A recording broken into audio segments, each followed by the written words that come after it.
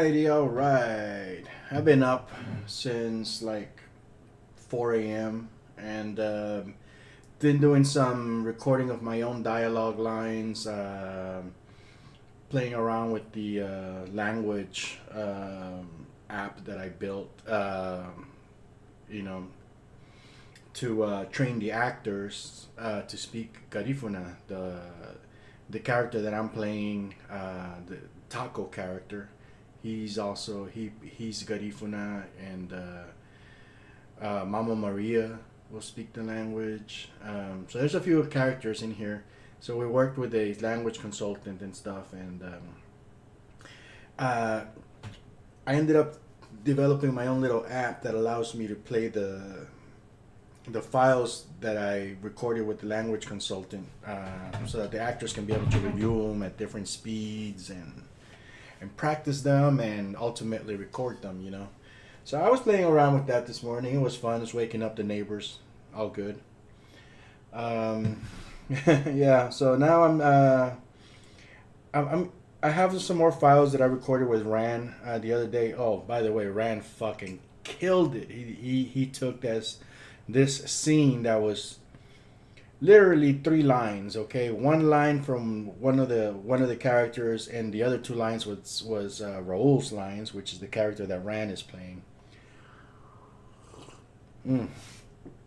And yeah, we got together over Zoom, and I was able to kind of just listen in and kind of help him out and work with him, and yeah, and we brought the fucking character out, and you know man, you guys have to hear that. I may or may not play it later on, but yeah, it was like literally three lines. Two of those lines were Raul's, and they were like little 2-3 word lines. Yeah, he's here, that kind of a thing. And yeah, no, he just busted out, man. We came up with a character. He developed it. He embodied that character, and he stole the fucking scene. It's like it was a 9-second scene. He turned it into a 30-second scene. 100% entertainment, man. It's fucking beautiful. I love it.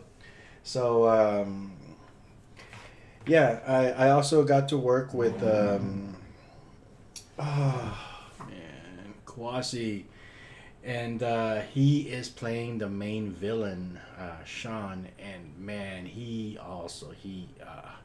when you listen to this guy talk, this villain that Quasi created for me, you can literally see him as a human snake just slithering around characters and weaving in and out, and yeah, it came out good. It came out good. So I'm really happy with the way things are going, and I'm excited, and which is why I am up early today. I'm up early. I'm motivated. I've been working, and yeah, you know what? I figured, I'd turn on the stream. Hold myself a little more accountable for my time.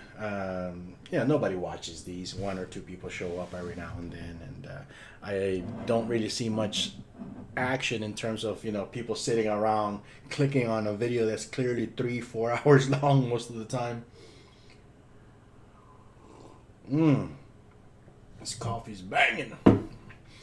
So it's just a way for me to hold myself accountable. Maybe sometime in the future I'll be able to refer back to little things that happen in these videos, little workarounds that I come up with, or like things that I end up doing and stuff, and then maybe they'll help for instructional purposes in order to create tutorials for future use, or behind the scenes stuff for later on, so that people can see the fucking progress, the process that it took to make this fucking film, this project. Yeah, I'm very excited, man. I can't say enough. So anyways, let's I'm not gonna play this whole thing. I'm just kind of, this is where I'm at right now. I'm replacing the I was using a placeholder voice for Raul. Placeholder voice that was generated using AI. And everybody's like, "Oh, AI is so natural, so wonderful." Blah, blah, blah, blah. AI, fuck that shit. You know, AI does not know how to perform. It might be able to mimic a human voice, but it doesn't have the ability to like create those nuances, those expressions, to understand what you're saying and build a character and make you believe that it's a real person. You know. So yeah, check this out. I'm gonna play a clip of the uh, of the thing. Oh yeah, here we go. With the AI. This is the AI voice. This is Raul, by the way, the one with the red red or reddish maroon type color timeline. That's Raul's timeline, and that was generated text to speech using AI. Which, I mean, it works fine for placeholder shit. Which eventually you're gonna come back and replace with the real thing, and you can still move on to editing everybody else's lines. So it did its job, but it's in no way I would ever actually use this in a production. I mean, that's just kind of stupid, unless it's a robot. If it's a natural sounding robot with a voice, because ultimately he's still gonna speak robotic. It's like, "Hello, Mr. Roboto, I cannot enunciate," whatever. Anyways, I talk to him damn much.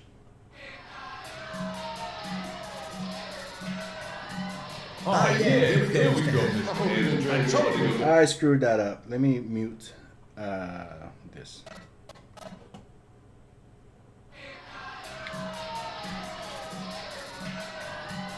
Ah, yeah, here we go, Mr. Hanna. I hope you didn't drag me all the way down here for nothing. Me too.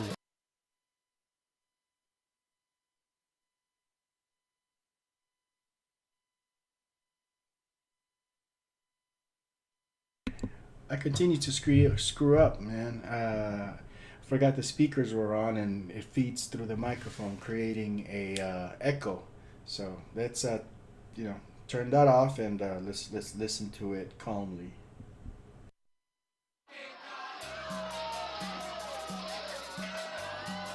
Ah, yeah, here we go, Mr. Hanna. I hope you didn't drag me all the way down here for nothing. Me too. I mean, you just keep your eyes on this kid, okay? Silencio, camarada, ya estamos listos para... Okay, so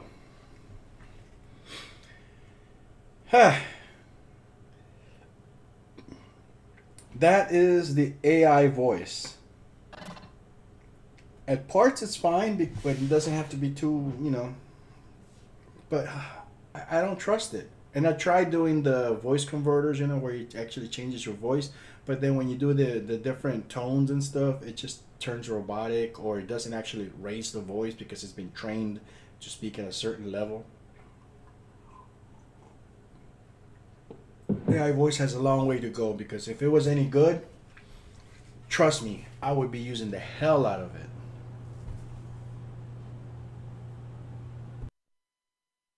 Ah, yeah, here we go, Mr. Hanna. I hope you didn't drag me all the way down here for nothing. Me too. I mean, you just keep your eyes on this kid, okay? Silencio, camarada, ya estamos listos para este pro... Okay. So I am removing the AI voice today, and I am going to be replacing it with Raul. And I have a whole bunch of different takes that I'm going to work with. I already narrowed it down to some of the best ones. And we'll just kind of see how it sounds like, and see if we can get a good feel for it. I want to keep this thing on, so let me switch over to the headset. You know what I need to come up with?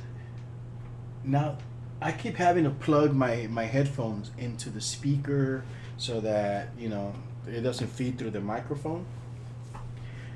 You know what I'm going to work on later today? I'm going to come up with like a physical switch on my desk so that I can keep those headphones turned on, connected at all times, but I can just open and close that circuit in the headphones, so I can essentially just turn on and off the headphones. That might work. Unless there's a software solution where I could just click a button, like a digital button somewhere. We'll see. Yeah, that's a good idea. That's a good idea, me. I should do that. Okay, so let's see. What do we have here? Putting on the headphones. Oh yeah, here we go, Mr. Hanna. What the hell? Oh, you gotta see, and that's the other reason why I want to do that. Gotta make sure, because I keep plugging it into the wrong slot, and that probably sounded like shit on your end. Oh yeah, here we go, Mr. Hanna. I hope I you told didn't you drag me to all be the way. All right, so now let's get rid of this shit here. I'm not gonna get rid of it completely. I'm just muting it, but I do want to hear this guy. And again, I'm not mastering the audio. The audio is still in the raw format, the way it was recorded, with whatever background noise it has and all that other stuff. You know, I don't worry about that shit right now. Once I get ready to do the final, once I'm getting ready to do like the final output or whatever, you know, I'm probably even gonna do the entire animation process using the raw audio. You know, so I'm not being finicky about whether, you know, some characters sound louder than others, sound clearer than others, what microphones were used. I don't care about that shit right now. You know, as long as I have the edit done properly, the sounds are in place, and they're not, you know, crapped out, like super clipped out, I'm fine. The audio mastering is something that, you know, once I have the timing and everything edited, I can continue working on it. I could just hand this off to somebody who's obviously better at this shit than I am, and fix it for me, you know? Just fix the audio, make it sound nice. They're not gonna change the timing. You know, I continue working with this you know, shitty audio the way I have it.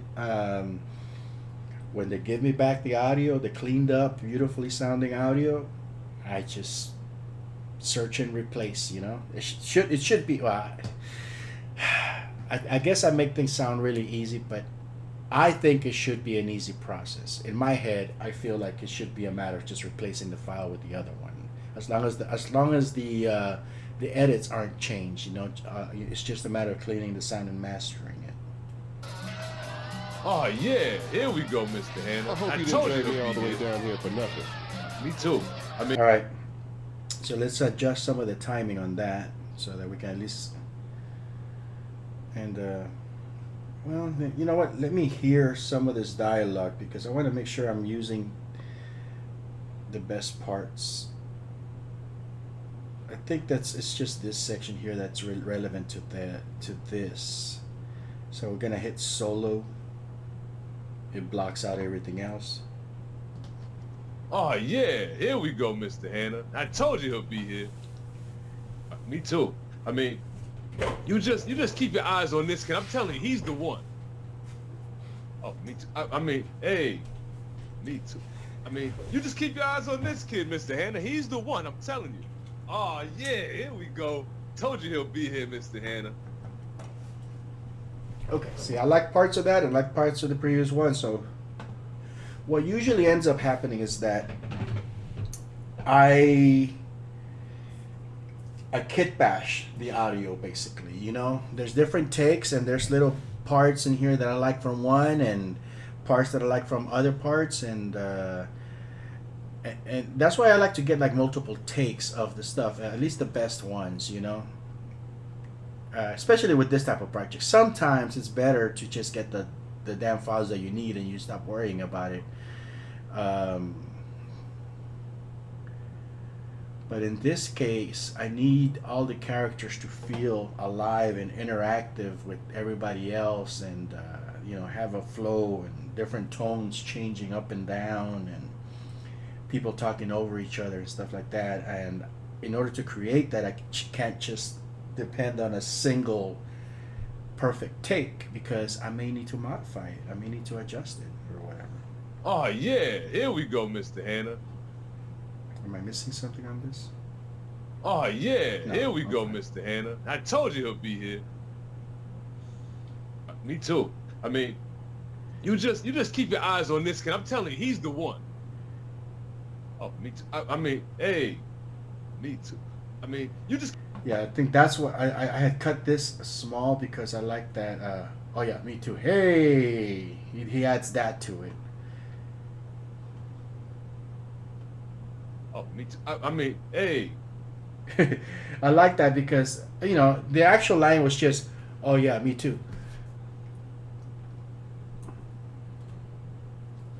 But obviously, you know, that's just writing. That's just stale fucking writing. You know, it has no flavor. But here you can actually see him struggling and stumbling on his words and correcting himself and noticing that he's talking in front of somebody else and then he's like, "Hey!" I love that. Oh, me too. I mean, hey. And then I'm gonna grab a piece from this. Me too. I mean, you just keep your eyes on this kid, Mr. Hanna. He's the one, I'm telling you. Oh, yeah, here we go. Told you he'll be here, Mr. Hanna. Oh, hang on a second. Oh, yeah, here we go, Mr. Hanna. I told you he'll be here. All right, so I might have to compare those two clips in a minute.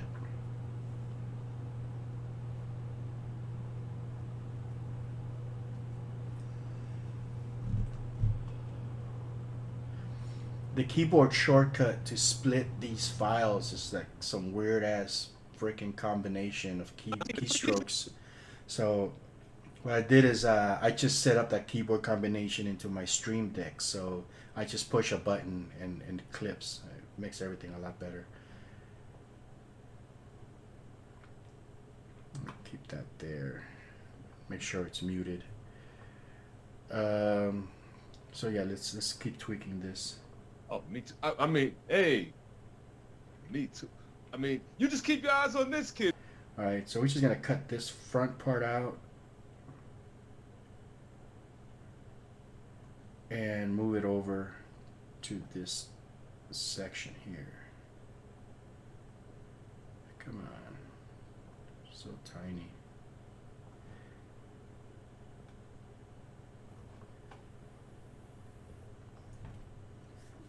Looks like it's a stereo layer.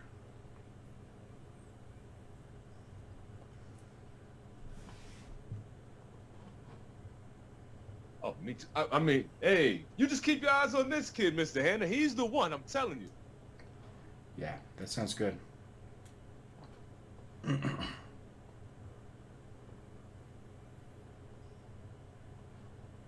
And see, now it's gonna force me to push everything further back.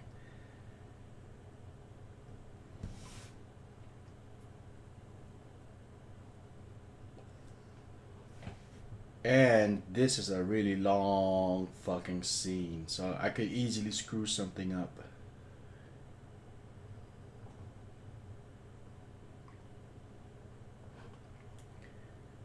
Oh, yeah, here we go, Mr. Hanna. I told you he'll be here. Oh, me too. I mean, hey, you just keep your eyes on this kid, Mr. Hanna. He's the one, I'm telling you. All right, so let's listen to that same clip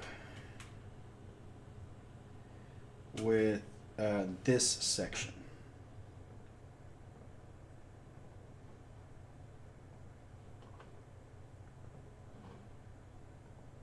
Oh, yeah, here we go. Told you he'll be here, Mr. Hanna. Yeah, it's got a little bit of. Me too. I mean, hey, you just keep your eyes on this kid, Mr. Hanna. He's the. I think it might have a little bit of a better flow. Oh, yeah, here we go. Told you he'll be here, Mr. Hanna. Yeah, he's relieved to see that this kid showed up.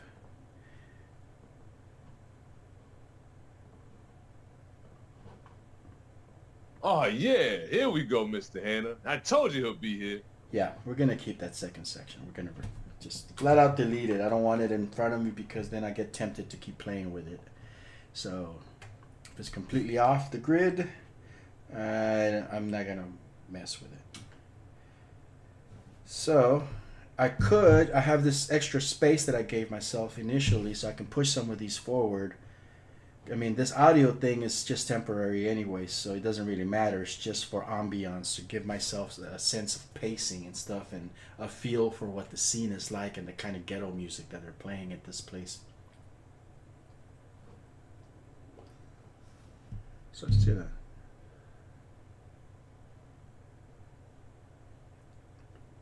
Bring it out here.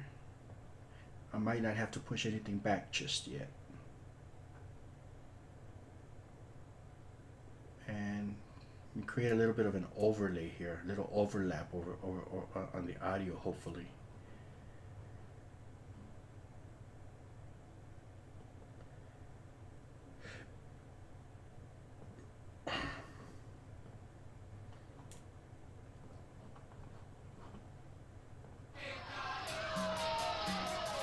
Oh yeah, here we go.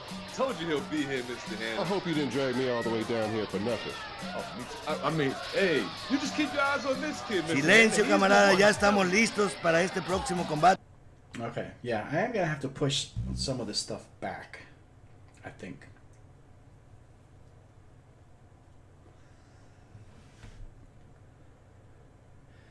Or I might be able to do it like this.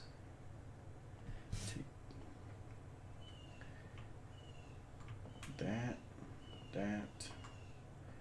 Move them over here. Kid, Mr. Hannah, he's the one. I'm telling you. Silencio, camarada, ya estamos. A little bit more. Silencio, camarada, ya estamos listos.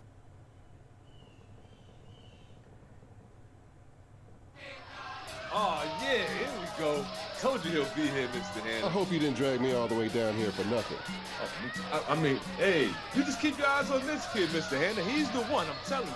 Silencio, camarada, ya estamos listos para este próximo combate. Okay. So as far as dialogue is concerned, I think it's fine.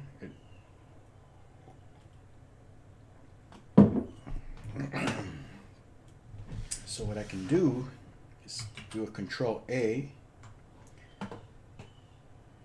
and increase my line of sight here. Deselect these and then just kind of push all of these over so I can have a little bit more space in the front.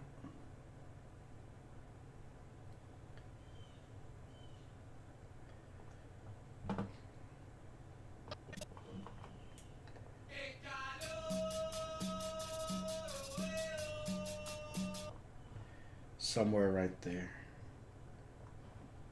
Just giving myself enough spacing, you know?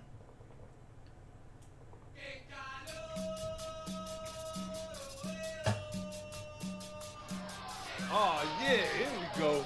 Told you he'll be here, Mr. I Hannah. hope you didn't. And yeah, I probably should have moved my crowd over also. Forgot I had a crowd layer. I don't like that crowd so much.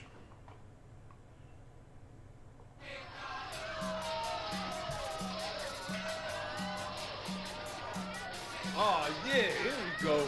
Told you he'll be here, Mr. I Hannah. hope you didn't drag me all the way down here for nothing. Oh, me too. I mean, hey, you just keep your eyes on this kid, Mr. Hannah. He's the one. I'm telling you. Silencio, camarada, ya estamos listos para este próximo combate. Para los que no están familiarizados, aquí, si te rompe la madre, ya valiste verga. Okay.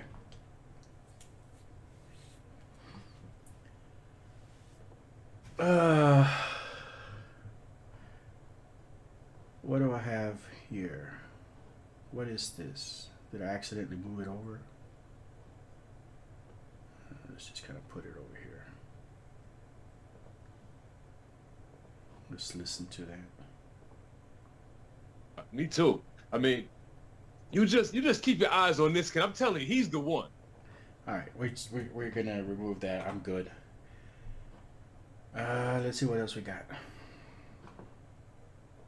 Me too. I mean, you just keep your eyes on this kid. He's the one. I'm telling you, all your money. You're gonna win all your money on this kid, Mr. Hannah. All right, we don't need that. Next. let's see what else we have. Me too. I mean, God you just damn, I keep your got eyes more. on this kid. All right? I'm telling you, he's the one. You won't be sorry. You'll be glad that you came down here. Don't forget about that girl either. See, what did I tell you? This kid was born for this. Yeah, he's got a chin and a heart.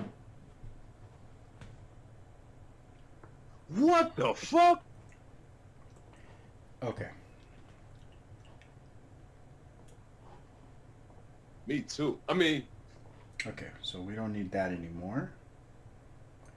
I'm probably gonna use little parts of this later. see, what did I tell you? This kid was born for this. Yeah, he's got a chin and a heart.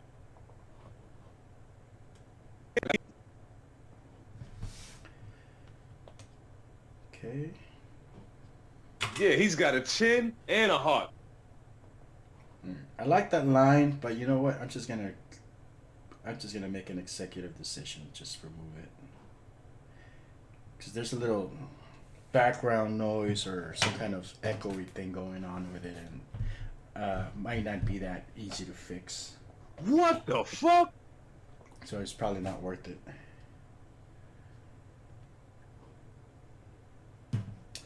Give me just a second.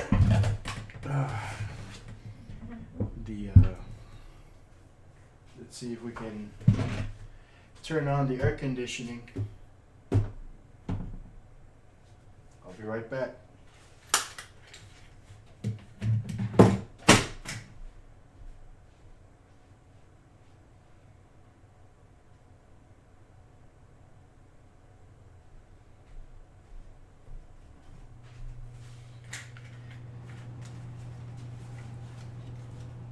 All right, because it's getting kind of hot in her.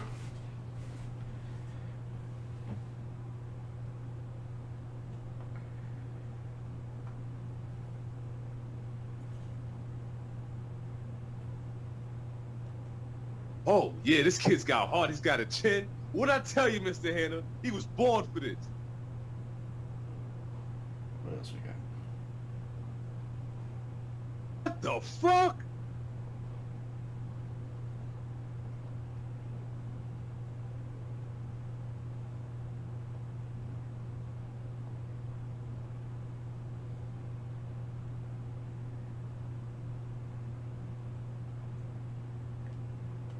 Yeah, he's got chin, he's got heart. What'd I tell you, Mr. Hanna? This kid's born for this.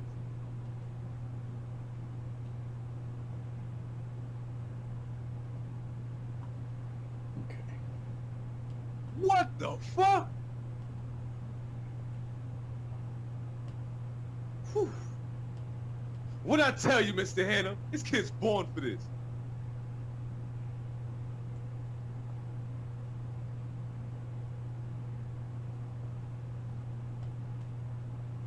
You just get your wallet ready, Mr. Hanna. I don't think what you brought is enough. You might want to have some more sent down here, too.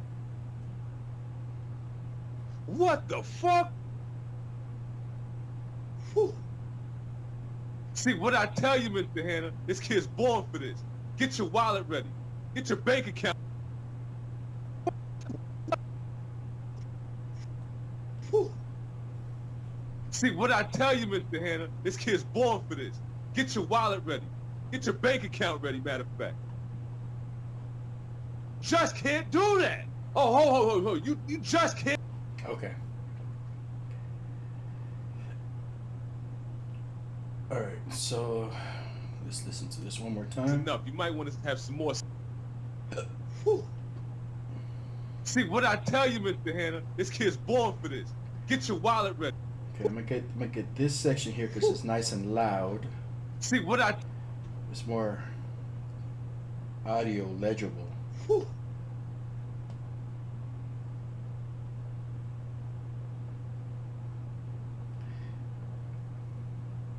But this is gonna go away. That goes away. And we're gonna get rid of it from there. We're gonna take this and move it over here. And we'll find a way to adjust that.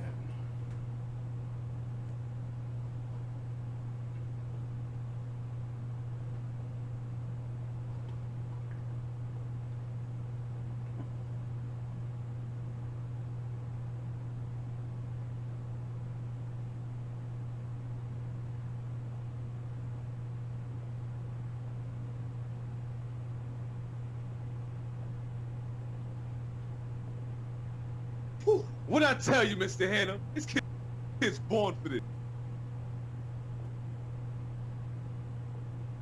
What the fuck? Whew. What I tell you, Mr. Hanna? This kid's... Yeah, he's got chin, he's got heart. What I tell you, Mr. Hanna? This kid's... Yeah, he's got chin, he's got heart. What I tell you, Mr. I like the Hanna? line, but I may not. I don't think I'm gonna find a good spot for it. Let me see. Whew. What I tell you, Mr. Hanna? This kid's born for this. He's got heart. What I tell you, Mr. Hanna? This kid's born for this. All right. What I tell you, Mr. Hanna? This kid's born for this. What I tell you, Mr. Hanna? This kid's born for this.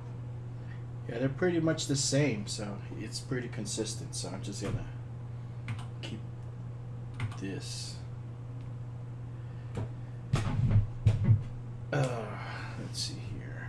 This is the. All What the fuck? right.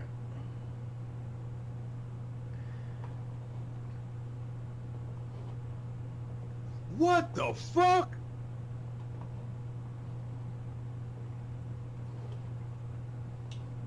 Just listen to those two side by side.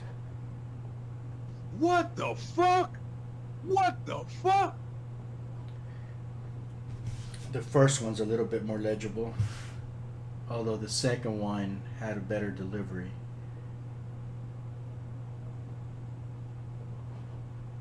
And what I tell you, Mr. Hanna? He was born for this. Oh, yeah, this kid's got heart. He's got a chin. What I tell you, Mr. Hanna? He was born for this. Damn, it's pretty good. Here's another what the fuck. What the fuck?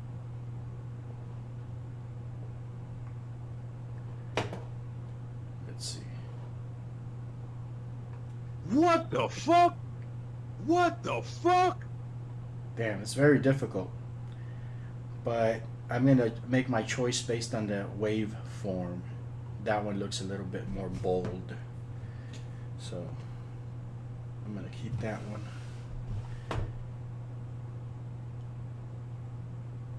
Alright, so let's see here.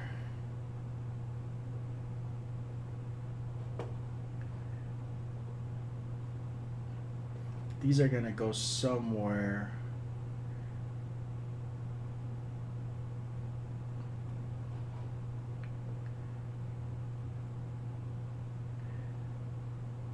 See, notice how per the script, there's only like 4 little lines that Raul has in the entire thing.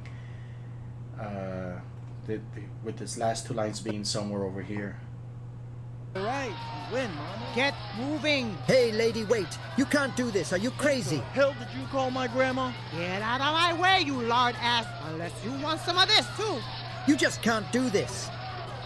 Okay, so you can see by adding all these extra little ad libs and things like that, we just kind of defined the character a lot more, a lot better, and it just made the scene a hell of a lot more richer, you know. It's like sprinkling little sprinkles on the cake.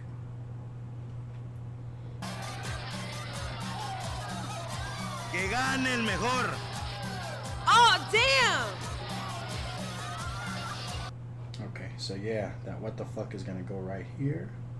Because this is basically a reaction. This guy just got punched and got his ass handed to him when the first punch.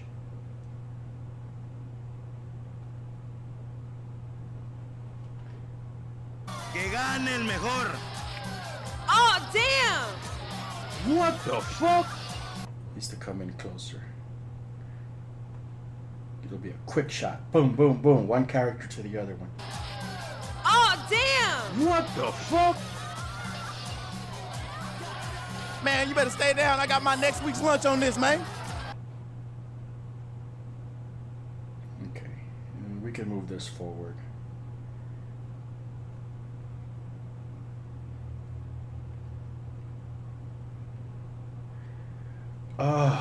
I have another line from Taco that should go here. Actually, I shouldn't be tightening him up too fast. Oh, I guess I can put it back here.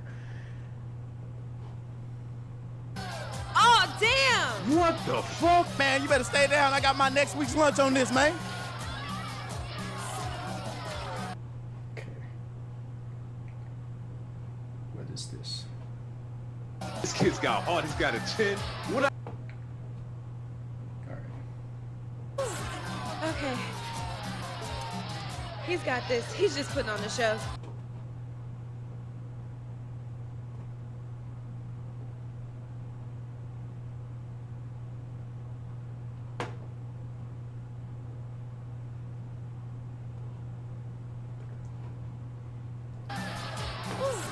Okay. Oh, yeah, this kid's got heart. He's got a chin. What I tell you, Mr. Hanna, he was born for this. Didn't see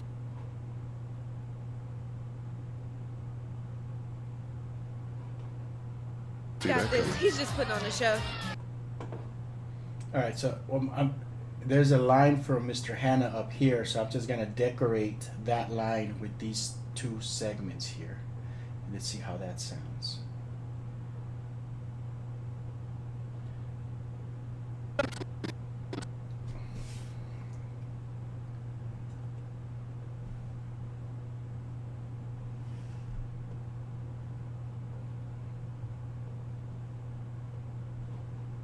Oh, yeah, this kid's got heart. He's got a chin. Didn't see that coming. What I tell you, Mr. Hanna, he was born for this.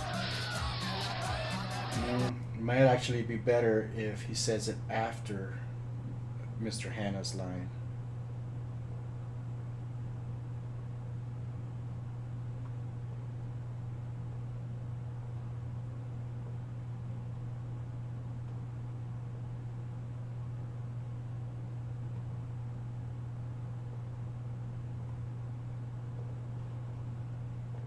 Oh, see that yeah, this coming. kid's got heart. He's got a chin. Because then he feels like he's being prompted, to respond. Didn't see that Oh, coming. yeah, this kid's got heart. He's Oh got yeah, that's perfect. That landed in a very, very good spot. Unlock it a lot. Let's see if we can zoom in on that a little bit and just kind of gets a little bit more granular editing.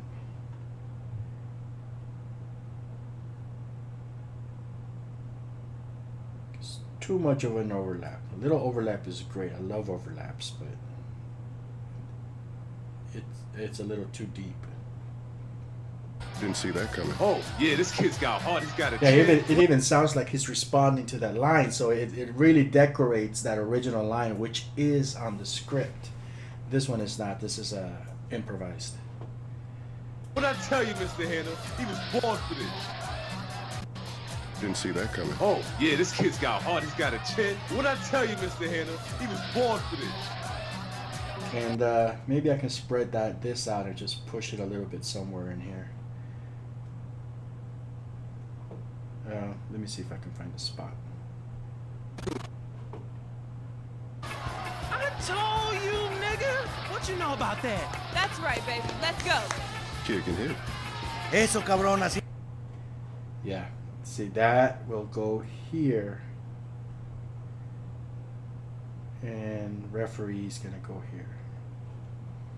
That's right, baby. Let's go. Kick and hit. What I tell you, Mr. Hanna, he was born for this. nigga? Eso, Yeah, cabrón, kick his así me ass. gusta. Actually, you know what? I'm gonna push this before Mr. Hanna and have this be a response.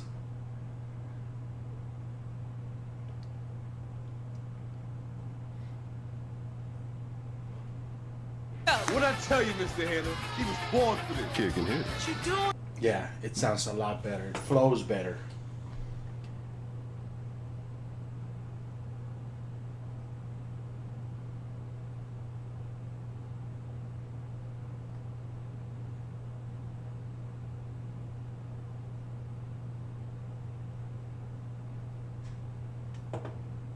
Nigga? Eso, Yeah, cabrón, kick his así me ass. gusta. Baby, let's go. What I tell you, Mr. Hanna, he was born for this. Kick and hit. What you doing, nigga? Eso, Yeah, cabrón, kick his así me ass. No, gusta. hold up, man. Nigga, you can't, man, with food stamp.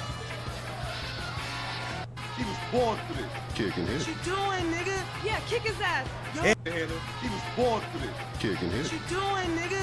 Tell you, Mr. Hanna, he was born for this. Kick and hit. What you doing, nigga? Yeah, kick his ass. Eso, cabrón, así me gusta. Man with loose stare.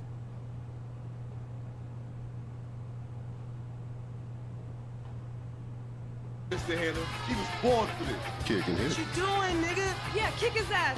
Eso, cabrón, así me gusta. Yo, hold up, man. Nigga, you king. Man with loose stare. Yeah, that sounds good. That's got a good flow. This is the thing with animation, you know, really all the editing that you're going to be doing, for the most part, it's all really taking place here. You know, because once you lay down your track and everything, we animate on top of the audio. So really, all the editing that you're going to see in the final thing is pretty much, for the most part, taking place right now. So you are watching the film, basically.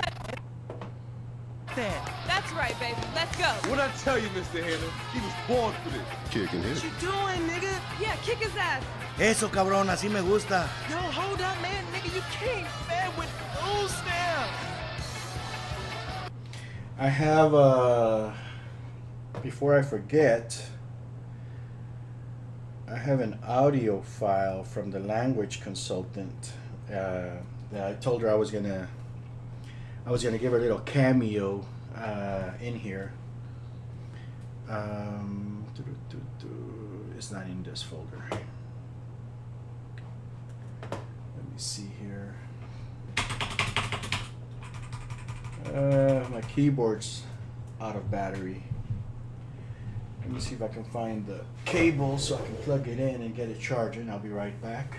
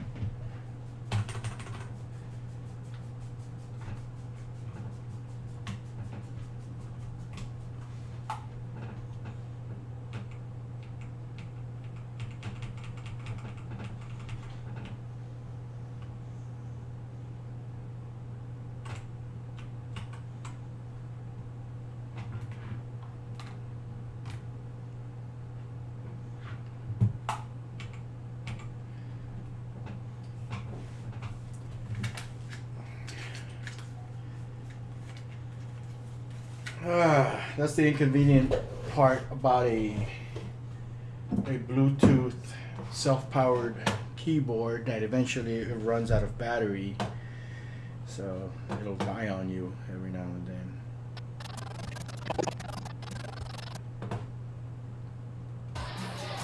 What I tell you, Mr. Hanna, this kid's born for this. Dude.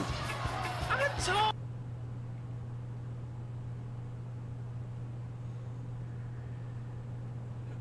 Oh, I forgot I did end up moving this stuff over. That's all right. I don't care too much about this. This is not final audio. Oh, you nigga. What you know about that? That's right, baby. Let's go. What I tell you, Mr. Hanna, he was born for this. Kick and hit. What you doing, nigga? Yeah, kick his ass. Eso. Wait, did he just say that line 2 times? Kid's born for this. Dude. I told you, nigga. What you know about that? Okay. That's right, baby. Let's go. What I tell you, Mr. Hanna, he was born for this. Kick and What hit. you doing, nigga? Yeah, kick his ass. Eso, cabrón. Okay. I think I need to push these out a little bit more. And I think there's going to be some more adjustments later on, because with the fight choreography, you know, that's gonna have to have some stuff adjusted to match all this dialogue and stuff that I'm putting in here right now. Kick and hit. What you doing, nigga? Yeah, kick his ass. Eso, cabrón, así me gusta. Yo, hold up, man. Nigga, you can't, man, with rules there. And notice that the way that I write, that the way that I'm putting this film together, it's not just focused on, like, you know, there's two characters fighting or whatever. There's flavor, you know, there's other characters around. There's things happening, and I'm cutting in and out, and you know, some of these are like Heckle and Jekyll. They're spectators, you know, and they're not a really integral part of the story. They're mostly like comic relief, and they're in like two scenes. This is one of them.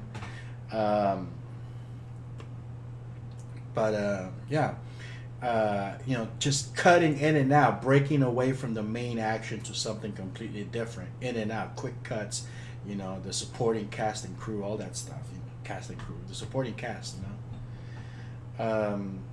And I gotta keep reminding myself that I have some lines from Taco that go in here, some more also, but so I gotta leave space for that. And the language consultant audio, let me see here. Somewhere in here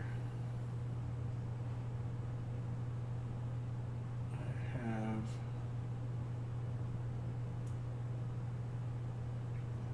audio from the language consultant, and I'm basically just kind of, you know, it's just kind of like a little Easter egg for you know, people who help me out and stuff. And she was really good, and you know, with the language and, you know, getting all this stuff done. And I told her, yeah, you know, I'll put you, I'll give you a little cameo in here, you know, just yell a few lines, and you know, I'll make you into a spectator in the fight. So I think we got to that part where I can drop her in here now. And I got a couple of lines. There's a lot of clipping going on in these. I don't know if that's going to be easy to fix. Well, clipping is almost never fixable. I love it.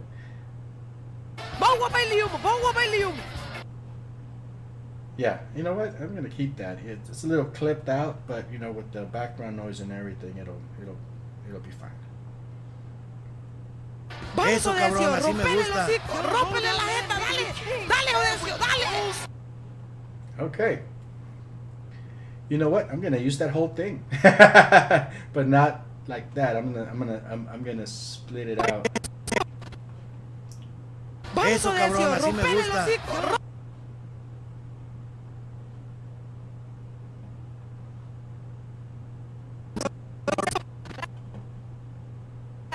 Eso, cabrón, así me gusta. Alright, I'm gonna put this on solo mode and zoom in on it so I can cut out clips from there, so I can sprinkle them out.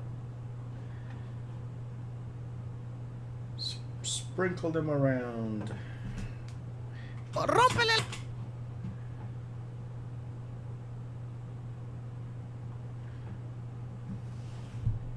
Vamos, Odecio, rompele el hocico, rómpele la jeta, dale.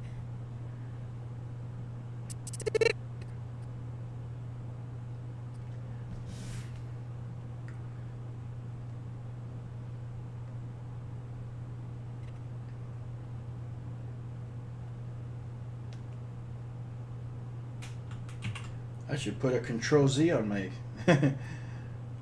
on my Stream Deck. Rómpele la jeta, dale. Dale, Odecio, dale. Okay. So that's good. That's 4 clips that I can use. It just adds flavor, man. It's just all just sprinkles on the cake, sprinkles on the ice cream. Yeah, that's a Negarifuna language.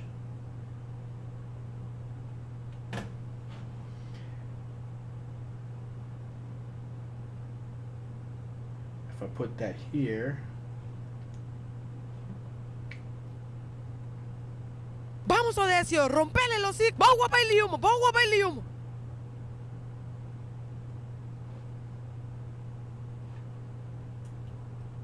Vamos, Vamos a decir, rompele el hocico. Bowa bailium, bowa bailium.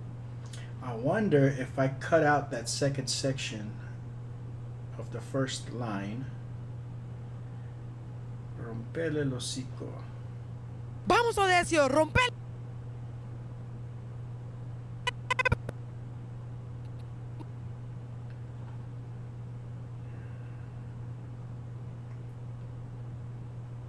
Wish it was easier to just kind of navigate this. Oh, I guess I could do that, huh? Yeah, that's a lot better than... If I take this...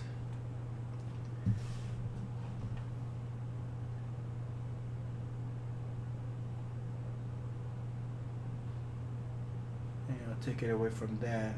I'll match it with this. Vamos a decir, bowa bailium, bowa bailium. Vamos a decir, rompele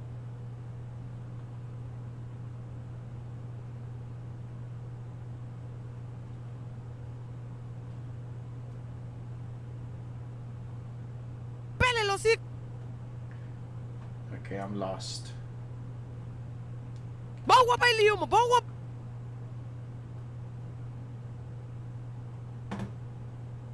I think this is what I want. Vamos a decir, bowa bailium, bowa bailium. It doesn't sound right. The audio just doesn't match the intensity.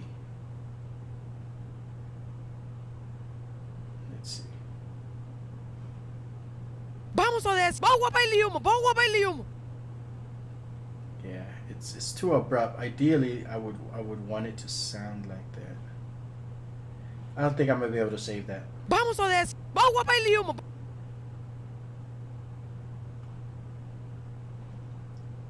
Vamos a decir, bowa bailium, bowa bailium. Let's see if we can zoom in.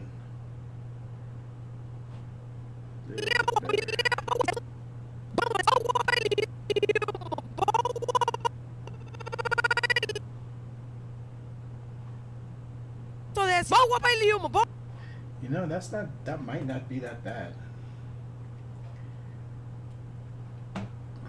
Vamos a decir, bowa bailium, bowa bailium. Vamos a decir, bowa bailium, bowa bailium.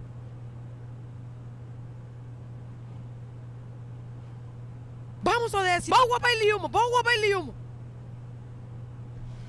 Okay, yeah, I'm gonna have to preserve the original full segment. Vamos a decir, bowa bailium, bowa bailium.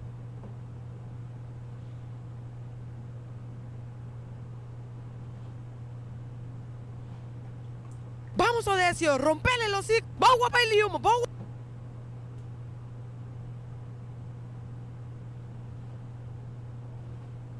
Vamos a decir, rompele el hocico, bowa bailium. Vamos a decir, rompele el hocico, bowa bailium.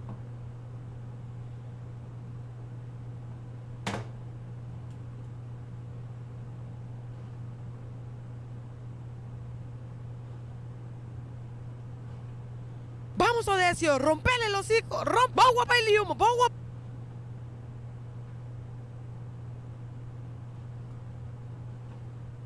Vamos a decir, rompele el hocico, bowa bailium, bowa.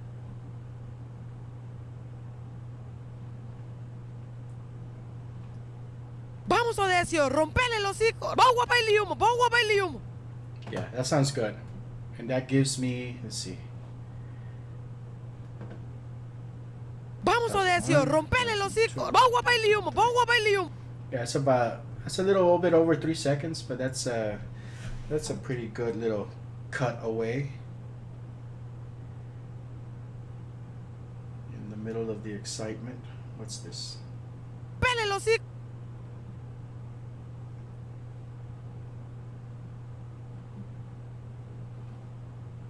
Rompele el hocico. But she already said that, so. Decir, rompele el hocico, bowa bailium, bowa. Alright, so I'm just gonna go ahead and delete this part. See what else I got from her. And she has made her cameo. Rómpele la jeta, dale. Dale, Odecio, dale. Okay. And we'll sprinkle these somewhere over here.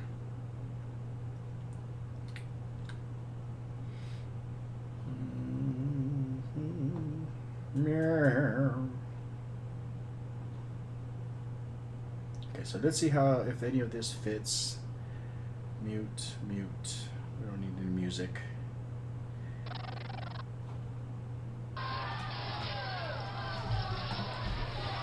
What I tell you, Mr. Hanna? This kid's born for this. Dude. I told you, nigga. What you know about that? That's right, baby. Let's go. What I tell you, Mr. Hanna? He was born for this. Kick and hit. What you doing, nigga? Yeah, kick his ass.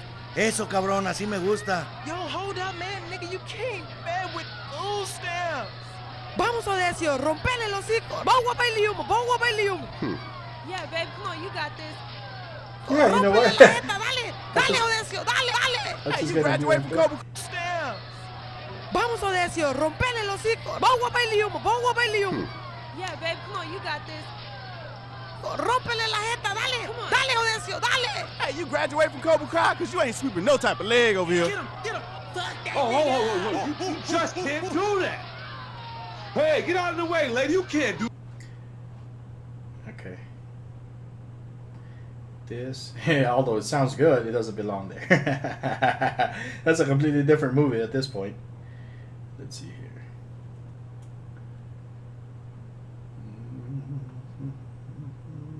I'm running out of coffee. What you doing, nigga? Yeah, kick his ass. Eso, cabrón, así me gusta. Yo, hold up, man. Nigga, you can't bad with food stamps. Vamos, Odecio, rompele el hocico. Vamos a bailar humo, vamos a bailar humo. Yeah, babe, come on, you got this. Rómpele la jeta, dale. Come on. Dale, Odecio, dale. Hey, you graduate from Cobra Kai because you ain't sweeping no type of leg. Rómpele la jeta, dale. Come on. Dale, Odecio, dale. Hey, you graduate from Cobra Kai because you ain't sweeping no type of leg over here. Get him. Fuck that nigga. That actually sounds pretty good. Although this is a Tonya line, with her being a primary character, she needs to be more prominent. But I'm imagining a shot where I have the extra, the language consultant here, Melissa.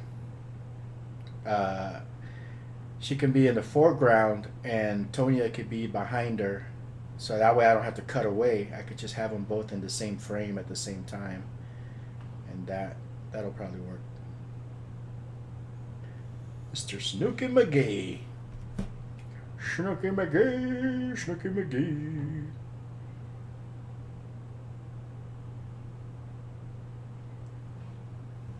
Rómpele la jeta, dale. Come on. Dale, Odecio, dale. Hey, you graduate from Cobra Kai because you ain't sweeping no type of leg over here. Get him. Fuck that nigga.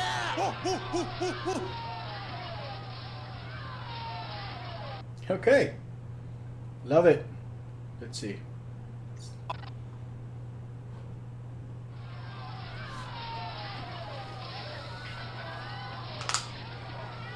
Oh, yeah, here we go. Told you he'll be here, Mr. Hanna. I hope you Ah, didn't drag yeah, me here all we the go, way down Mr. here Hanna. for nothing. Oh fuck. I mean, hey, you just Me keep too. your eyes I on mean, this. you. That dude just totally threw me off. He totally threw me off. Okay. Destroyed my groove. Oh, yeah, here we go. Told you he'll be here, Mr. Hanna. I hope you didn't drag me all the way down here for nothing. I mean, hey, you just keep your eyes on this kid, Mr. Hanna. He's the one, I'm telling you. Silencio, camarada, ya estamos listos para este próximo combate. Para los que no están familiarizados, aquí, si te rompe la madre, ya valiste verga. Pero se te dará la cortesía de un conteo de 10 segundos. See, what Cállense a I la tell you, chingada, this kid was cabrones. born for this. Gracias. Mm. Este domo es sagrado. See, that doesn't belong there. Si te sales o te sacan, quedas automáticamente descalificado. Ah, y otra. Si te ponen espaldas planas a un conteo de 3, ya valiste pa' pura chingada. Último, le voy a permitir ganar a través de un amarre. Pero le voy a advertir, cabrones. I think I have a better crowd noise somewhere. I'm getting really tired of this shit. Let me see. Let me see, let me see. And get some crowd noise here. Temporary audio.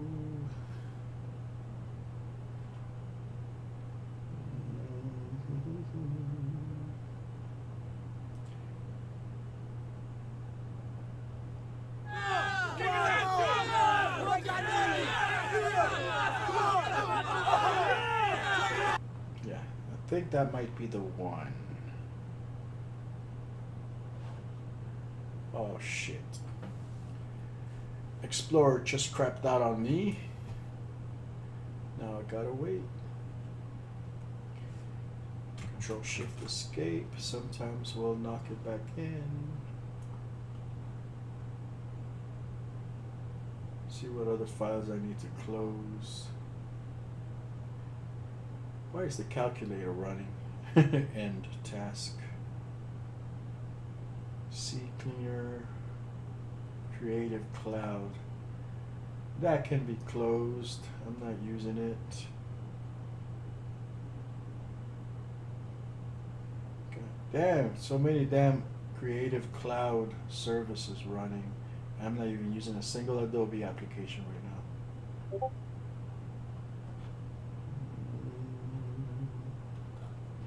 Guess I don't need Google Chrome running right now.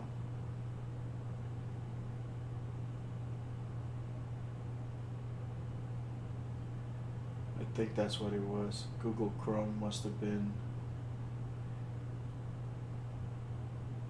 You know, sometimes there's little memory leaks.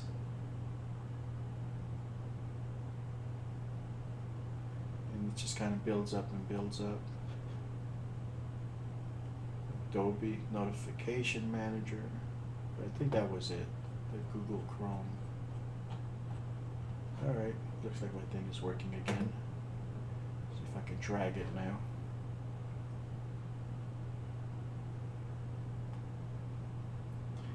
Wow, that's a really short sequence. I have to get creative with it.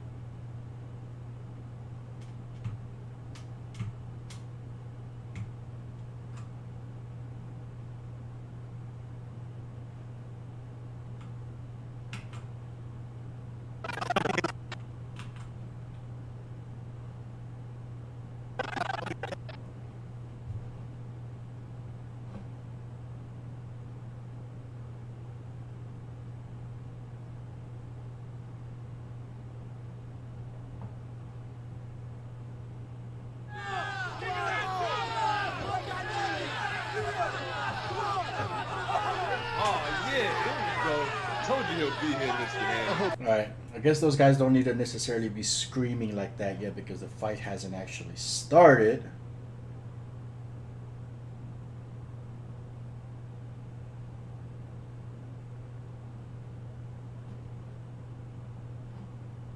I mean, hey, you just keep your eyes on this kid, Mr. Hanna. He's the one, I'm telling you. Silencio, camarada, ya estamos listos para este próximo combate. Para los que no están familiarizados, aquí, si te rompe la madre, ya valí. I mean, hey, you just keep your eyes on this kid, Mr. Hanna. He's the one, I'm telling you. Silencio, camarada, ya estamos listos para este próximo combate. Para los que no están familiarizados, aquí, si te rompe la madre, ya valiste verga. Pero se te dará la cortesía de un conteo de 10 segundos. Cállense a la chingada, cabrones. Gracias. Este domo es sagrado. Si te sales o te sacan, quedas automáticamente descalificado. Ah, y otra. Si te ponen espaldas planas a un conteo de 3, ya valiste pa' pura chingada. Último, le voy a permitir ganar a través de un amarre. Pero le voy a advertir, cabrones, que si los cacho más de 5 segundos haciéndose pendejos a la Yubichi o esa brasileña, aquí, si te rompe la madre, ya valiste verga. Pero se te dará la cortesía de un conteo de 10 segundos. Cállense a la chingada, cabrones. Gracias. Este domo es sagrado. Si te sales o te sacan, quedas automáticamente descalificado. Ah, y otra. Si te ponen espaldas planas a un conteo de 3, I told you he'll be here, Mr. I Hanna. hope you didn't drag me all the way down here for nothing. I mean, hey, you just keep your eyes on this kid, Mr. Hanna. He's the one, I'm telling you. silencio, camarada, ya estamos listos para este próximo combate. Para los que no están familiarizados, aquí, si te rompe la madre, ya valiste verga. Pero se te dará la cortesía de un conteo de 10 segundos. This kid, Mr. Hanna, he's the one, I'm telling you. Silencio, camarada, ya estamos listos para este próximo combate. Para los que no están familiarizados, aquí, si te rompe la madre, ya valiste verga. Pero se te dará la cortesía de un conteo de 10 segundos. Cállense a la chingada, cabrones. Gracias. Este domo es sagrado. Hey, you just keep your eyes on this kid, Mr. Hanna. He's the one, I'm telling you. Silencio, camarada, ya estamos listos para este próximo combate. Para los que no están familiarizados, aquí, si te rompe la madre, ya valiste verga. Pero se te dará la cortesía de un conteo de 10 segundos. Cállense a la chingada, cabrones. Gracias. Okay, so that's how I'm gonna play this off. I am going to keep this at a lower level all the way around, because there's always going to be noise no matter how much he tells them to shut up. Nothing. Oh, I mean, hey, you just keep your eyes on this kid, Mr. Hanna. He's the one, I'm telling you. Silencio, camarada, ya Because right estamos listos at this para point, he's este telling them to aquí, shut up. They si start te getting rowdy because the fight's about to start, and he's like, they're just getting too loud, and he just screams at him, "Yeah, shut the fuck up." So they obviously the crowd shuts up right here, but you know there's always crowd noise, so it has to be kind of played off like that. But you know, let's see how that sounds. rompe la madre, ya valiste verga. Pero se te dará la cortesía de un conteo de 10 segundos. Cállense a la chingada, cabrones. Gracias. Este domo es sagrado. Si te sales o te sacan, quedas automáticamente descalificado. Ah, y otra. Si te ponen espaldas planas a un conteo de 3, ya valiste pa' pura chingada. Último, le voy a permitir ganar a través de un amarre. Pero le voy a advertir, cabrones, que si los cacho más de 5 segundos haciéndose pendejos o a la Yubicio, esa brasileña, o a cualquier otra jotería, yo mismo le voy a partir toda su madre. Y los hago que empiecen de nuevo. Bueno, muchachos, estas son las únicas reglas. Todo lo demás vale. ¿Entendieron, cabrones? ¡Que gane el mejor! Oh, damn! What the fuck? Man, you better stay down. I got my next week's lunch on this, man. Okay, I think I got it. That sounds closer to what I want. Obviously, that's still not the final thing. I mean, this is just going to be like a guide for whoever's doing the sound design or for where I want the stuff. And you know, realistically, I shouldn't even have to be doing this because they'll figure out a way to make that work without me prompting them. But since I am doing editing, it helps me establish a type of flow, a type of, you know, of how the fight is supposed to happen and the events of the sequence. Oh, yeah, here we go. Oh, yeah, here we go. Told you he'll be here, Mr. I Hanna. hope you didn't drag me all the way down here for nothing. Oh, I mean, hey, you just keep your eyes on this kid, Mr. Hanna. He's the one, I'm telling you. Silencio, camarada, ya estamos listos para este próximo combate. Para los que no están familiarizados, aquí, si te rompe la madre, ya valiste verga. Pero se te dará la cortesía de un conteo de 10 segundos. Cállense a la chingada, cabrones. Gracias. Este domo es sagrado. Si te sales o te sacan, quedas automáticamente descalificado. Ah, y otra. Si te ponen espaldas planas a un conteo de 3, ya valiste pa' pura chingada. Último, le voy a permitir ganar a través de un amarre. Pero le voy a advertir, cabrones, que si los cacho más de 5 segundos haciéndose pendejos o a la Yuvicio, esa brasileña, o a cualquier otra jotería, yo mismo le voy a partir toda su madre. Y los hago que empiecen de nuevo. Bueno, muchachos, estas son las únicas reglas. Todo lo demás vale. ¿Entendieron, cabrones? ¡Que gane el mejor! Oh, damn! What the fuck? Man, you better stay down. I got my next week's lunch on this, man.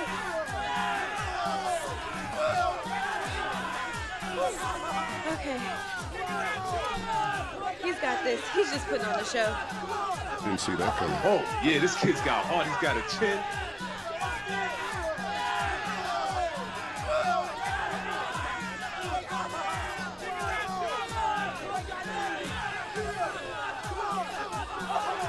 What I tell you, Mr. Hanna? This kid's born for this. Dude. I told you, nigga. There's something. That's right, baby. Let's go. There's something wrong.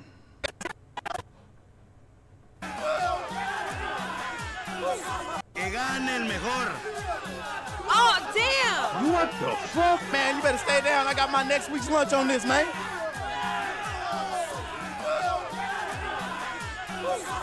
Okay. He's got this. He's just putting on the show. Didn't see that coming. Oh, yeah, this kid's got heart. He's got a chin. Hanna, this kid's born for this. What I tell you, Mr. Hanna? This kid's born for this. Oh, yeah, this kid's got heart. He's got a chin. Okay. He's got this. He's just putting on the show. Didn't see that coming. Oh, yeah, this kid's got heart. He's got a chin.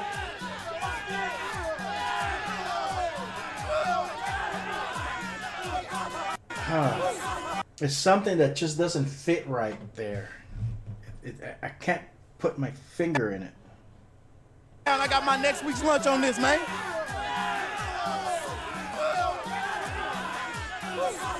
Okay.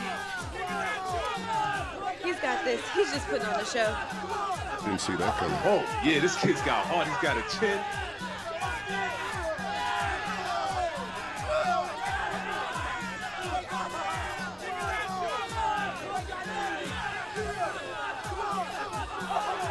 What I tell you, Mr. Hanna? This kid's born for this. Dude. I told you, nigga. What you know about that? That's right, baby. Let's go. What I tell you, Mr. Hanna? He was born for this. Kick and hit. What I tell you, Mr. Hanna? This kid's born for this. Dude. He was born for this. Kick and hit. What you do? What I tell you, Mr. Hanna? This kid's born for this. Dude. I told you, nigga. What you know about that? That's right, baby. Let's go. What I tell you, Mr. Hanna? He was born for this. Kick and hit. What you All right. doing, nigga? Yeah, kick his ass.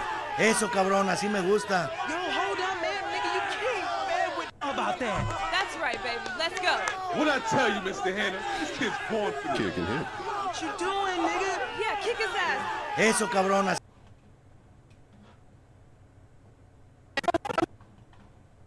What the fuck? Man, you better stay down. I got my next week's lunch on this, man.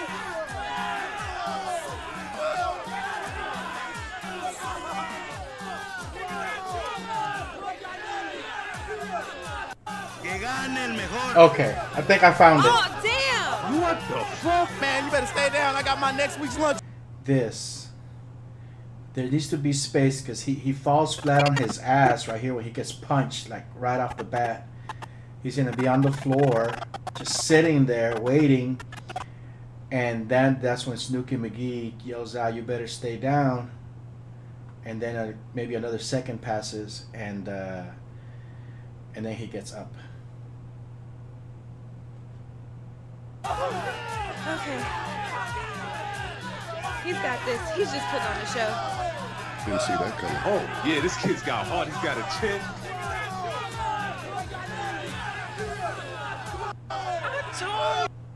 Dude.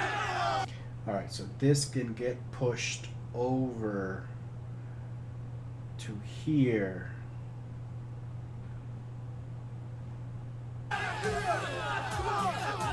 Didn't Didn't see that coming. Oh, yeah, this kid's got heart. He's got a chin. Dude. I told you, nigga. What you know about that? That's right, baby. Let's go.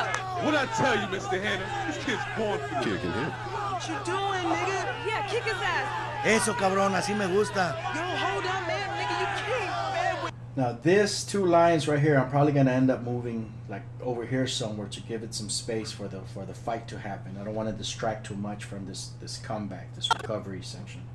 Oh, damn! What the fuck?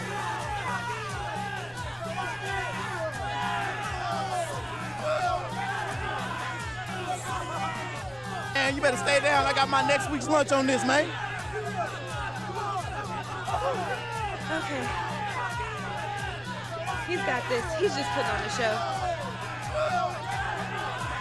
Oh, damn! What the fuck?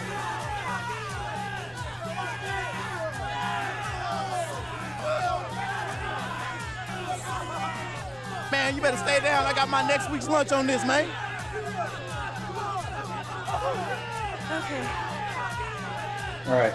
He's got this. He's just putting on So a show. one more time, we're going to push these forward. I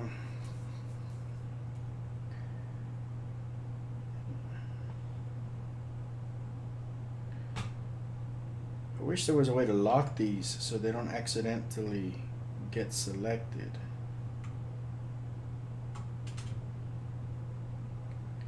I guess you can't do that. Fuck. Guess I can always do this.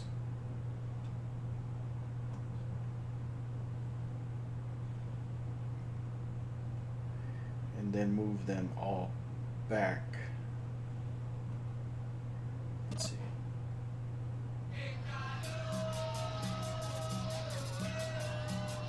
Somewhere around there. I'm using the music as a way to like get a pace, you know, a timing and stuff. I'm not trying to be exact with the timing, but I'm using the rhythm of the music to just kind of let the dialogue flow. And of course, in the end, this music is going to get replaced, but the composer is going to be able to just already have like a pacing to work with that's going to meld well with whatever we come up with.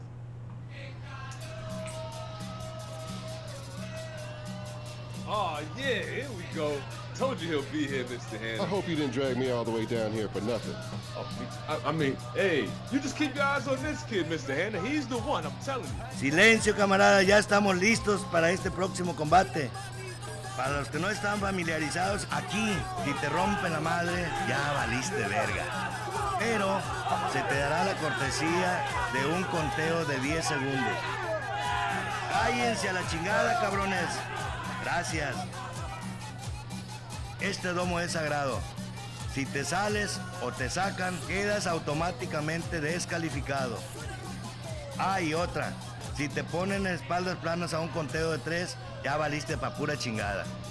Último, le voy a permitir ganar a través de un amarre. Pero le voy a advertir, cabrones, que si los cacho más de 5 segundos haciéndose pendejos... I'm thinking I didn't actually move anything, did I? Esa brasileña, well, cualquier otra I'll fix it botería, later. yo mismo le voy a partir toda su madre. Y los hago que empiecen de nuevo. Bueno, muchachos, estas son las únicas reglas. Todo lo demás vale. ¿Entendieron, cabrones? ¡Que gane el mejor! Oh, damn! What the fuck?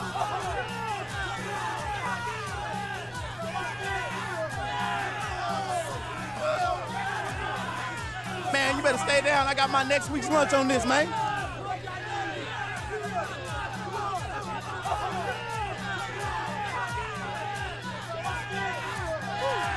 Okay.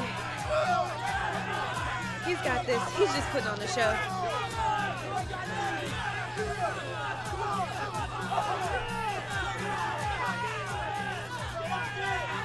Didn't see that coming. Oh, yeah, this kid's got heart. He's got a chin. Dude. I told you, nigga. What What you know about that? That's right, baby. Let's go. What I tell you, Mr. Hannah? This kid's born for this. Kid can hit. What you doing, nigga? Yeah, kick his ass.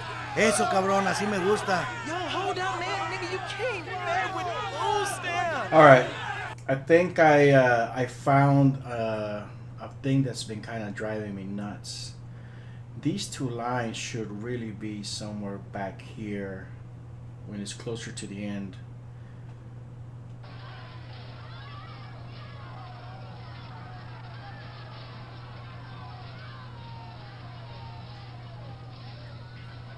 ¿Qué les dije de esas pinches mamadas? ¡Suéltalo, cabrón! ¡Suéltalo!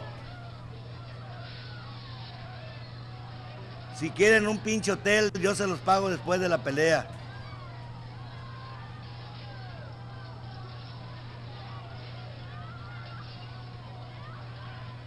Yeah, motherfucker, yeah.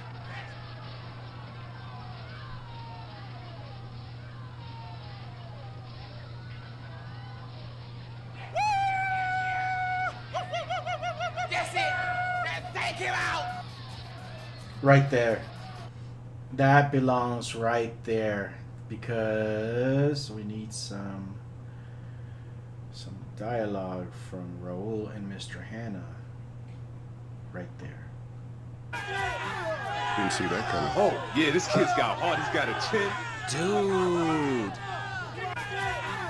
Didn't see that coming. Oh, yeah, this... What I tell you, Mr. Hannah? This kid's born for this. Kid can hit. What you doing? Okay. So this will be better served over here somewhere. And I'm gonna go ahead and I like the way it flowed earlier, but in the context of the greater picture. Kid can hit. Oh, yeah, this kid's got heart. He's Yeah, got kick a his chin. ass. Yeah, see that flows better. I told you, nigga. What you know about that? That's right, baby. Let's go. Kid can hit. Oh, yeah, this kid's got heart. He's got a chin. What you doing, nigga? Yeah, kick his ass. Eso, cabrón. All right. So now this part where it says I didn't see that coming, that will work a hell of a lot better at the end when he pretty much almost wins the fight. Pinche hotel, yo se los pago después de la pelea. And it's perfect because there's too much of a void. There's no more lines with Raul and Mr. Hannah. We need to be able to bring Mr. Hannah back. It's very important. Didn't see What I that tell coming. you, Mr. Hannah? This kid's born for this. That's it. Take him out. Didn't see What I that tell coming. you, Mr. Perfect. Right there. So at this point, he's pretty much won the match. He's just taking his time. And he doesn't notice that his grandmother's sneaking up behind him, about to smack the shit out of him with a sandal. But at this point, everybody pretty much thinks that he's won the fight.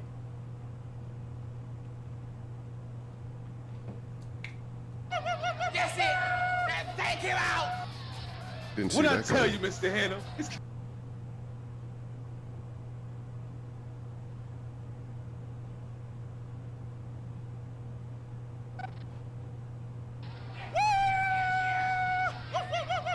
That's it. Take him out. Didn't see that coming. What I tell you, Mr. Hannah? This kid's born for this. What you doing? Finish him. That's perfect. It fucking goes so good together. What the hell are you doing? That's what I want to know. Get over here! What you know about? What the fuck? Oh, my baby mama gonna kill me, Lord. Bueno, ya. Descalificado por pendejo. You know how worried I've been? Me cago en la madre que te parió. Come on, you're embarrassing me. You embarrassing me. Okay.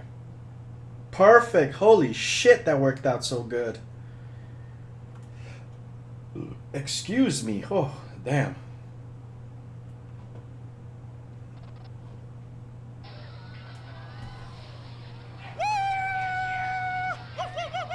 That's it. Take him out. Didn't see that coming. What I tell you, Mr. Hannah? This kid's born for this. What you doing? Finish him. Finish him! Hey, what the hell is your... Mama, what the hell are you doing? That's what I wanna know. Get over here! What you know about? What the fuck? Oh, my baby mama gonna kill me, Lord. Bueno, ya. Descalificado por pendejo. You know how worried I've been? Me cago en la madre que te parió. Mama, you're embarrassing me. Over here! What you know about? What the fuck? Oh, my baby mama gonna kill me, Lord. Bueno, ya. Descalificado por pendejo. You know how worried I've been? Me cago en la madre que te parió. Mama, you're embarrassing me. You embarrassing me? Ow. This is how I raised you. Ow. What I tell you about fighting, huh? What I tell you about fighting? You don't even have the guts to tell me what you doing. Ow! If I told you, you wouldn't let me. Yeah? No shit. Ow, let go of me already, Mama. Jeez, I'm coming, okay? You're coming home right now, puñeta. I will, Mama. Just give me a damn minute. Right now. Ahora mismito. All right. You win, Mama. Get moving. What the hell did you call my grandma? Get out of my way, you lard ass. Unless you want some of this, too. Am I missing somebody? Which one of you is gonna stop me? You? You? Or is it you? Huh? Walk, boy.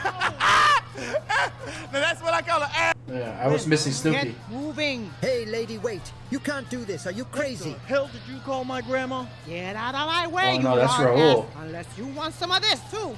You just can't do this. Which one of you? All right, that's that stupid AI role. And I think what I need... Where did I put it? Oh, it's right there. This, my replacement role. Oh, ho. You just can't do that. Hey, get out of the way, lady. You can't do that. Are you crazy? It's perfect. I'm not even gonna look further. I'm just gonna split right there. Split right there. And see, notice, look at the difference. Check the difference out. You win, Mama. Get moving. Hey, lady, wait. You can't do this. Are you crazy? What the hell? Look, it's so stupid. I mean, like the AI is it's just not. Get moving. Hey, lady, wait. You can't do this. Are you crazy? What the hell did you call my grandma? Yeah. I mean, if this was a synthetic character, I can see it working like a robot character. You know, it's just there's no. It's so monotone.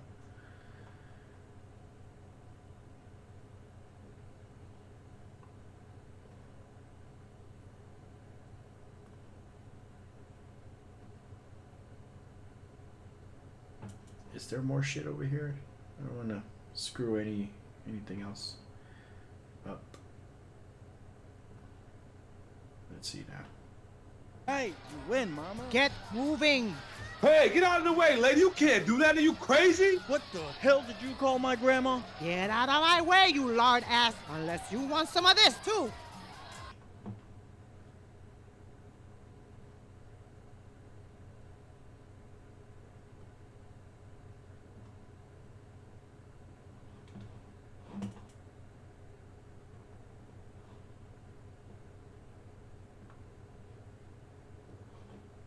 Moving. Hey, get out of the way, lady. You can't do that. Are you crazy? What the hell did you call my grandma? Get out of my way, you lard ass. Unless you want some of this, too. Which one of you is gonna stop me? You? You? Or is it you? Huh? Walk, boy. Now that's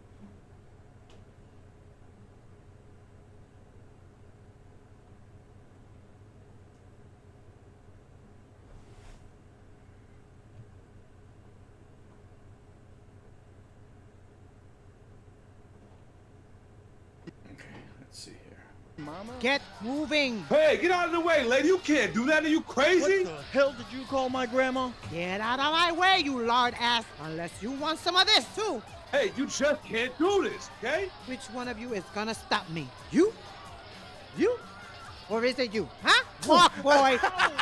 now that's what I call an ass whooper. Hey,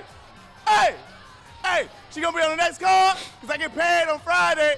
Don't you even think about it. So what you gonna do? Yeah, you lucky she holding your ear, cause you ain't gonna come up in this crowd. Jesus, Mama. Grown ass man. Well, you sure don't act like it. Now! All right, let's see what else I got here, because I got plenty of more of Raul's stuff, man. Fucking scene stealer. We don't even have to go there. Yeah, nobody can touch him. Ooh.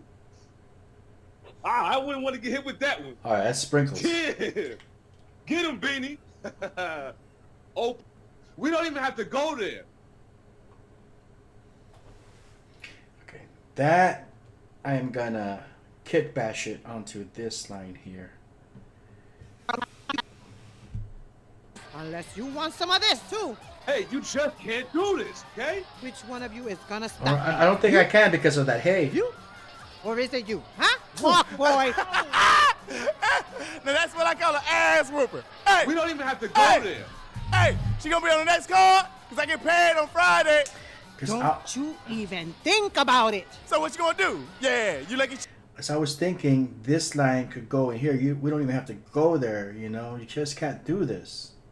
And it would sound great, but he has that word hey in there that's too merged with the rest of the audio. I don't think it can be saved, but it would have been beautiful.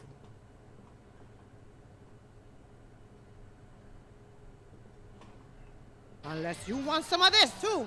We don't even have to go there.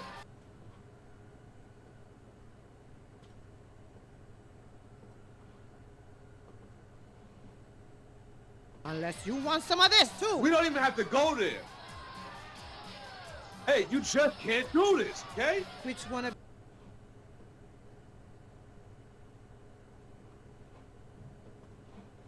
some of this too. We don't even have to go there. Hey, you just can't do this, okay?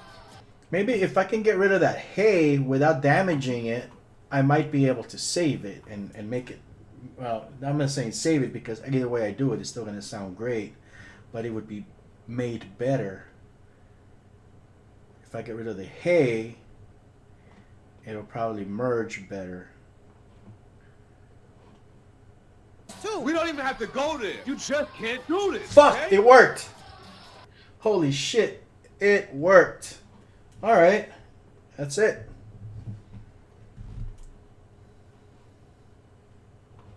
Oh, hell yeah, Mr. Rand.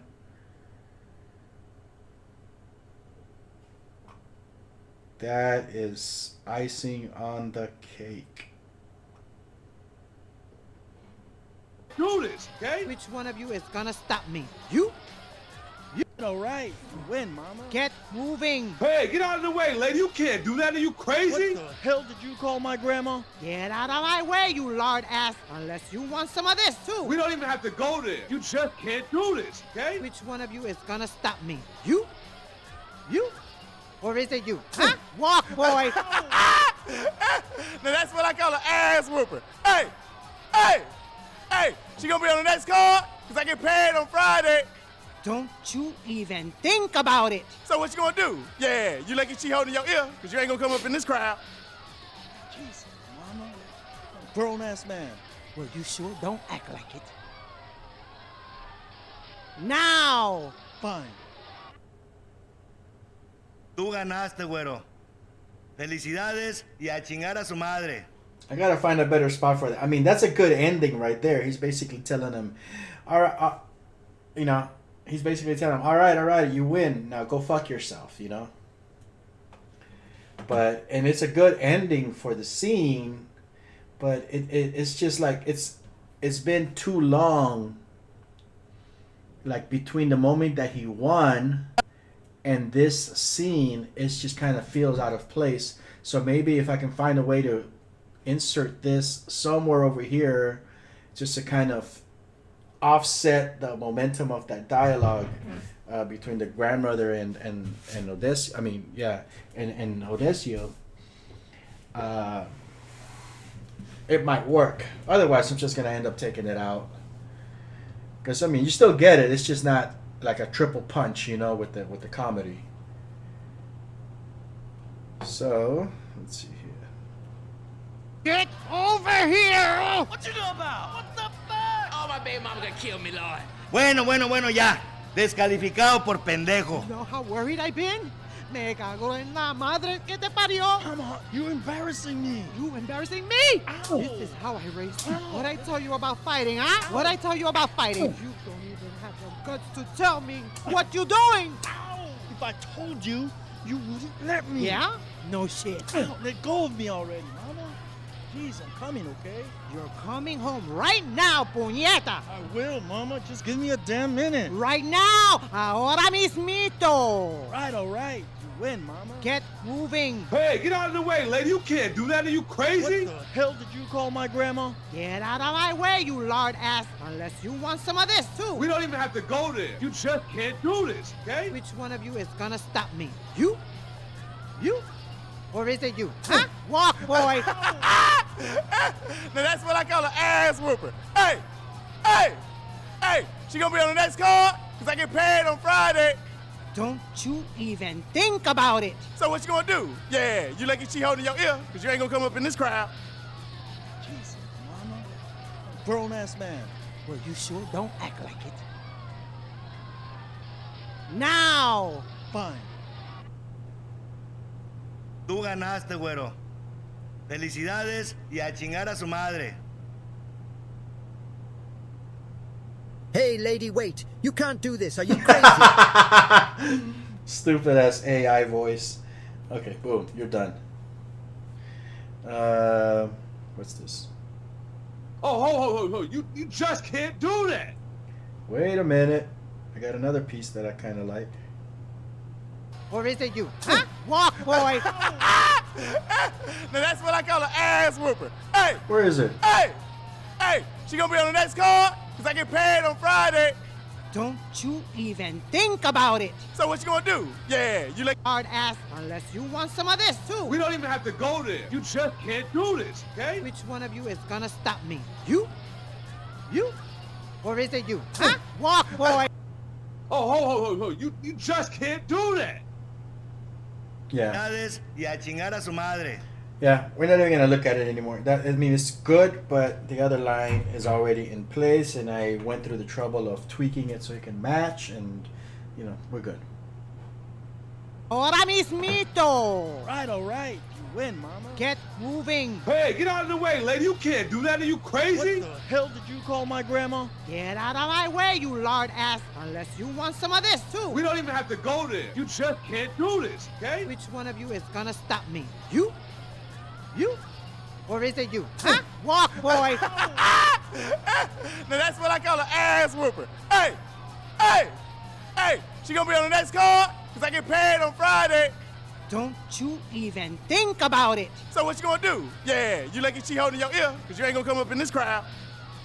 Jesus, Mama. I'm a grown-ass man. Well, you sure don't act like it. Now. Fine. Okay.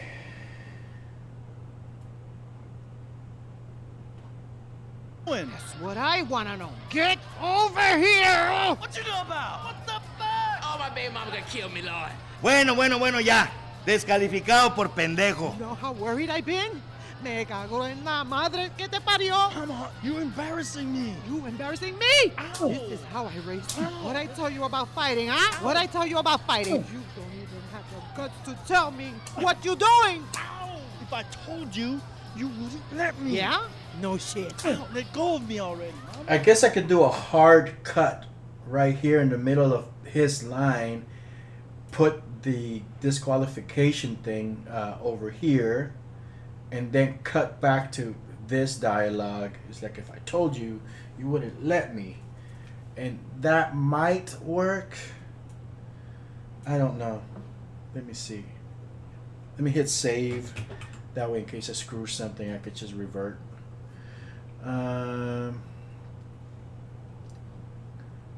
Told you, you wouldn't let me. Yeah?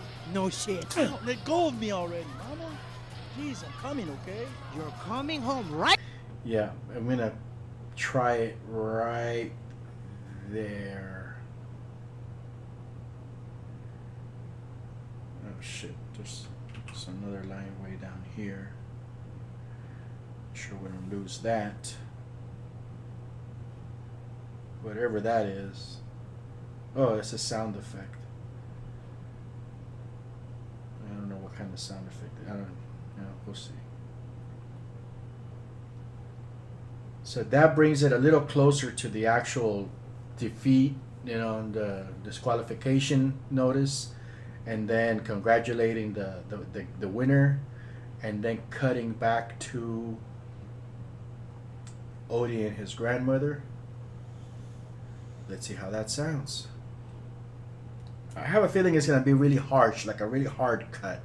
What you doing? Ow! If I told you, you wouldn't let me. Yeah? No shit. Tú ganaste, güero. Felicidades y a chingar a su madre. Ow, let go of me already, mama. Jeez, I'm coming, okay? That's fine. If I can get rid of the ow at the beginning of that, I think it'll probably work fine. Or I can overlay it so it'll mesh with the cut. It'll be a little more organic. Yeah. Oh fuck.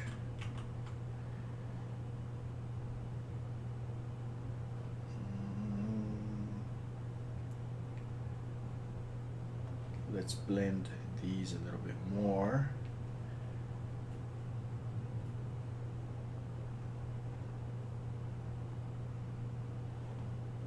Yeah? No shit. Tú ganaste, güero.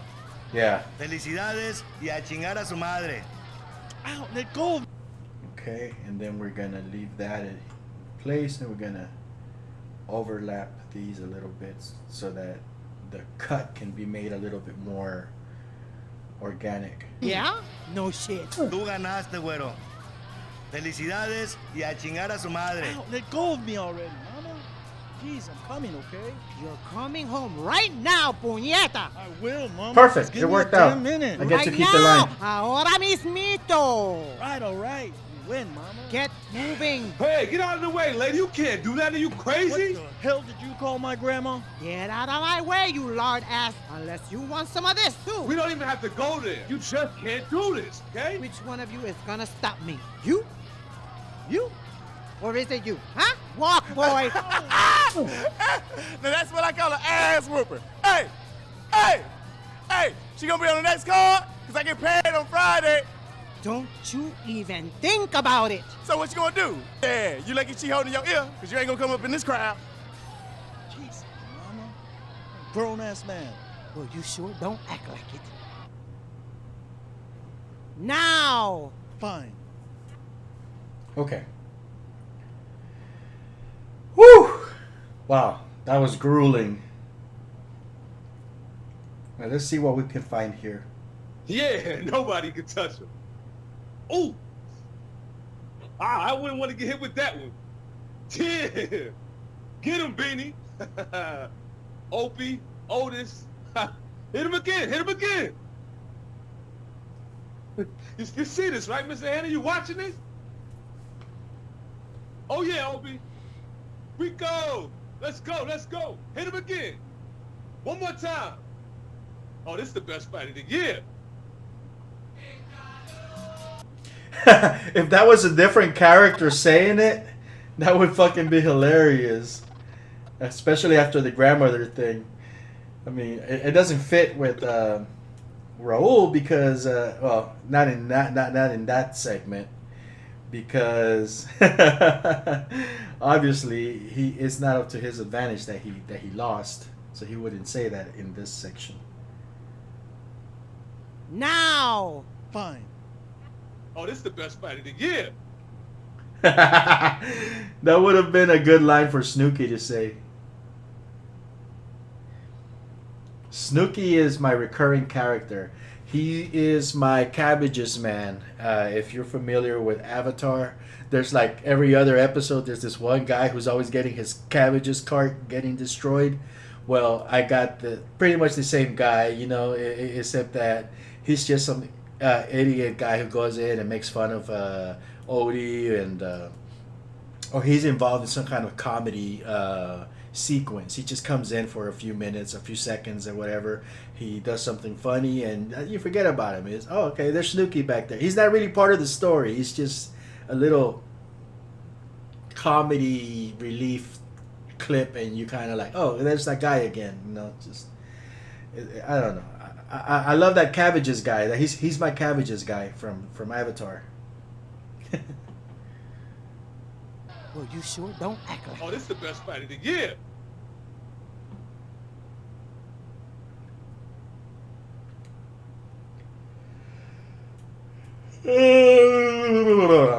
Okay. Well, I don't need it because it's out of place, but that would have been great. It would have been good if Snooki would have said it. I would have put it in there. Yeah, nobody could touch him. Ooh. I wouldn't want to get hit with that one. Yeah. Get him, Beanie. Opie, Otis. Hit him again. Hit him again. You see this, right, Miss? Yeah, nobody could touch him. Ooh. I wouldn't want to get hit with that one. Yeah. Get him, Beanie. Opie, Otis. All right. I'm going to use these in a different fight sequence. So I'm going to save those. But... Yeah. Get him, Beanie. Opie, Otis. Hit him again. Hit him again. You see this, right, Mr. Hannah? You watching this? I'm definitely using that. Oh, yeah, Opie. Rico. Let's go. Let's go. Hit him again. One more. Oh, yeah, Opie. Rico.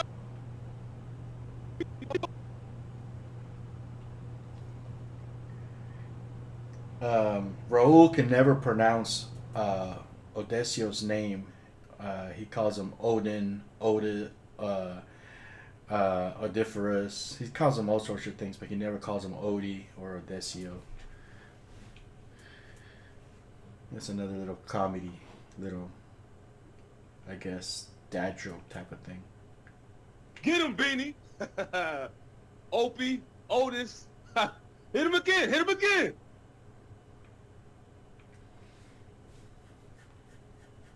You see this, right, Mr. Hannah? You watching this? All right. Let's bring that over to when he is on top of the match. Where's Mr. Hannah's dialogue? Somewhere over here. You're not completely useless after all, Raul. Call the corner.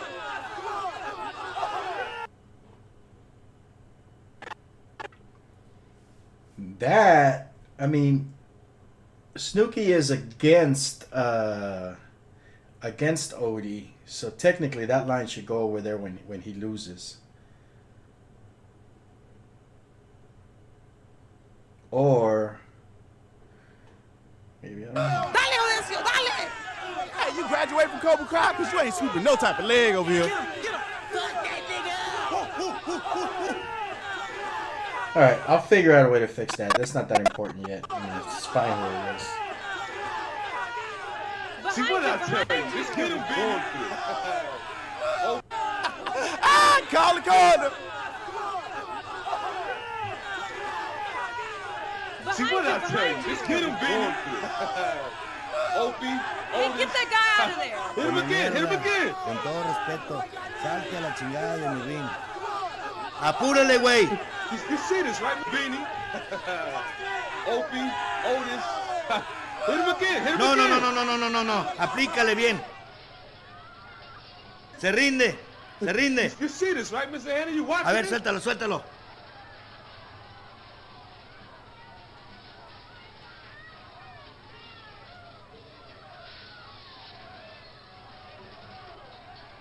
Dale, güey, dale, dale, dale. Punch him! Punch him! Oh, man! What you know about my baby? I'm gonna kill me. Duck! Duck! Stick and jab, stick and jab, stick and move! Stick and move! Move around!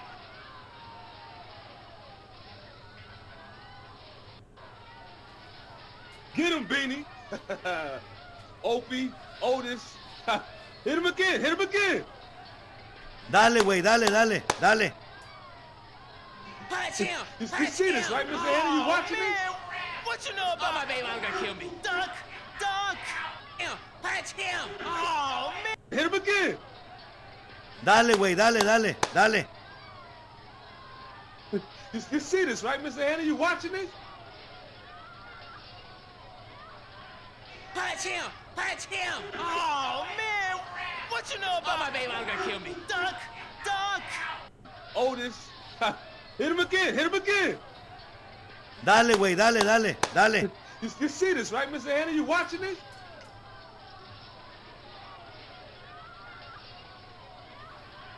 Punch him! Punch him! Oh, man! What you know about my baby? I'm gonna kill me. Duck! Duck!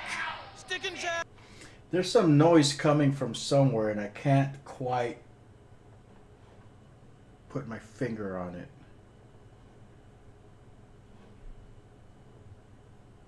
Oh, man! What you know about? Duck! Duck!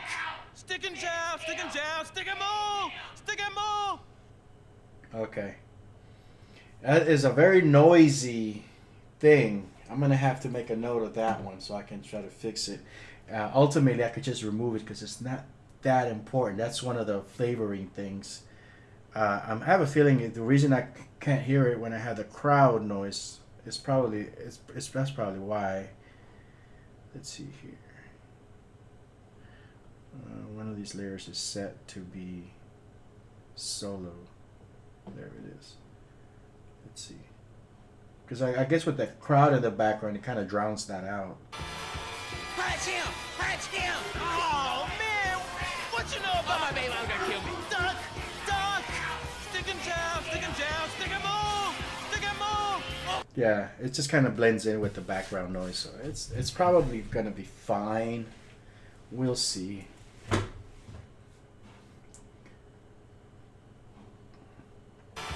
Punch him! Punch him! Oh, man! What you know about my baby? I'm gonna kill me. Duck! Duck! Stick and jab! Stick and jab! Stick and move! Stick and move! Move around!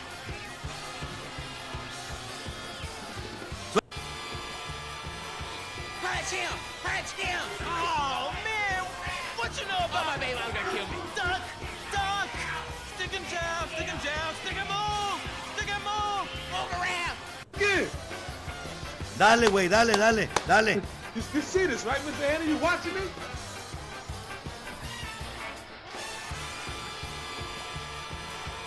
Punch him! Punch him! Oh!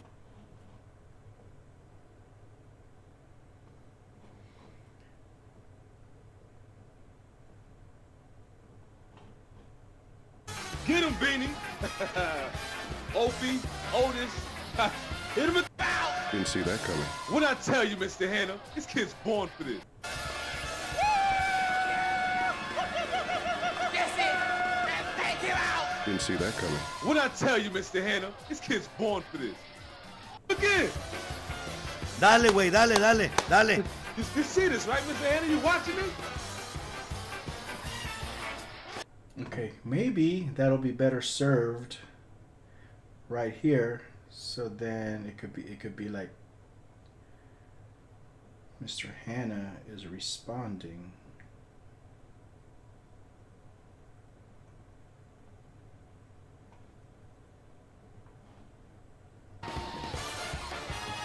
Si quieren un pinche hotel, yo se los pago después de la pelea.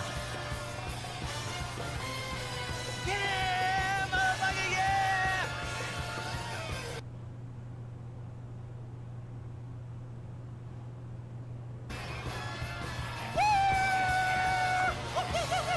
That's it!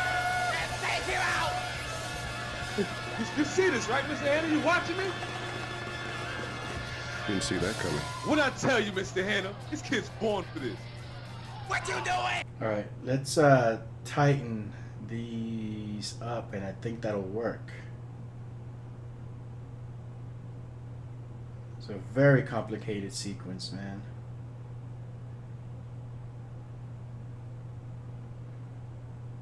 But this is the set piece of the entire episode. So it needs to be crazy and all over the place. You see this, right, Mr. Hanna? You watching me? Didn't see that coming. What'd I tell you, Mr. Hanna? This kid's born for this.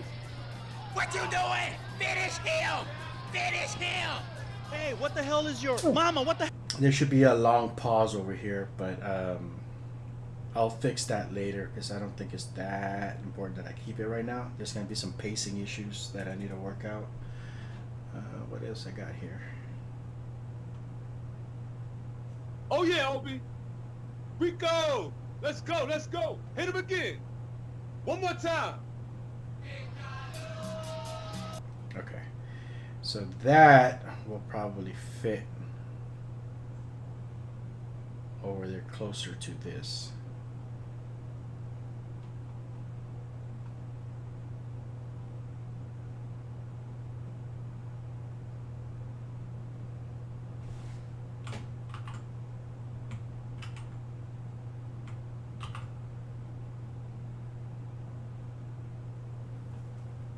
A ver, suéltalo, suéltalo. Get him, Beanie. Opie, Otis. Hit him again, hit him again. Dale, güey, dale, dale, dale. Oh yeah, Opie. Rico, let's go, let's go. Hit him again. One more time. Punch him! Punch him! Oh, man! What you know about my baby? I'm gonna kill me. That's perfect. Okay. I think I have all of Raul's lines well adjusted. I did some additional clipping on Mama Maria. There's still a lot of work that needs to go into this scene. I got some missing lines from Taco that go in here. Lines that are actually in the script. Wonder if I can find them.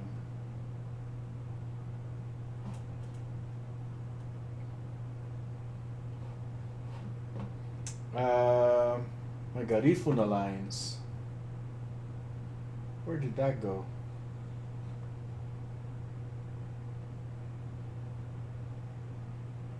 Let me see which lines are, because I know I got some Garifuna lines in here. Nogo chuma bishuguye busiga nunu hada mutu. Nogo chuma bishuguye busiga nunu hada mutu. Nogo chuma bishuguye busiga nunu hada mutu. Nogo chuma bishuguye busiga nunu hada mutu. All right, is it? Mama, you're embarrassing me. And then Maria, that's what I want to know. All right, so it's just one line that I have in Garifuna that goes in there. If I can find it, that would be great.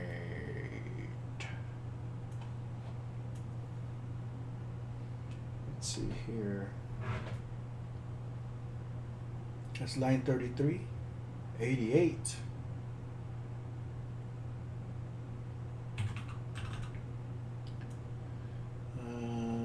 What is this?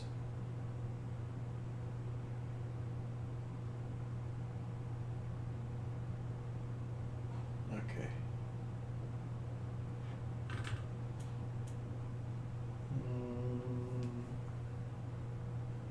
I know I've recorded this.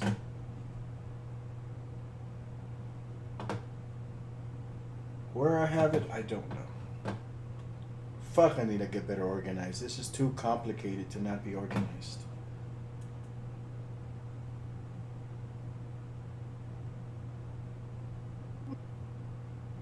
No gusto ba? Where's she gonna?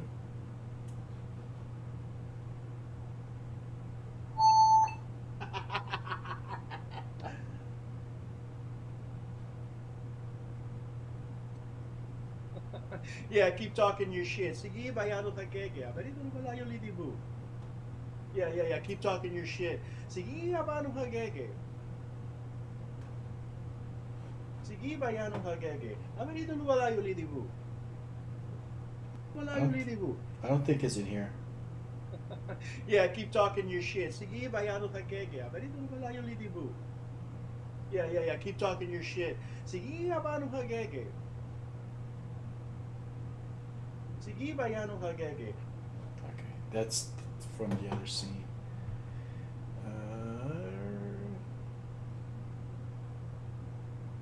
I have a feeling it's this one.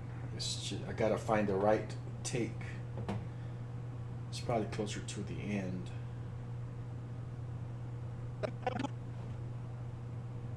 Nugushuma bisugunya busuga nu hadamutu.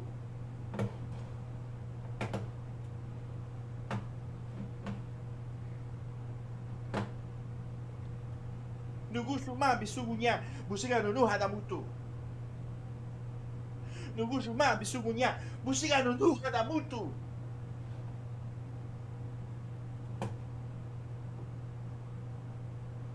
Nugushuma bisugunya busiga nu hadamutu.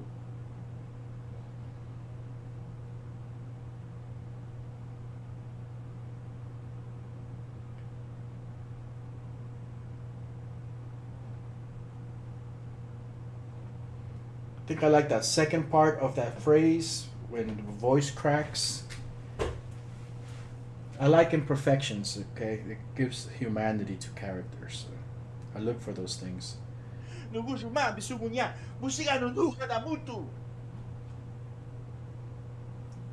Gotta make sure I'm doing it properly though. Busiga nu hadamutu. Busiga nu hadamutu. Nogo chuma bishiguye busiga no hadamutu. Nogo Busiga no hadamutu.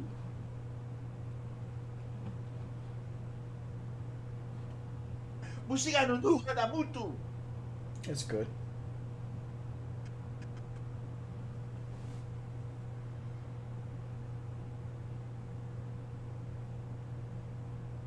I need to know what you mind.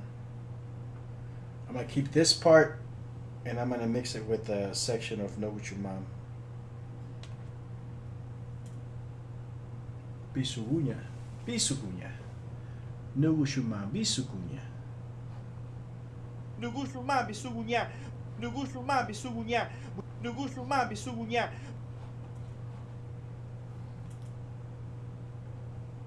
Nogo chuma bishiguye busig. Nogo chuma bishiguye busiga no. See, I'm pronouncing it wrong. Bisugunya. Bisugunya. Nugushuma bisugunya. Nugushuma bisugunya. See, I'm totally butchering that language. Bisugunya has an accent in the front. Nugushuma bisugunya. Nugushuma bisugunya. Bisugunya. I'm gonna have to say it again. Nugushuma bisugunya. Nugushuma bisugunya. That's not right. Nugushuma bisugunya. Bisugunya. Nugushuma bisugunya. Nugushuma bisugunya. Nugushuma bisugunya. Bisugunya. See, I know how to do it now, but for some reason I didn't. It doesn't seem like I got it right here when I recorded this. Nugushuma. Nugushuma bisugunya. Busiga no hadamutu. Busiga no hadamutu. That section sounds good. Let me preserve that. I might be able to use that. I mean, I'm probably just gonna end up re-recording it until I can get it correct in one take. But if I don't have to, I won't. Busiga no hadamutu.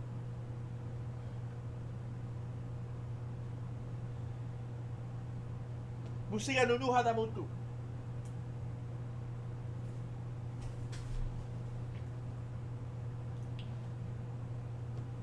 Busiga no hadamutu. That one sounds good.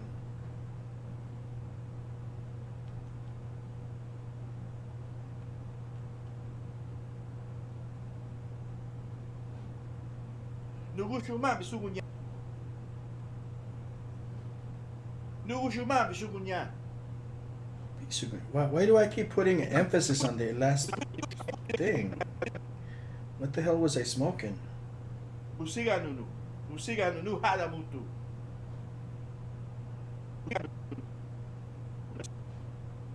Busiga no hadamutu.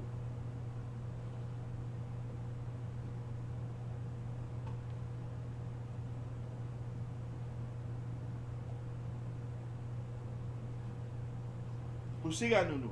Busiga nunu hada mutu. Nugu shuma busigunya. Nugu shuma. Nugu shuma. Nugu shuma bisugunya. Nugu shuma bisugunya. Nugu shuma bisugunya. All right, I'm gonna keep this one as a temporary, but I'm gonna have to redo this line because I'm not happy with this. I sound like an idiot. Nugu shuma bisugunya.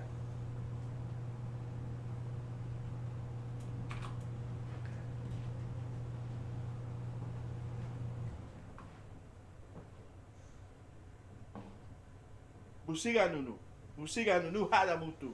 Busiga nunu hada mutu.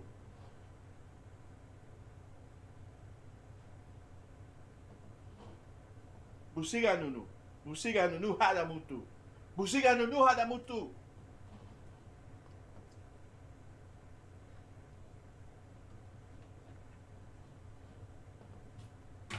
Busiga nunu hada mutu. That sounds good. Busiga nunu hada mutu. Busiga nunu hada mutu. Ah, I like that. That has a expression. Busiga nunu hada mutu. Busiga nunu hada mutu. Busiga nunu hada mutu. Busiga nunu hada mutu. Busiga nunu hada mutu. Busiga nunu hada mutu. Busiga nunu. Nugu shuma.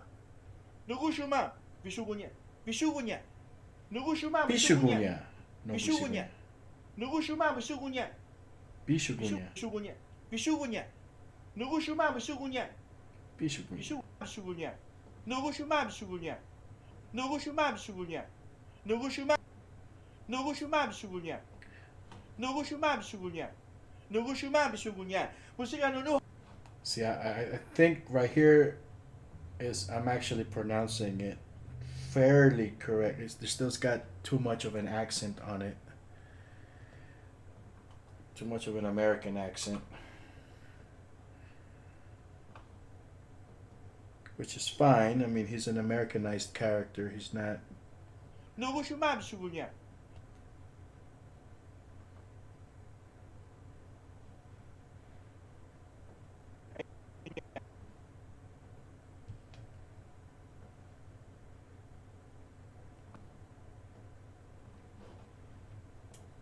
Nugu shuma bisugunya. Busiga nunu hada mutu.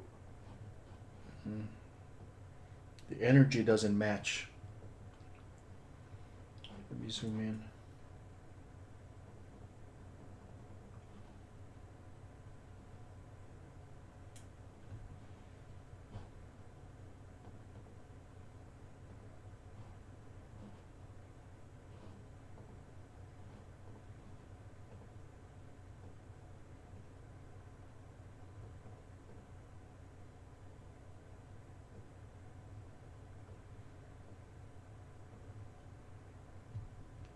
Busiga nunu hada mutu.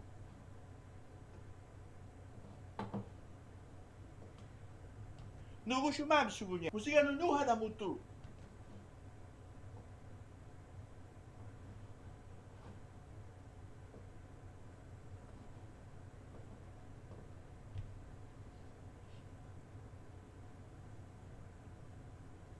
Nugu shuma bisugunya. Busiga nunu hada mutu. Nugu shuma bisugunya. Busiga nunu.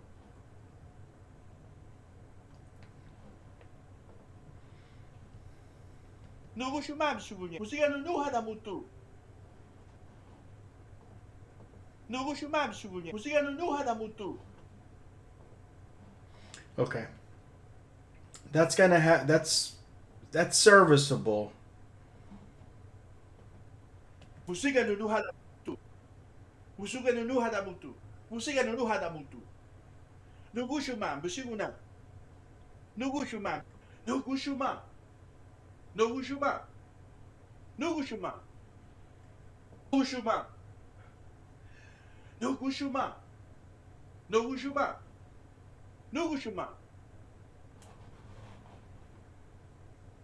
No Radamuto. Nugu chuma. Bishugunya. Okay. I'm gonna have to leave it like that. I need to get this correctly. You know, it's.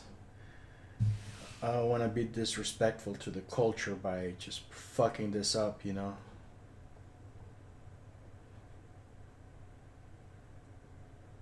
Temporary. Fuck.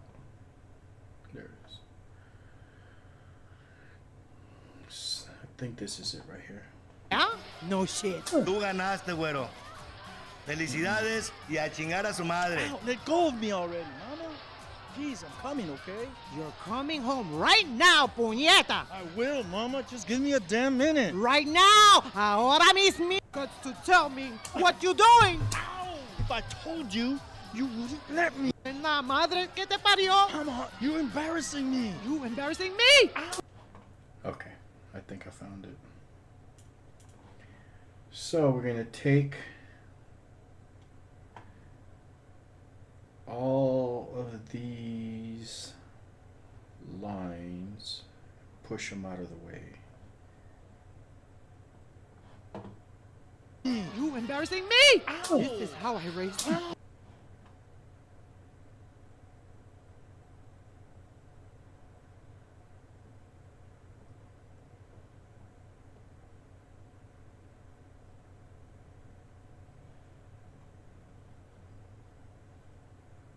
Huh.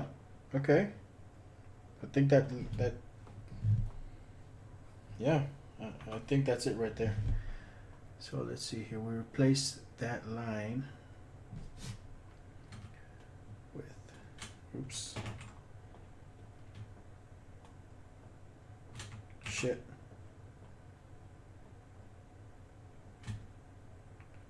Let me grab you.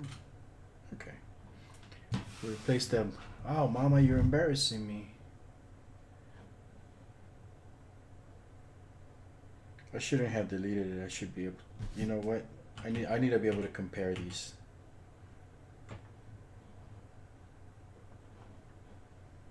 Madre que te parió. Mama, you're embarrassing me. Yeah. Okay.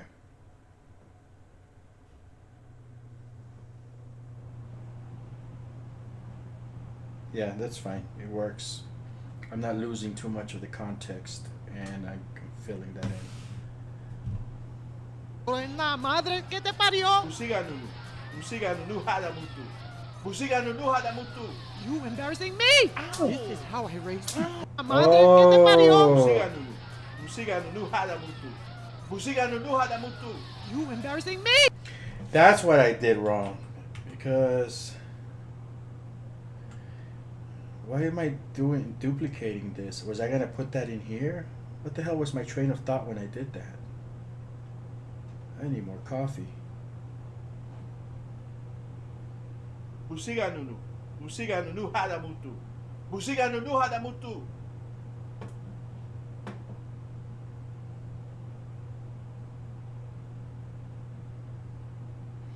Oh, I'm missing the Nushugama. Nuguchuma. I'm missing the Nuguchuma. That's what I'm missing. Nuguchuma. Busiga nunu. Busiga nunu hada mutu. Busiga nunu hada mutu. Okay. That I'm missing that section.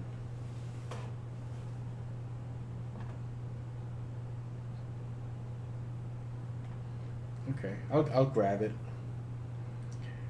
Okay, so basically, Busiga nunu. Busiga nunu hada mutu. Busiga nunu hada mutu. okay. All right, Ibis. Let's. Yeah, I guess those can work together for now, but I need the Guchuma. Bisugunya. Bisugunya. Yeah, I need that first section. Bisugunya. I think I had it. Somehow I lost it and I ended up getting the wrong part.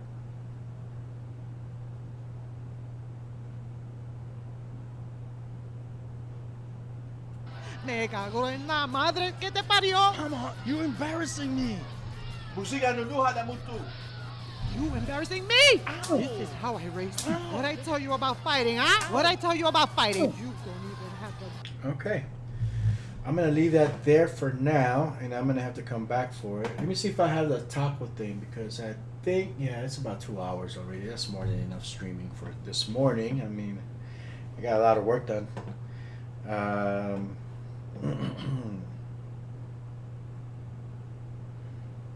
Let's see here.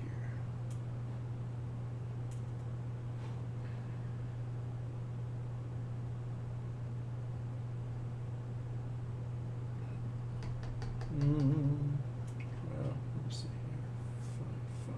I want to find Taco's line.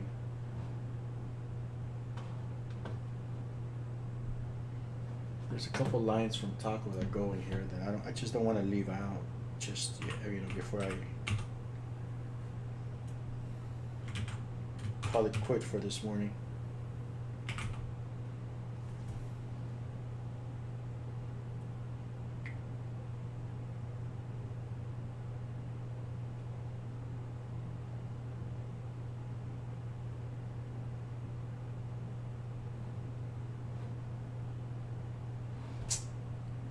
Damn.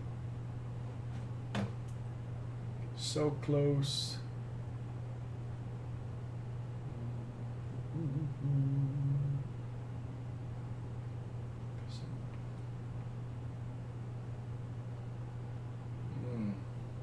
There's no good labeling, man. Just gotta go through all this shit. So this is episode 1, scene. Say 7. Say 7. Say 7. Perfect. Take 1. Taco only.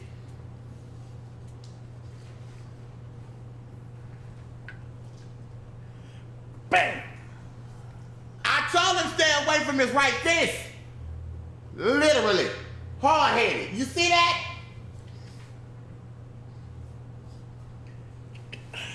What the hell is he doing? He's gonna kill him. Nigga, you need to slow it down. All right? That nigga trying to make a buck just like you. Now relax. Feel the crowd. I got this, fool. Go work the goddamn crowd. Get your ass out of here. Better? Well, smile, motherfucker, down. Oh, real charming. Wait, Odie behind you! Yeah. Yeah, see, that's a whole dynamic that I'm missing, and that's in the script. Scene 7, take 2, Taco only. I told him stay away from his right fist. Literally. Hard-headed. What the hell are you doing? He's gonna kill him, Tonya. Hey, nigga. What? You need to slow it down. All right? Now this guy's just trying to make a buck just like you. You need to calm it down. Make sure you work the crowd. I got this. Go work the crowd. Get your ass out of here. Smile, motherfucker, down. Better? Oh, charming. Real charming. But with Odie behind you. See, that's why I had that line with Jack Hanna going, I didn't see that coming. And that's his response to that. And because this was absent, I didn't see it, so I ended up moving it over there, which still feels appropriate, but I'm moving away from the script too much. Scene 7, take 2. Scene 7, take 3, Taco lines only. I told him, stay away from that right fist. Literally. Hard-headed. What the hell is he doing? He's gonna kill him, Tonya. Nigga, you need to slow it down, right? Now, that guy is just trying to make a buck just like you. You need to slow your shit down. This ain't no Mike Tyson fight. I got this, nigga. Nigga, go work the crowd. Better? Smile, motherfucker, damn. Charming. Real just Odie behind you!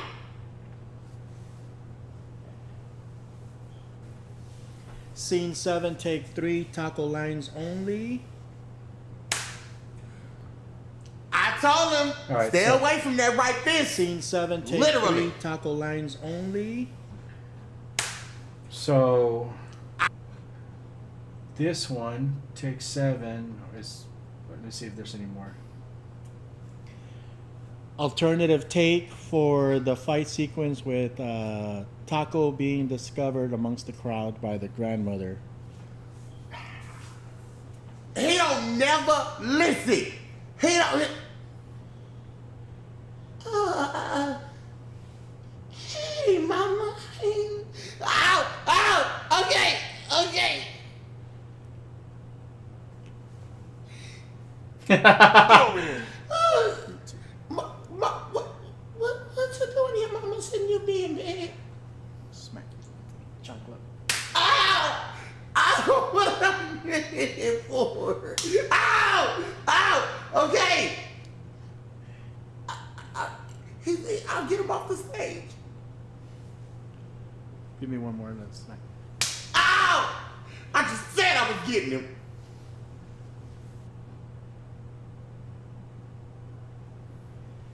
Episode 2, scene 3, taco lines only.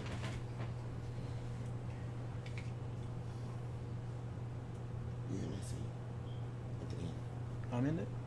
Okay. And Odie. Okay. Wow. Another order of oysters, huh? Yeah, so? You are aware that this shit's basically Viagra without the prescription, right? Your dick is gonna be hitting bricks. What you saying? It's a natural aphrodisiac, nigga. I mean, this being your 4th dozen, well, shit. I sure would hate to be you in about 10, 15. Okay, I'm getting too captivated by this story. Let's go back to work.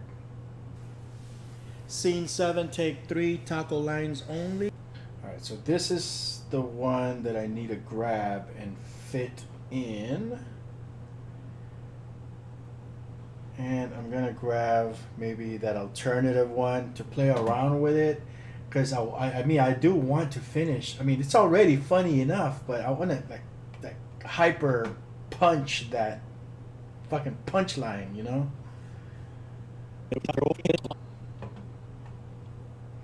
So I'm thinking, add a thing where on her way out with Odie, she spots Taco and grabs him by the ear too and takes both of them with her. I mean, that lady's a badass. That old lady. Scene 7, take 3, taco lines only. I told him, stay away from that right fist. Literally. Hard-headed.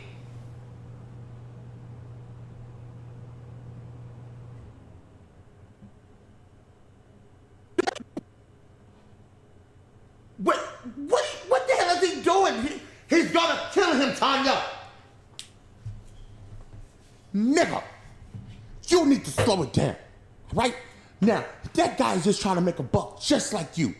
You need to slow your shit down. This ain't no Mike Tyson fight. I got this, nigga. Nigga, go work the crowd. Better? Smile, motherfucker, damn. Charming. Real just I told him, stay away from that right fist. Literally. Hard-headed.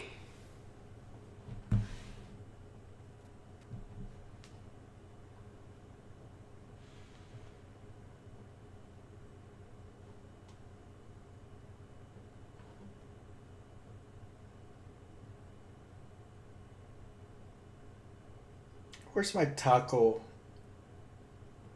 layer? Do I even have a taco layer?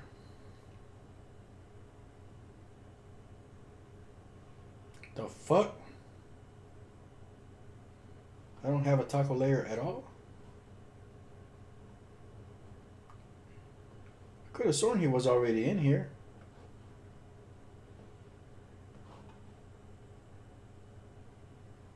Maybe that's why I've been ignoring him.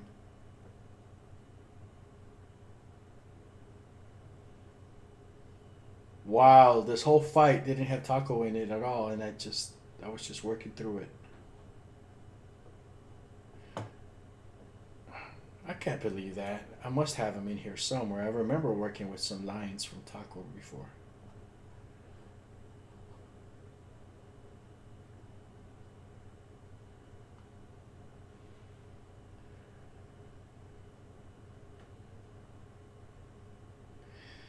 Where the hell did I put it?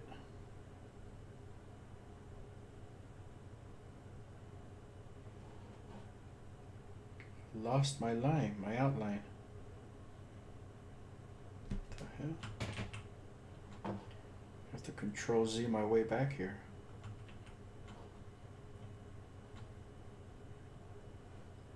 It was right there. Put it in the wrong.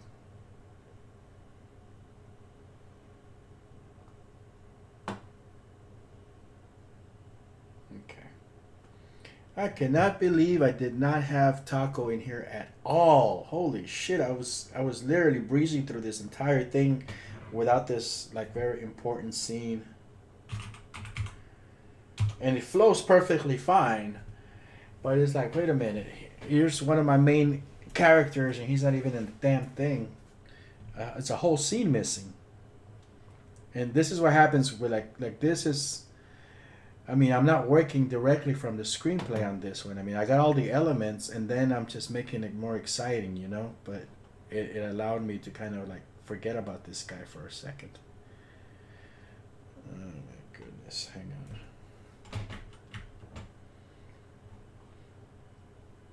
I need to move Taco next to Tonya so I can, because they have back and forth dialogue. And, well, I need to put them next to Tonya and then I move Odie next to Taco, because they flow together. They got scenes together. Okay. So we're gonna look into the hard-headed part when he first gets hit. ¿Entendieron, cabrones? Que gane el mejor. Oh, damn! What the fuck?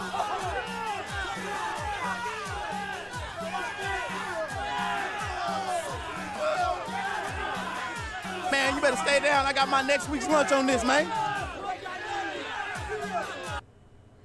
So where's Tonya? She has a line. Oh, it's coming up.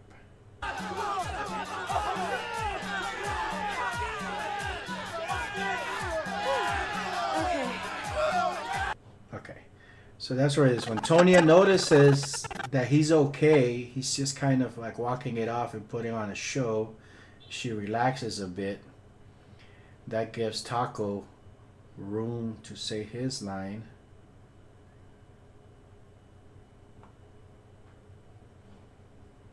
Okay. I told him, stay away from that right fist. Literally. Hard headed. He's got this. He's just putting on a show.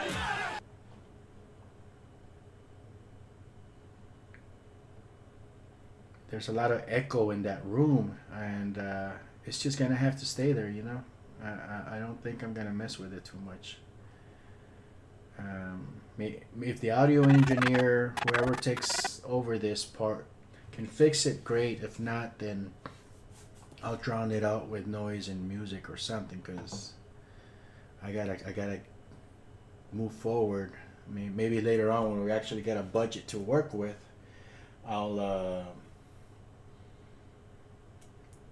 okay, let's see. Oh, hey Quasi, how's it going? So you tried the site again and sent the message about it on Discord to say it didn't work again for lines 120 and 122. All right. So were you trying to upload all of the files at once or one at a time?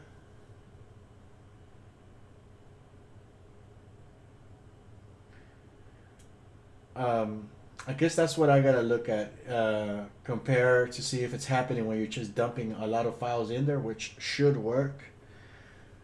But you say specifically 120 and 122, so yeah, okay, so one at a time.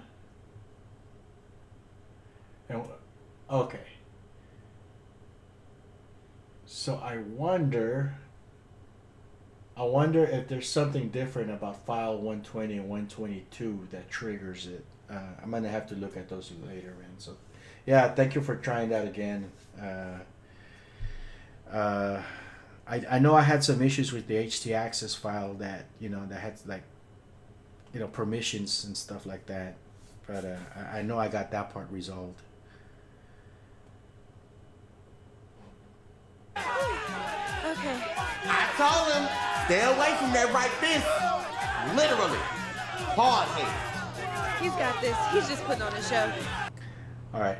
So yeah, so there's a lot of, I can hear a lot of echo in the room in this line. So yeah, I'm just gonna leave it like that, and hopefully whoever audio engineer ends up taking over this part of the process, they can fix it or tweak it and adjust it and stuff. Otherwise, it's just gonna stay there until we get some funding, and we can just get everybody together and re-record the lines in a more professional environment. Okay. I told him, stay away from that right fist. Literally. Hard head. He's got this. He's just putting on a show. All right, so now where are the rest of Taco's lines?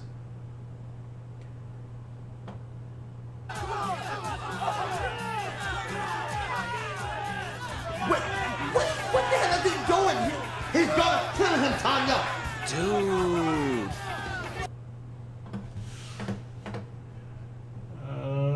Only 120 and 122 didn't go, so I assume it may have been those files. I can't bounce them again, but it would be corrupt from export. Okay, even though it allows us to hear it, but uploading it may be corrupt. Yeah, there might be a MIME type issue. I'm thinking like maybe upon save, like a header got damaged, or the MIME type didn't get saved with it or something.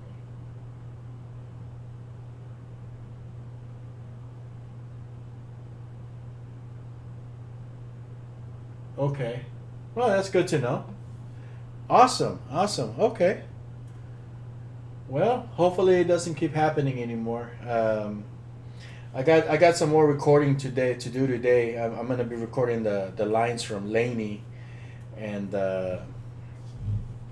hopefully that'll finish off that scene that you did.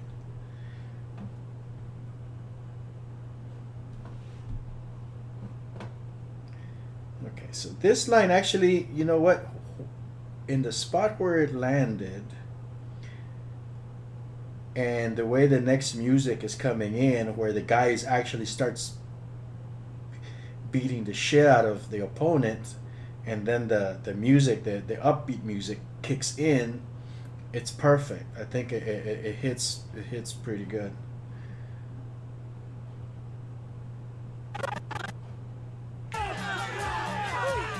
Okay. I told him, stay away from that right fist. Literally. Hard head. He's got this. He's just putting on a show.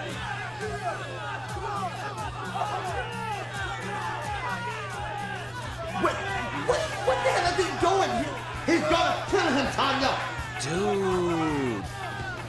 Nigga. You need to slow it down. Okay, so that's gonna get broken up, and this is gonna give that scene with Taco space to carry out. This a whole little segment, and this section is actually in the script, and I completely skipped over it.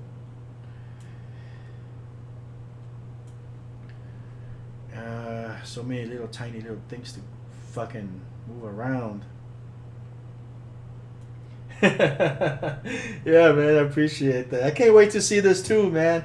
you know, once I get all this stuff done and I can get to the animation part, you know, I fucking hate all this finicky, clicky dicky shit, you know, just moving little things around, moving things. I've been doing this shit for months, you know, building apps and fucking camera systems and playing with Unreal Engine and getting voice recordings here and there, little bits and stuff, taking breaks from COVIDs and crap like that, and then back to like finicky little shit and script tweaks and, you know, scheduling stuff one actor at a time, and this, piecing it all together, looking at shit that looks like this. I don't know what the fuck is in here, you know. I don't know where I mean, some of these files I recorded like 2 years ago, and I'm now trying to make sense of where everything is.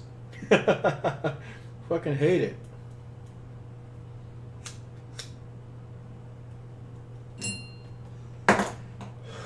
Oh, Jesus. Let's see here. So all of this needs to get pushed over to leave room for this sequence. This is a fucking set piece, you know.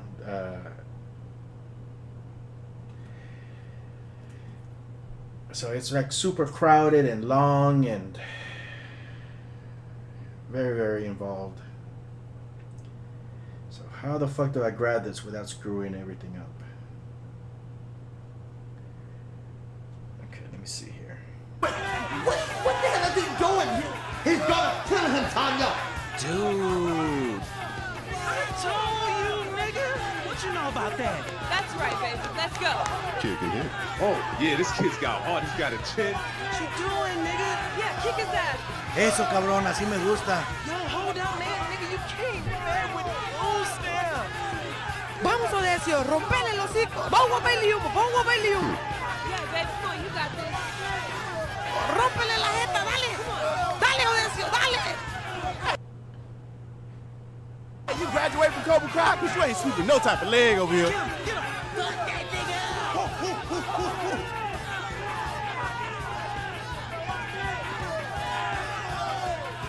You're not completely useless after all, Raul. Ah, call the corner.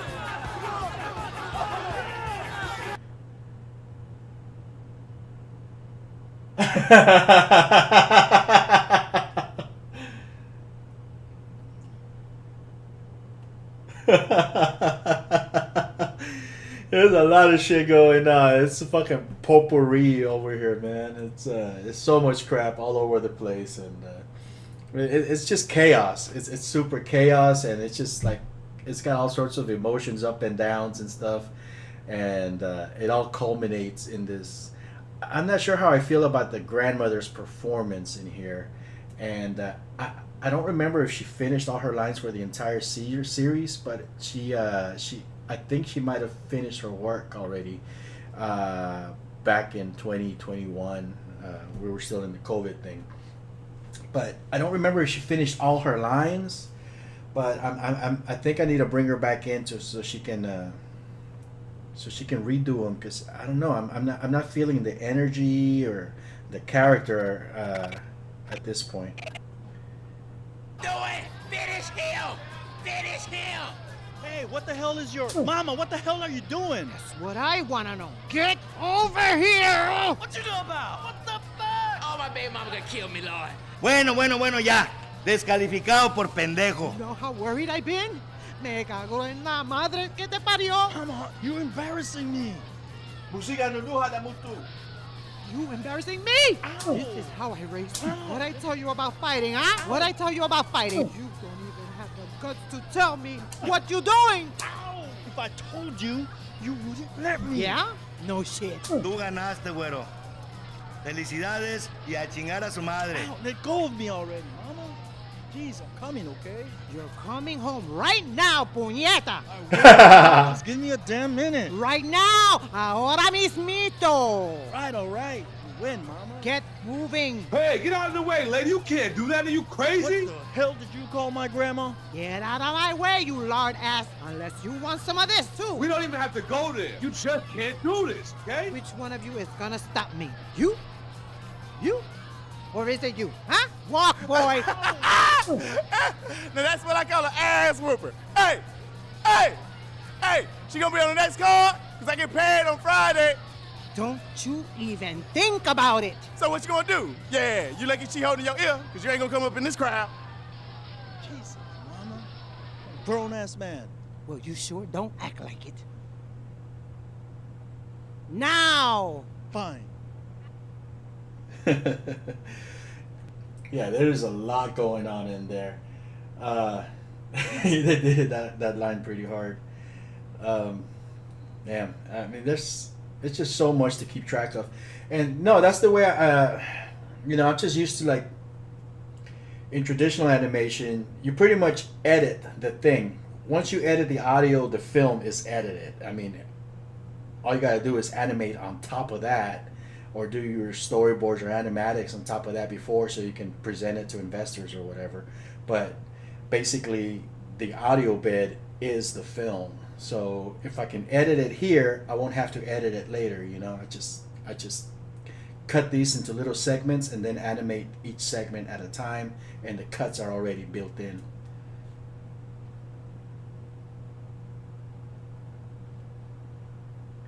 But this sequence is kind of special. You know, it's all over the place. It's not as most of the other scenes, fight sequences and stuff like that, are a little bit more organized and not so chaotic. This is just like straight up ghetto, you know, from a scene perspective, not from a production standpoint. From a scene perspective, they're deep in the ghetto, and it's just like all sorts of rowdy people, and I need to have that feeling, you know, like it's chaotic.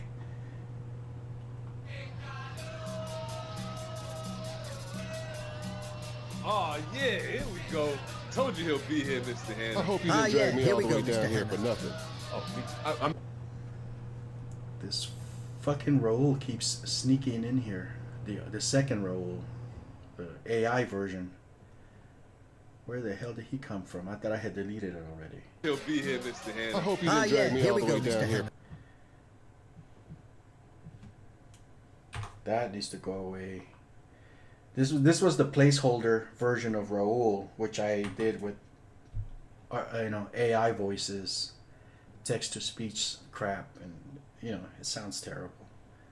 Oh, yeah. But this is Ran. He did a good job here too. Oh, yeah, here we go. Told you he'll be here, Mr. Hanna. I hope you didn't drag me all the way down here for nothing. I mean, hey, you just keep your eyes on this kid, Mr. Hanna. He's the one, I'm telling you. Silencio, camarada, ya estamos listos para este próximo combate. Para los que no están familiarizados, aquí, si te rompen la madre, ya valiste verga. Pero se te dará la cortesía de un conteo de 10 segundos. Cállense a la chingada, cabrones. Gracias.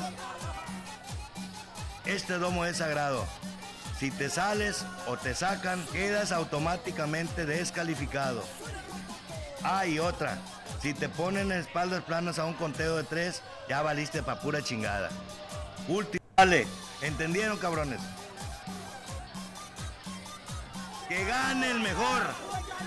Oh, damn! What the fuck?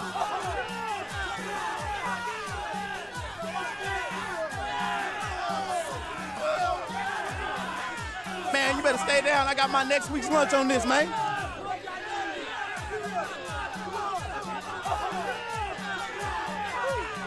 Okay. I told him, stay away from that right fist. Literally. Hard head. He's got this. He's just putting on a show.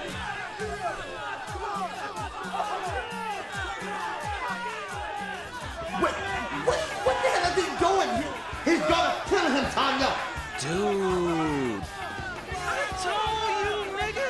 What you know about that? That's right, baby. Let's go. Kid can hit. Oh, yeah, this kid's got heart. He's got a chin. What you doing, nigga? Yeah, kick his ass. Eso, cabrón, así me gusta. Yo, hold up, man. Nigga, you can't man with rules now. Vamos, Odecio, rompele el hocico. Vamos a pelear. I'm gonna raise the volume on this line a little bit. Let's see. Eso, cabrón, así me gusta. Yo, hold up, man. Nigga, you can't man with boost down. Vamos, Odecio, rompele el hocico. Vamos a verle humo, vamos a verle humo. Yeah, baby, come on, you got this. Rómpele la jeta, dale. Dale, Odecio, dale. Hey, you graduated from Cobra Kai, but you ain't sweeping no type of leg over here.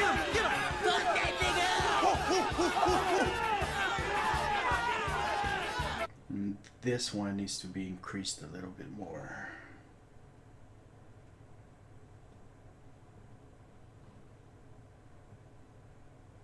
There's so much clipping on that.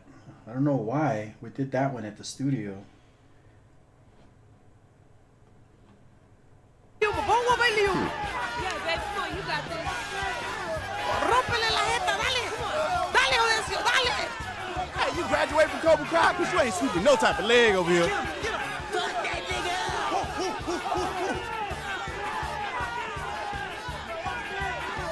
Yeah. You're not completely useless after all, Raul. Call the corner. See what I tell you? This kid was born for this. Hey, get that guy. Okay, so this line from Ran should be over here so that Mr. Hanna can respond to him. Just gonna move it over. Increase the volume a little bit. And then give Mr. Hanna that response right there. See what I tell you? This kid was born for this. You're not completely useless after all, Raul. Yeah. Call the corner. Yeah, that flows a lot better. See what I tell you? This kid was born for this. You're not completely useless after all, Raul. Call the corner. Behind you. Yeah, I'm hoping that whoever takes over once I finish the edit and, at that point, they can take however long they need to do, because they won't have to edit anything. It's just cleaning up the sound if it can be saved. Cleaning up the sound, enhancing it, making everything sound, basically mastering it, But I'm already going to have the edit, so I can start working from that regardless of how shitty it sounds. The pacing and all the edits, the cuts are in there. So that'll allow me to continue working on it, and somebody else will be just cleaning it up. And if it takes the rest of the year to do it, and that's fine. Because at that point we just replace this file with whatever clean file they give me, and it'll just match, and hopefully it'll be better, and there won't be a lot of stuff to redo. But then again, hopefully our whatever Kickstarter campaign or whatever interest I've gathered from the animatics and stuff, having everything pieced together, will have paid off, and we might even have some funding to just, okay, now we got money, let's just get everybody in the studio and redo it, and that should take maybe a week or two worth of work, once we have money involved. Hey, get that guy out of there. Come mierda, con todo respeto, salte a la chingada de mi ring. Apúrale, güey.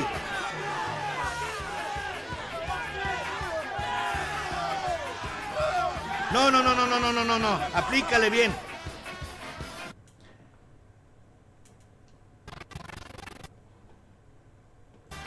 Get him, Beanie. Opie, Otis. Hit him again. Dale, güey, dale. Oh yeah, Opie. Rico. Let's go. Hit him again. One more time.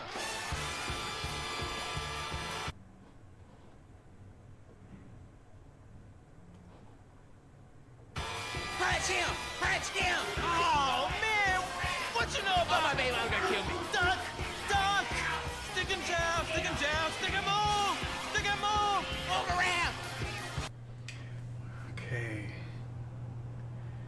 So somewhere in here, let's see.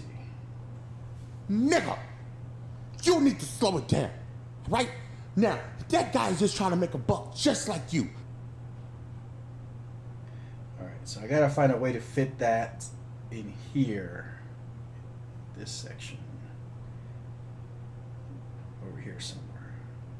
What the hell is he doing here? He's gonna kill him, Tanya. Dude. I told you, nigga. What you know about that? That's right, baby. Let's go. Kicking it. Oh, yeah, this kid's got heart. He's got a chin. What you doing, nigga? Yeah, kick his ass.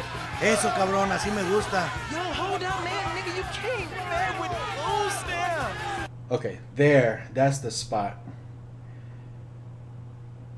It's a clean cut right there. That is the spot right there.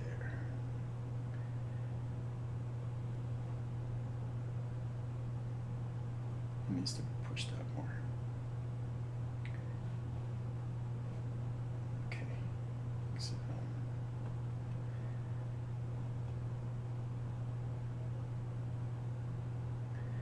all right, so What the hell is he doing here? He's gonna kill him, Tanya.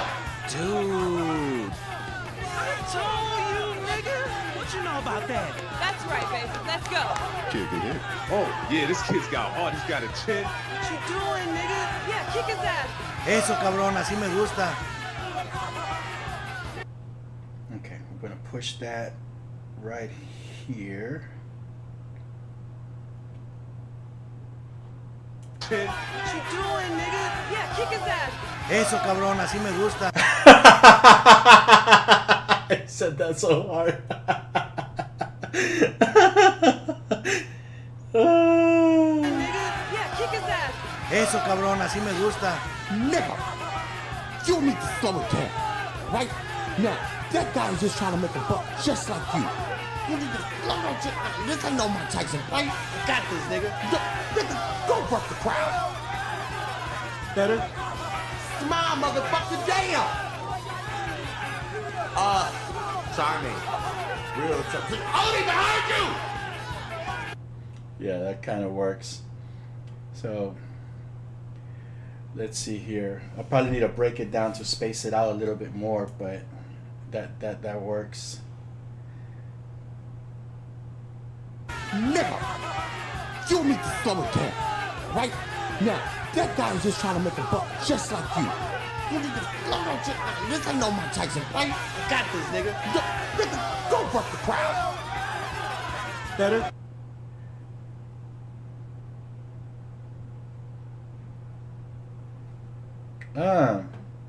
I don't know. I mean, the music right now really is just a placeholder. It's just to help me maintain pacing. I mean, ultimately, we're gonna have original music put in here, and but right now it's like, you know, it's just for me to have a sense of what's gonna be in there in terms of music and the energy, and once I hand this out to, you know, to the audio engineer and the composer, they'll take it and they'll match it with the original music and stuff. But right now, no, it's not supposed to be panned or anything. It's just supposed to be helping me, you know, just keep a beat. You know, keep that beat while they're fighting, and the pacing.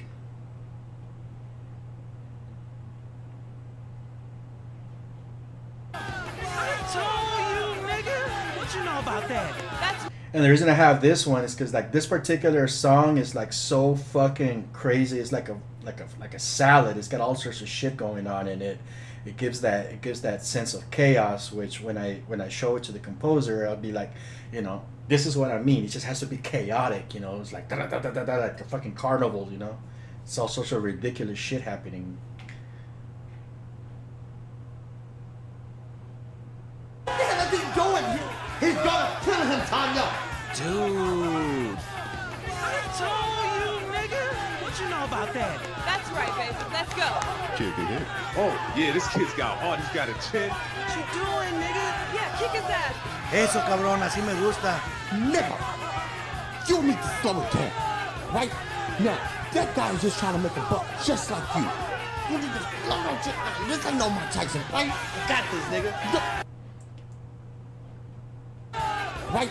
Now, that guy is just trying to make a buck just like you. You need to slow that shit down. This ain't no Mike Tyson, right? Right there. Cut my little piece off. I got this, nigga.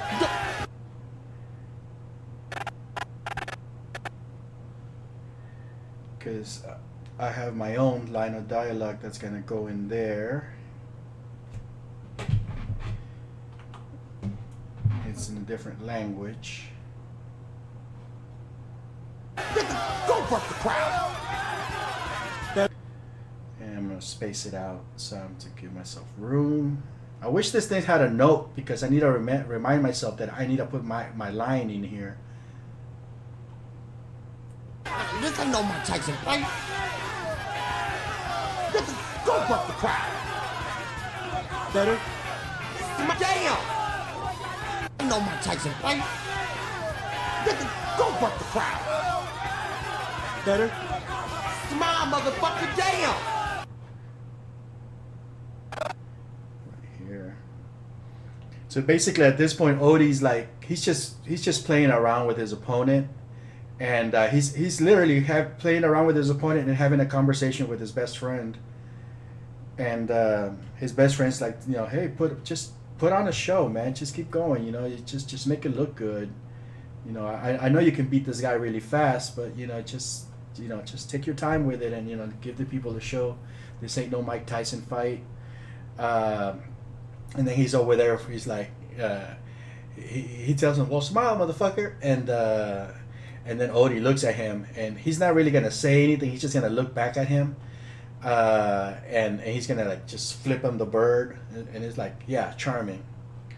But for the sake of getting the line, I said better, just to prompt him to respond. Better? Smile, motherfucker, damn! Charming.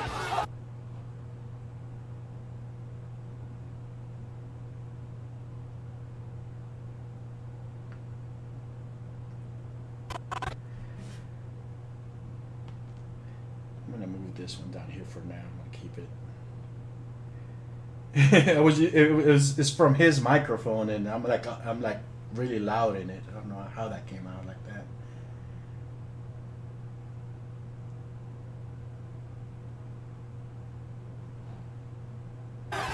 Better? Smile, motherfucker, damn! Charming. Real tough. Odie, behind you!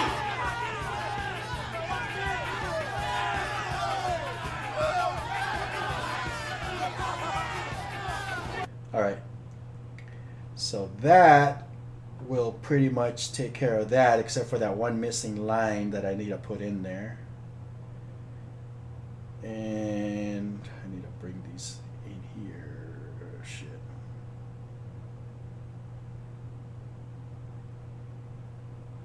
Oh no, hell no. There's a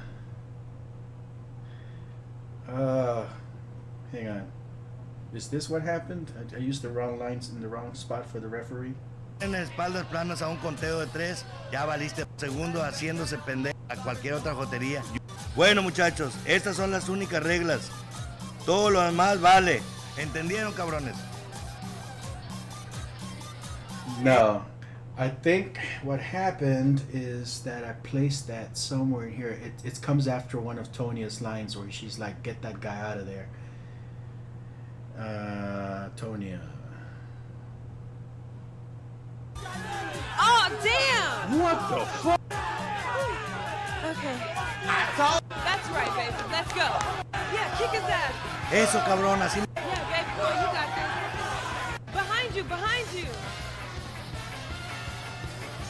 Hey, get that guy out of there. Come mierda. There it is. Con todo respeto, salte a la chingada de mi ring.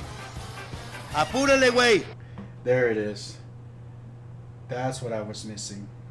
So fucking disorganized. Okay, now where am I? Okay, there's my space.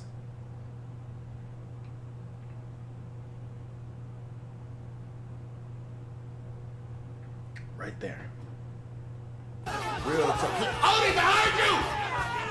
Hey, get that guy out of there! Come mierda, con todo respeto, salte a la chingada de mi ring. Yeah, because there's some guy that he goes inside of the ring and he kind of starts like, because Odie is beating up the other guy, and he comes in and tries to kick Odie, and you know, and Taco tells Odie to watch out, and then Tonya is telling the referee to get the guy out of there, and of course the referee's now telling him to you know, get the fuck out. That's where that was. I'm gonna give a time over here for the choreography, for the fight choreography to take place. You know, like 1 second. Hey, get that guy out of there! Come mierda. All right, so bring that. Just about 1 second is all it needs. Respeto, salte a la chingada de mi Odie, behind you! Hey, get that guy out of there! Come mierda, con todo respeto, salte a la chingada de mi ring. Yo, hold on, man, nigga, you can't, man, with oh snap. Vamos, Odesio, rompele el hocico. Vamos a pelear, vamos a pelear. Yeah, we got a fight up in here. You know, if I do my job right, the audio alone of each episode, you know, should play out like a radio drama. You know, really, you shouldn't even have to have visuals. You could just see it, you know, by listening to it. And then whatever shit the animation turns out to be, it won't matter because we got good editing, good sound, good acting, and whatever the animation looks like, that's like secondhand. Alternative take for the fight sequence with Taco being discovered amongst the crowd by the grandmother. Hey, One Gun, how's it going? Never listen. He don't. Hey, mama. Ow, ow. Okay, okay. Get over here. What's you doing here, mama? Shouldn't you be in bed? Smack you with the chancla. Ow! Ow! What am I here for? Ow! Ow! Okay. All right. So yeah, I'm gonna put that somewhere in here with the grandmother's lines. I mean, I don't know, man. It's already like super chaotic enough as it is. That was just some extra shit because I figure after the grandma beats the shit out of Odie, she finds Taco in the crowd too and grabs him by the ear and starts, you know, whipping him too. Shit. That's how close they are, as, you know, as far as friends. You know, they're practically brothers. They grew up together. All right.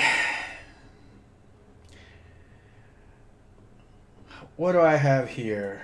We have about 7 minutes and I'm going to say 7 minutes and 15, 7 minutes and 10 seconds worth of. That's a hell of a set piece. Let me do this. Copy.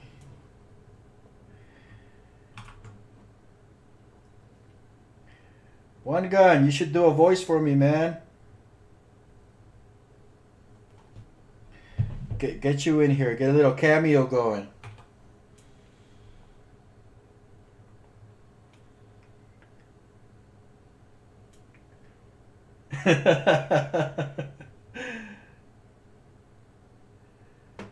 You trying to get into the Zoom? Hang on a second.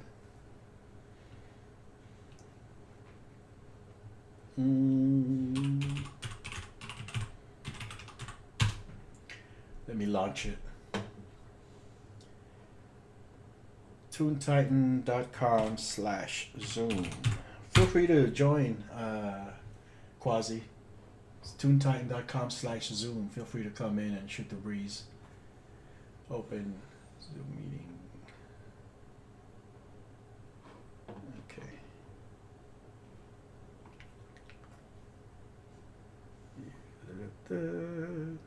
All right, I'm in there. I don't see you. Participants. All right. Well, if you come in, I'll let you in.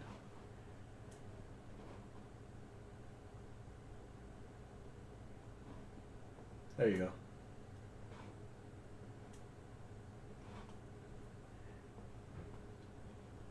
Cute audio. Hey, man. What's up? What's up? What's up? That much? Hold on. I think I gotta. You're up I early? gotta adjust my microphone. Yeah, I'm up pretty early, man. I'm all excited, man. I've been doing a lot of the rest of the audio work lately. I got to Yeah, work. I see. Yeah, I got to work with Ran and Quasi. Oh yeah, I saw that, man. I was like, oh, yeah, that's some good shit, man. I mean, I'll be watching. I don't want to like get into your stream or nothing because I know Joe be trying to like ruin your shit. So I just sit back and I just watch sometimes without interfering. But yeah, I saw that. I've been watching you all week, man. I'm like, that's nice. fun. That's fun. I'll Yeah. probably come in like the last few seconds or whatever and probably say something. But I will never come in your stream and say anything because I don't want no disruption to your stream, man. It's all good. Yeah, I liked it. I liked it a lot. Especially, I mean, listen, man, I knew Quasi had skills, but I didn't know Rand had skills. See, I always wanted Rand to do Sho'nuff's voice. Yeah. You know, and when I heard him on your track, I'm like, oh, this dude, he gonna be my Sho'nuff. Definitely gonna do it. Yeah, no, I got with him. He did the first take on his own, and I gave him some notes and stuff, and it's like, you know what? If you got time, let's do a Zoom, and we just got there together and stuff, and I just kind of started directing him, and yeah, it sounds good, man. I've been watching y'all all week, right? I've been watching you every time you stream. And I'm like, oh man, that's awesome. That's fucking awesome, man. That's fucking awesome. I mean, those two together, man, that's a team. It's killing it. It's killing it. Those two right there, Quasi and Rand, that's a team. Yeah. That's a team. Yeah. What's up, Quasi? Can you hear me? Yeah, man. Oh, okay. I didn't know you could hear me or not. I just wondered. You in oh, here? shoot, it's Quasi. What's up? Hey, we got a stream over here. Death is upon you. No. Yeah, I was just talking, man. You and Rand Inc., man, y'all a team, dude. I mean, y'all really good. I heard his cut and I was like, okay. Okay, I'm with it. I've been voice acting a long time. It's just not one of my aspirations. So it's not like, but then again, me and Eva's been able to sit down and have the conversation. I'm able to deliver what he wants. That's what like even when I asked you, I was like, well, who is this guy? Like Mr. Smiles or whatnot.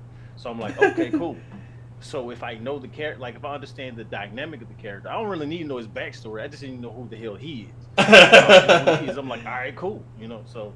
Yeah. I mean, yeah, but I didn't really know. I mean, like when I make a character, I write the character out. I mean, like if he's gonna play a role, I'm gonna say, okay, I'm gonna write the character and put myself into the character because I actually like put myself into the character. Like Mr. Smiles. Mr. Smiles is like he's not a bad guy. He just works for a bad person, right? He's doing what he has to do to keep his guy. Keep his guy from going to prison, jail, get caught up in some shit. So he's going to go out of his way. You know what I'm saying? He's just a basic corporate fixer. And I based him off of Trump's guy, of Michael Conan. That's what I based him off of. And I say, well, Michael Conan, that's a pretty cool ass type of character if you think about it, And it ain't until when he goes down for something that his boss did when he realizes, like, you know what, I've been wasting my life doing the wrong thing, and that's the type of way. And you sort of kind of did it. I mean, you actually came up with your own way of portraying a character, which was pretty cool because I didn't think that you was gonna do it like, because you played him the way he's supposed to be, a corporate robot, and you did it. I mean, you actually did it. Giving out straight answers, taking care of the problems. Bam, that's it. I mean, you did it. Yeah, I've seen enough sci-fi, and I would even quote. I'm trying to think of words right now. Because everybody for some reason think that like cyberpunk isn't sci-fi. I'm like, it's sci-fi. So it's just a subgenre, right? So I've seen enough of those type of guys in that movie genre to basically understand how some people write that, and the way you wrote the character, that's how it comes off. I'll say the same thing. I'll tell you the same thing I told Evis yesterday. It's like, I am saying your name right, Evis? Ibis, it's fine. No. How you say my pronounce your name name? wrong all the time. So How you pronounce your name? It's Ibis. Okay, Ibis. All right, cool. Because I told my wife, and my wife is she had Mexican. She was like, "You sure it's not Ibis?" I was like, "Whatever." Girl. So I can't. I couldn't pronounce his name. I still can't pronounce his name. Yeah. So okay, Ibis. All right. So my apologies. Since people Well, call no, me Quasi, that's one of the reasons. Like even the character of Raul, because I get that a lot. You know, that the Odesio character is largely based on myself when I was like in my 20s, and people always have that issue with my name, and like I throw that in there with the Raul character. Like, check this out. Hang on a second, I'll show you. I think it's right here. Get him, Beanie. Opie, Otis. Hit him again. Dale, güey, dale. Oh, yeah. My character's famous. Let's go. So I throw that in there because of that, because like everybody like always like mispronounces my name and does that. It's just a thing. It's all good. I've been dealing with this since I was but like I was saying once, like the thing is for me, it's like I was like, hey, who is this guy? You know, and then actually understanding the way he wanted the character to be portrayed. So I'm like, all right, I heard the last person and I like what he did, but I was like, okay, if I'm becoming the character, I can't be him, because now I'm doing an impression versus exactly. And so that's what I didn't want. Yeah. So I was like, well, what would this guy be? You know, so after we had that conversation, man, yesterday, it was so hard for me not to do that damn accent. I got stuck in that bitch, and I was like, fuck, I got to get out of it. I instantly went to like the whole hardcore mafia, like, hey, what's going on now? You know, so I was like, I was like, okay, now go. You know, so once I got out of it, I was like, I was able to do it. Man, I literally by like minutes finished just before my wife showed up. Cause soon as she got here, she sat down, she on the phone loud, and she turned on that freaking TV. And I already know the moment, even if I close my office door, it's still gonna bleed through, because this microphone is just, it's got a life of its own, and it's gonna absorb everything. So I'm like, okay. But like I was saying, this is like once I know what's up, then it's cool. So for instance, I know you were saying one, like the character Mr. Smiles is, he's really like this. He's doing bad things for this person, thus makes him bad. But at his core, he doesn't want to do it, so therefore he wants to revert. So we'll call him a good guy, but he's still a villain. So I usually get cast for villains like all the time. I don't care if it's fan fiction or if it's some project that I can't talk about because I'm on the NDA or something. Right. Like, and I'm like, and I always ask why. And I had this young man tell me in somebody's Discord a few nights ago, he was like, dude, you should do ASMR. I was like, well, he said, just talk. ASMR. I was like, what you talking about? I was like, what? I say, for one, that almost made me vomit. But what are you talking about? Yeah, I don't get ASMR. I don't. Yeah, I don't either. But I was like, what are you talking about? He's like, well, you have this voice that if I see your face, I'm like, you look like that, but you don't sound like what you look like. And I'm like, well, that's most people. You know what I'm saying? I said, people, like, you can hear this person, they sound, you be like, dang, his voice is so epic and melodic, and then you see him and he looks like he can't even pick up a toothpick. You know what I'm saying? Remember the Tay Zonday dude? Chocolate Rain? Dude, his face and his voice do not match. He looked like he would sound like Dexter's from Dexter's Laboratory. Right. Oh yeah, I know what you're talking about. Chocolate Rain. Chocolate Rain. So I get that sometimes, even though, I mean, I even look at me and go, I really don't sound like what I look like, but I'm not that far off. So, and then my wife, she'll be like, I'm so tired of you doing that news broadcaster voice. I'm like, I'm not though. This is me saying, I'm sorry. You know, she was like, well, I know, but can you, like, you're from Louisiana. You should at least, I said, you know, okay, cool. All right, what's up? What you want me to do? Open the door? You want to get on the floor? You want me to No. Got the You know southern. what I'm saying? What you want me to do? Yeah, like I'm like I never spoke like this. So even growing up, you had people saying stuff like, "But with your voice, man, you sound so white."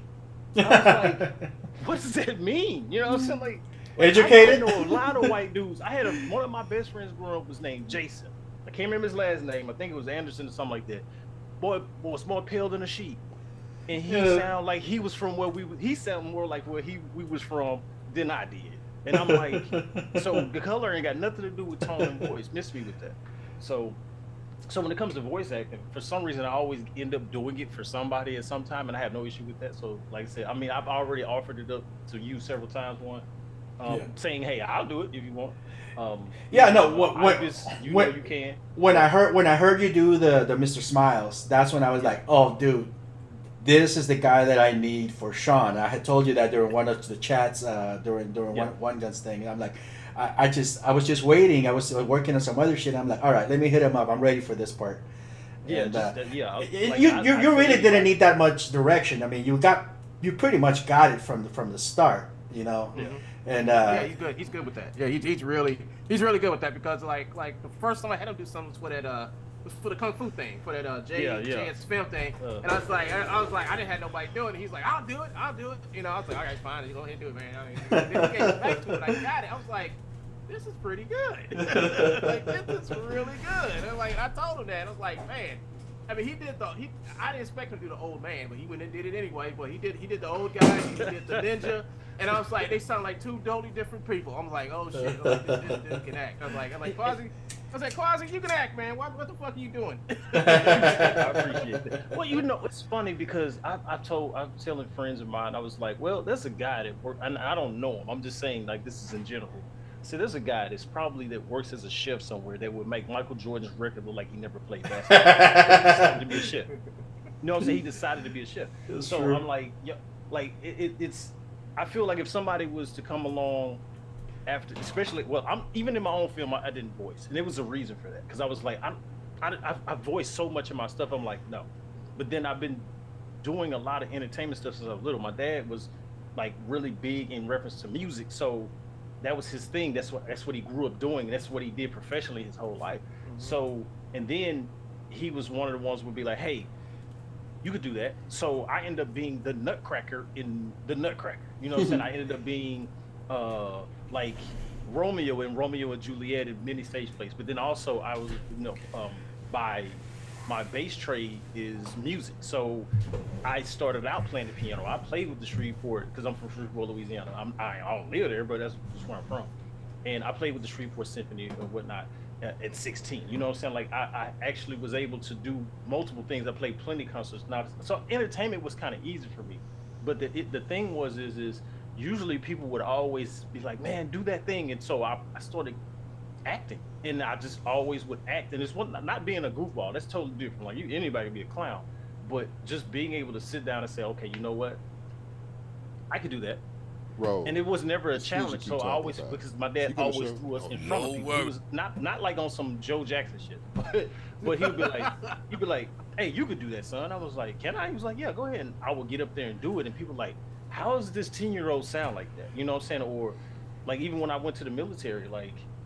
It was easy for me to be in front of people, not because I didn't have stage fright. It was there, but it was easy because I understood the criteria. I knew what I needed to do. What's the term? I understood the assignment. So when people say, that's why I asked the questions I asked. I'm like, well, who is this person? Like for you, one is I'm not gonna lie, it's kind of simple. Your characters are really, really like when you see them, you go, oh, he killed people. Like there's no trying to figure it out, no guessing. But then, you know, with Ibis, it's like, hold on, who is this dude? Like, you just talking about dairy farms. Like, is he country? Like, is he a hillbilly? Oh, no, he's this. Oh, shit. Oh, okay, cool, gotcha. Yeah, Ibis's characters are a lot more solid than my character. My characters, I try to keep them simple. You know, I get that. I try to keep my characters simple. And Ibis is kind of complex because Ibis, when he's doing his scripts, he will actually start talking about his character, And that's how I know one of his characters is fighting for food stamps or whatever. Right? Everyone in his characters has a very, very well laid out background. These characters actually come from someplace. And that's the coolest thing about Iverson. What he does, he's like these characters are more than just like one-dimensional characters. They actually have a soul. Yeah. But is that that you say that? I'm sorry. Go ahead. I don't think it's that much specifically. It's more like the way that I'm approaching this particular project. Because normally I would pretty much do it the way One Gun is doing it. It's more mainstream. Get it. And those are the beats. That's how it's done. It's presentable. It's digestible, and it's streamlined. It's good, and that's the way to go. But I'm treating this one as if it's like a big budget feature film that I'm not even thinking of it like it's an animated. So I'm thinking when I'm producing this, I'm not producing it in a way that it's in like an animated film. I want you to feel like this is some Tarantino shit, not an iClone thing. So I think that's where I'm focusing more. And where it's coming out a little bit different because of that. It's not the traditional anime stuff. Mm-hmm. Right. I mean, but that's good. I mean, we're all filmmakers and stuff. We're all filmmakers. We just have our different approaches. But I like the way that we getting together and we talk about our approaches because some of that stuff rub off on each other. That's the best thing about it. That's something that I looked at too. What I was saying. I was telling my wife because she was asking me about the project because she's been watching me go through the process. Yeah. And when I started scouting voice actors, one of the first things I told them is don't limit my characters to your concepts of what people are. Don't limit them to what hue their skin is. Don't limit them to what you think they should be versus what they are on the page. Like for instance, my main character Khalida. Yes, a woman. She's the lead character in the film, but she's not the lead character in the story. Mm-hmm. So, because the movie is instead of doing a sequel that's a prequel, I just say let's just do the first movie first. Yeah. So, so the second movie is really the main story, but even though we haven't even gotten there yet, so I was like, we're starting here, and she's an integral part of the story. So why not just go ahead and let her just start now? Yeah. So when I started vetting out actors, and this is talking the film process. When I started vetting out actors, a lot of them sorted themselves out because that was the disclaimer on the script. It's at the top of the script. Do not do this. Yeah. Do not like big ass words like all caps, like in bold print. That's a good idea because I'm hiring voice actors, not people, not your political view, not your worldview. I'm not hiring that. Yeah. I don't give a damn. I don't care. Like what you think and feel about that has nothing to do with my film. That's good. Now, if you want to talk in general, we can talk. We can flesh some stuff out. But with my film, leave that shit at the door. Come in here, do your thing, and go home. Like that's it. So a lot of them vetted themselves out. I ended up with the exact number of people I needed. And when I tell you, I had to do runoffs because these people came with it. You know what I'm saying? Like when I say came with it, the chick that's the lead character, the girl that her name was Zamora, and Zamora Rodriguez. She has never acted a day in her life. Mm-hmm. She was helping her homeboy, which is my boy Joker, or he goes by Jeremiah Render. Well, his name is Jeremiah Render. Goes by Jeremiah. She was helping him do his lines. They sent me a 50-minute video. Oh.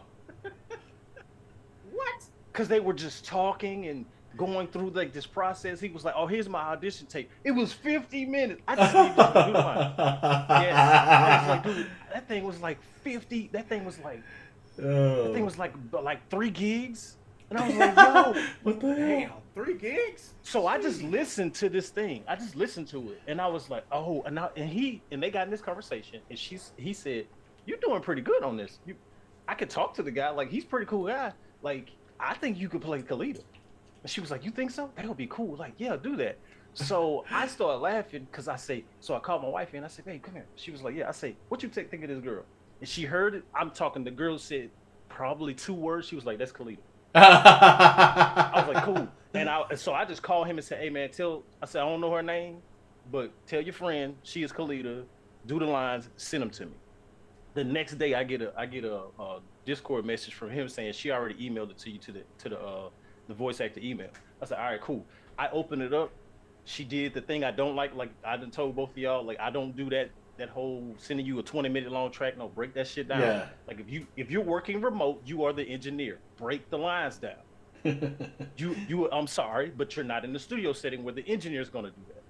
As somebody that's done sound engineering since he was little and been doing it for years still, I don't mind doing it, but you're not going to send me a 30-minute long line because you did 22 different versions of the same line.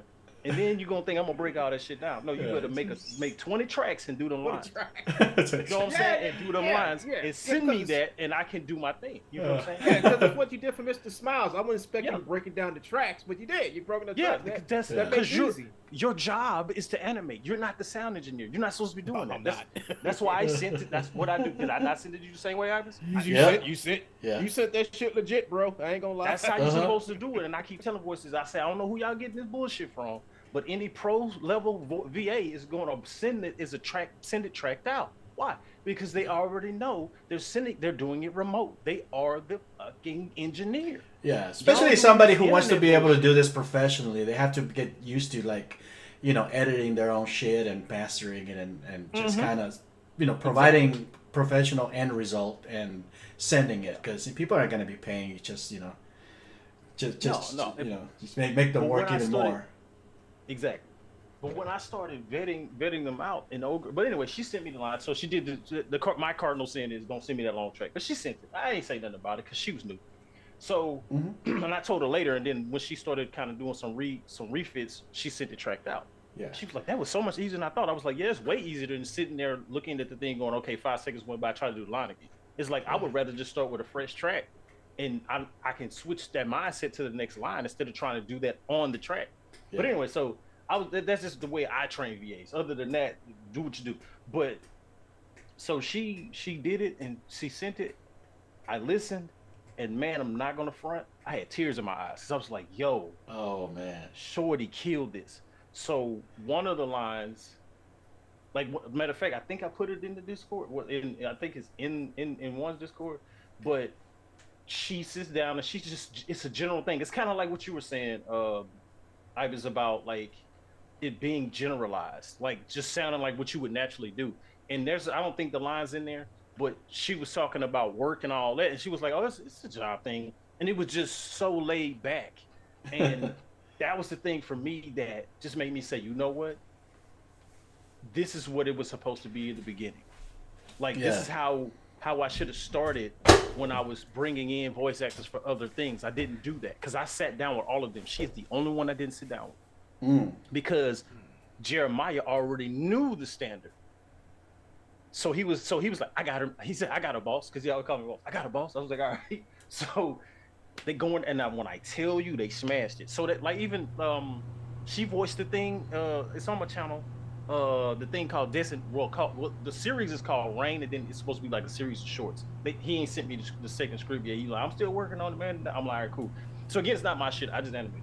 But that thing where you were saying one, we just like, man, you can send me. I was like, ain't mine for you. Ain't mine to send. I know I have the files, but I can't just do that because it's his shit. You know what I'm saying? So, but she voiced the female character, of course, and I was like, yo, there is no way she has never acted. Like, like I was like, you sure? But then some people just have it. Yeah. So, and I was like, she just did good, and I'm sorry, but that was the thing, man. Like, I don't know. I feel like now I'm just doing a runoff sentence, but she killed that shit. Yeah, I remember when I did the animation for that scene I did with the terrorists and everything. I had the news report. I had Ebis do the other guy. I actually asked Spinks, could she come in? 3D Spinks. I said, hey, can you do this for me? But then I said, you know what? I'm going to need Spinks. I'm want Spinks to act the other girl that I have in my film. So I actually went to Fiverr and I found this girl, and she did a pretty good job. You know, and the thing is, I was looking for I'm looking for a news reporter. I couldn't find one, so I found somebody who does corporate shit, like corporate voiceovers, and that's who I use, and that's what I got. She did a good job. Good job. I was like, man. no. I mean, hell, I used to do radio, so he was like, this is 92.3. Let's say this is KSCL 92.3 on your dial, Shreveport, Louisiana. We're bringing all the hits here live. You know what I'm saying? You are now in the flow with Flex, because that was originally my show name. You're now in the flow with Flex. We're gonna get these slow jams going right now. We got, and then we just go from there. And then I used to do quizzes and this, that, and the other. So, like, we were like, I had this segment called Smash or Pass, and be like, we either gonna smash this, meaning that it's a hit. We're gonna play it, or we're gonna pass it. Like, this is trash. So you could you could send anybody can send their music. It's like the station manager was like, do what you want. It's your show. I was like, you sure? She was like, yeah. Nobody else can do this but you, because I did music. I put on shows. I did shows. I was all over Louisiana, Texas, Oklahoma, etc. So like doing those things, I had that little bit of influence in that area. So she was like, just do that. And then people didn't even know it was me. Like because sometimes you can put the voice with the face. But a lot of times what I would do is I would walk around places and I would literally talk like them gangsters from the 20s. Yeah, see? Yeah. And people like, why you doing? My mom used to hate go somewhere with her and she'd be like, well, why you sound like that? I'd be like, because people gonna know my voice. And I'm sorry, but I ain't trying to be bothered. Because it's funny. People say, oh, you wasn't that big. I'm like, it's not about big. You got somebody that really likes you. That listens to you every day or listens to you every time you come on the air, and they're like, I want to meet them. And I'm like, and that happened to me at a club one time, and I got up and this chick was like, hey, you from the radio. And I was like, shit. Like, but you know what I'm saying? I had a dude run up on me. I'm coming out of damn, what's this called? Nothing but cakes. And I'm coming out of there with this little cake, and the dude was like, you Flex, ain't it? You Flex? Yeah, I know you Flex. I was like, and I looked at him. I'm like, I never said a word. I was like, He was probably like, the cake in your mouth. That's why. No, I didn't. I wasn't even eating it. I was just walking out. And he was like, yeah, you him. I was like, He was like, what's up, man? I was like, And he was like, oh, it's definitely you, because I didn't want to speak. But then my I can't even say she was my girlfriend, but one of my little lady buddies was in the car because she the reason why we even went. And she was like, hey, I gotta hurry up and go because the game about to start for my little man. I was like, all right, cool. And you literally said it out loud. I was like, all right, cool. Just like that. And dude was like, I knew it was you. I was like, shit. Let me go ahead and just, I was like, let me just go, man. Get in the car and leave. But, so I try not to talk, cause like in certain places. Now, I mean, that's been some years ago. But now it's like, I know for a fact, starting in YouTube and people seeing the stuff on the channel. Like I scoured through the Discord servers I'm in, and I don't post in all of them, but the ones I do post in. And seeing somebody go past that you're post, posting mine. yeah, I see people go and pass by the post and talk about something that might be above my post. And then say, oh man, this is cool, this is nice. Like my post ain't there. And man, what I tell you, I just sit back and go, you know what? I get it. Like, I get it. I know why. I know why you didn't say anything to me. Because it's normal. Like, it's normal for me to post. It's normal for me to, so it made me think about something you said once. It was like, oh, Kwasi already did this shit. I'm like, no, I haven't, but I get why you're saying it. Because even my wife told me yesterday I wasn't feeling that good last night, and she was like,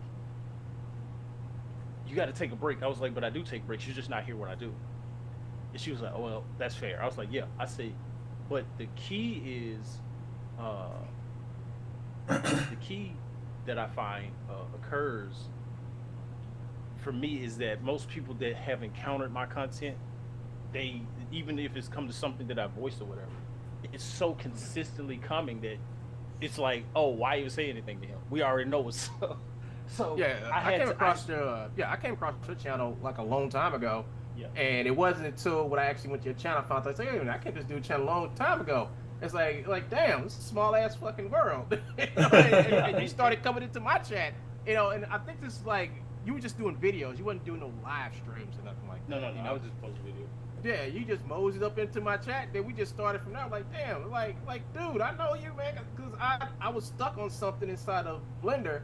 I was trying to do some animation inside of the Blender, and I saw your video. That's how I learned how to do it, is do one of your videos. But that was years ago. I'm like, damn. I'm like, now I actually talking to this guy. You know? Yeah, that's the thing that I that's the reason why I don't even like it. It's still, come on, let's be real. It still feel funny when somebody don't acknowledge you, like especially if you in the room with them. Like they act like you're not in the room with them, but then you have to think about it from the aspect of your like. It's like, okay, a really good example. I looked at Ibis' channel. I'm sorry, Ibis' channel. I'm so used to saying it, bro. It's but all I good. looked at Ibis' channel, and I was like, "Yo, dude, stretch back, like stretch." I'm like, "Yo, like so." If I was to, and this is early on when I first looked at it ever, so it's not like I just recently did this, but I'm just stating what I thought, and I was like, if I even had a small inkling of knowing this man at any given time within the last 6-7 years, he still has 5 or 6 years ahead of that already started. And I'm saying just on YouTube, not just a matter of his career as a whole. You know what I'm saying? So I'm like, if you look at his career as a whole, yeah, that's a pretty big move, okay? But when you look at it from the aspect of the last 5 or 6 years, you still behind. You feel what I'm saying? Like this, because it goes further back. So I was like, yo, if I had to be in the room with him, you couldn't help but see him. So it's not like, so if I could look at your content, I'm like, okay, the Archive Infinity came out. He was talking about this 2012. Yeah. You feel me? And I'm like, yo, that's a pretty good stretch. So there's no way. So I can see why nobody would say any really extreme high praise. It's like, well, he's been doing it for a while. He know the ropes. Versus this guy that's been doing it 3 months and he just made something that's pretty cool. So yeah, I'm gonna say, hey man, that's cool. Because I want to keep him in the role so he can have his 12, 15 years. So I was like, oh, my bad. Even though I've been doing 3D full time for the last 3 years, almost 4, I have been in entertainment since I was 5. Yeah. So it's not like I'm 42. You only been doing 3D animation for 3 years? Yes, sir. Wow, that's pretty impressive. There, so bro. That's why I don't trip no more. Because at first I was like, the fuck, man, you don't see me? I'm like, oh, wait a minute. Oops. Yeah, you accept, because even when I was in the military, I was fast tracked. So a lot of people were like, how the hell you 22 and you a sergeant already? That's why. Yeah, you answer the question. You know, bullshit. You feel what I'm saying? Like, it's just that simple. Like, let me say this. I'm gonna tell you, because I never said this to you, El. I'm telling you now. I look at the stream sometimes and be like, why the fuck is he still working on this? I get it. Yeah. No, I know, but I get it. So I have to like pull back and say, shut the fuck up, Quasi. But listen, man, it's all good because, you know, my problem is I'm a perfectionist, right? I keep on, like, I'll do something, finish it, and then watch it and be like, this ain't ready for prime time because I'm trying to aim for something so much bigger, you know? Yeah. And I have to say, you know what? If I was the other guy looking at this, would I accept it? And I guess it's just me. That's how I am. I will actually go back and perfect it, try to make it better, fix my mistakes, you know. Yeah. And that's just how I am. But you ain't the only one who said that to me. All my friends in real life tell me the same thing. It's like, damn, this looks good. I'm like, no, I don't think so. But it's just the way I am. You know, just that part of me that strives for the best, you know, because I don't want somebody to look at my shit and be like, oh, this is garbage or something like that. But, you know, when y'all see something that's great, I see garbage, you know. That's just how I am. You know, it's I weird. get that completely, though. I mean, yeah. I mean, I'm trying to compete with people like Ibis and all the rest of you guys, you know. And, I don't know where the competition is. I mean, I don't know shit about 3D. I just started. Don't let that man lie. Don't let that man lie. I just started like last year, man. I ain't mad at it. I'm a 2D guy. And you know what though? I feel you on that. Because like I looked at it, I was like, I know he ain't 2D. Like, but then I was like, well, it don't make a difference because even if he is, he still has that core knowledge. So I was like, well, let's ride this train because it's about to be one hell of a ride. Let me tell you something about Ibis. I mean, okay, but let me tell you something about Mr. Fernandez. All right. Fernandez. All right. He had entered that Perception Neuron contest, and out of all the people that entered, I was like, I told everybody I got the stream. I told everybody the stream's like, he's gonna win. because this is all about application and media. So I was like, he's gonna win because he was like doing the 2D stuff and like saying he's gonna do this, do that. I was like, this dude gonna win. But everybody else was like trying to promote like their shit, trying to win it for their shit. He was trying to say what he can do, you know, with this program and this program. So I say like he's gonna win because he's the most innovative. And guess what? What happened, Evans? Yeah, I won. Yeah, he won. But you know what though? But that's the thing that I was looking at with even like, I mean, again, I mean, I know you might not care, but you might. But to get a chance to sit down and look at the full script, one of the episodes, like to sit down, because I did that yesterday, even though my face. Oh, you did? After that potassium issue I had when I was at the hospital, my body was like telling me like, go take your potassium pills.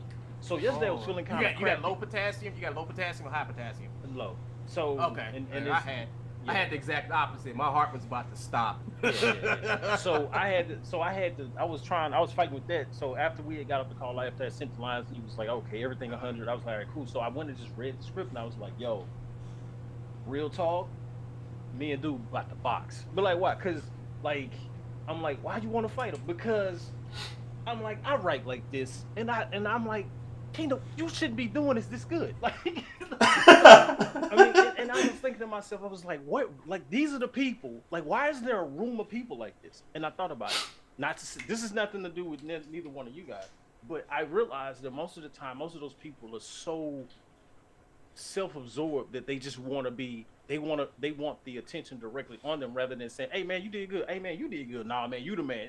Like. I don't know if you ever seen that video clip of the two dudes having an argument. It's all good. Oh, you smell good. Well, you smell good. You know, like, and it should be that conversation. And I guess people can say, well, kind of like right now what we're doing. But I'm like, where's that room at? Because if I hadn't been sitting where I've been sitting, and if I hadn't said something and actually said something in your chat that day, or we hadn't talked and had a certain level of communication, if I just hadn't seen or heard the Mr. Smiles and like even having the communication even before that, and even being able to say, "Hey man, what's up? I see you," and going to look at chats and just seeing him just do his work. Or even if most time I'm looking at replay because a lot of time it's YouTube, right? Sometimes you always get notification, so I'll go look at a replay. It depends on how long it is. Like if it's 2 hours, I'm gonna look at an hour because I got stuff to do. But I'm like looking at it, I'm like, yo, dude is man, okay.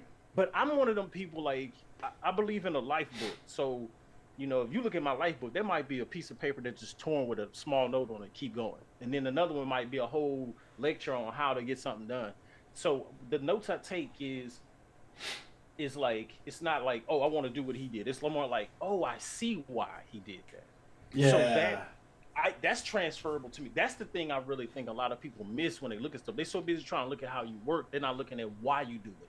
Yeah. So that's why I even said what I said about you one. I was like, I get why though. I said, for me in my core, it don't make sense, but I get it. You feel me? So because if I didn't get it, because there's certain things I'm like that on. Like no lie, it's like it's some stuff that I don't even talk about that's in reference to my production pipeline where I'm like, I'm still sitting on that because I'm like, well, hold on, that don't make sense. No, I can't do that. That's trash. But then somebody else go, man, that's fire though. It's like when I used to like really sell a lot of tracks and instrumentals and pump out a lot of instrumentals, and it was tracks I couldn't stand. And people, man, that's fire. I was like, do you have ears? Is that shit? You know what I'm saying? Like, but yes. I can't be mad at what they hear because they actually saw the truth. I'm the one tripping unless it's just complete poop. Like some stuff is just shit. Like no, even if somebody's saying that look good, I'm like, yeah, your eyes are based up. That's trash. That's what that's what I go through. You know, but sometimes it's like I'm doing this not just for myself because it's like I'm doing this for myself, but I'm doing it for other people to enjoy.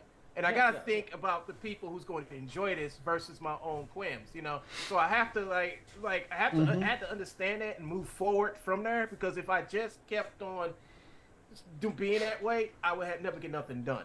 You know, nothing ever get done. So even though I am like that, I have to think about the observer. The observer is the one that actually going to get something out of this more than I will, you know.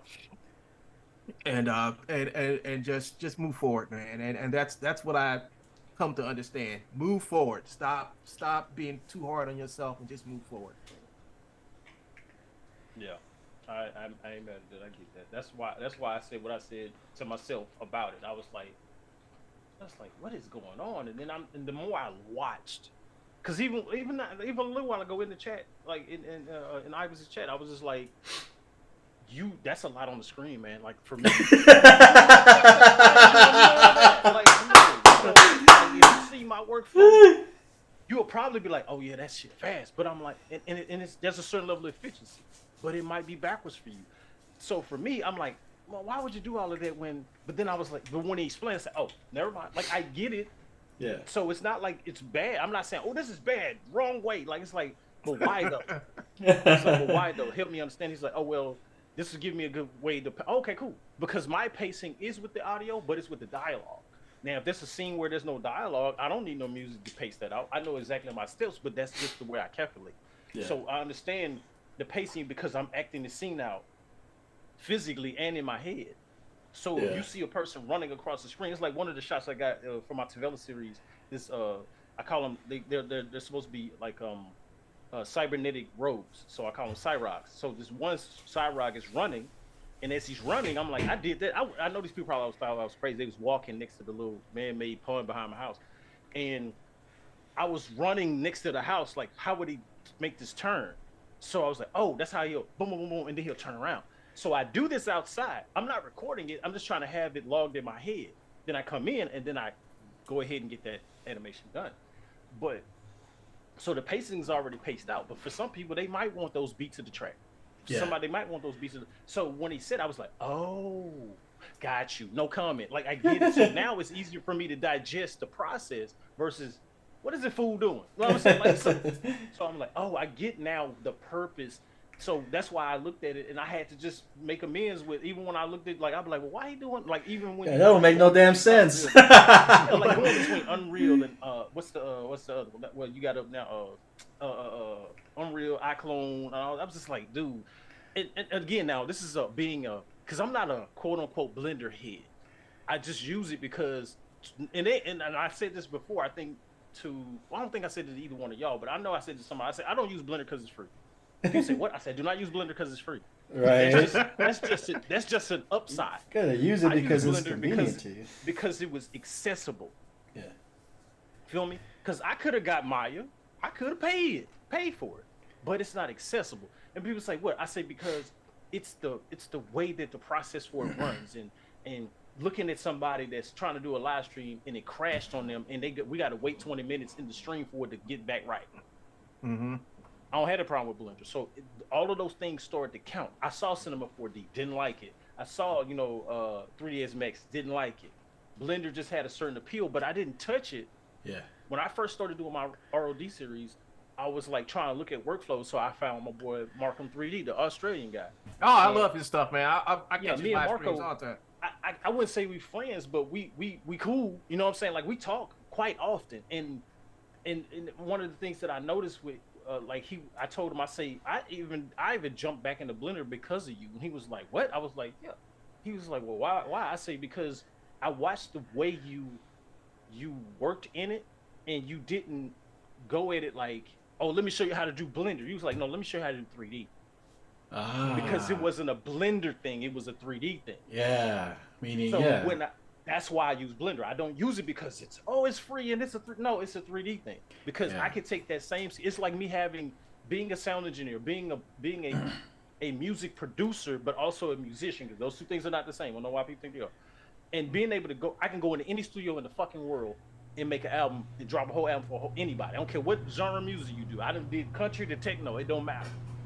Yeah, matter of fact, Quasi had made a song in I think 10-15 minutes. I just beat. just dropped that shit real quick. Yeah, I'm like I got something for you. Because I'm doing this. We was collaborating on this Show Enough thing, right? I was like, hey, what we gonna do at Show Enough? He's like, hey, I got something for you. Hold on, we'll send it. He sent it. I'm like, damn, that was quick. And I had just made it. I had just made it, and there's no. And people say, well, what samples? You just samples, nigga. I play the piano.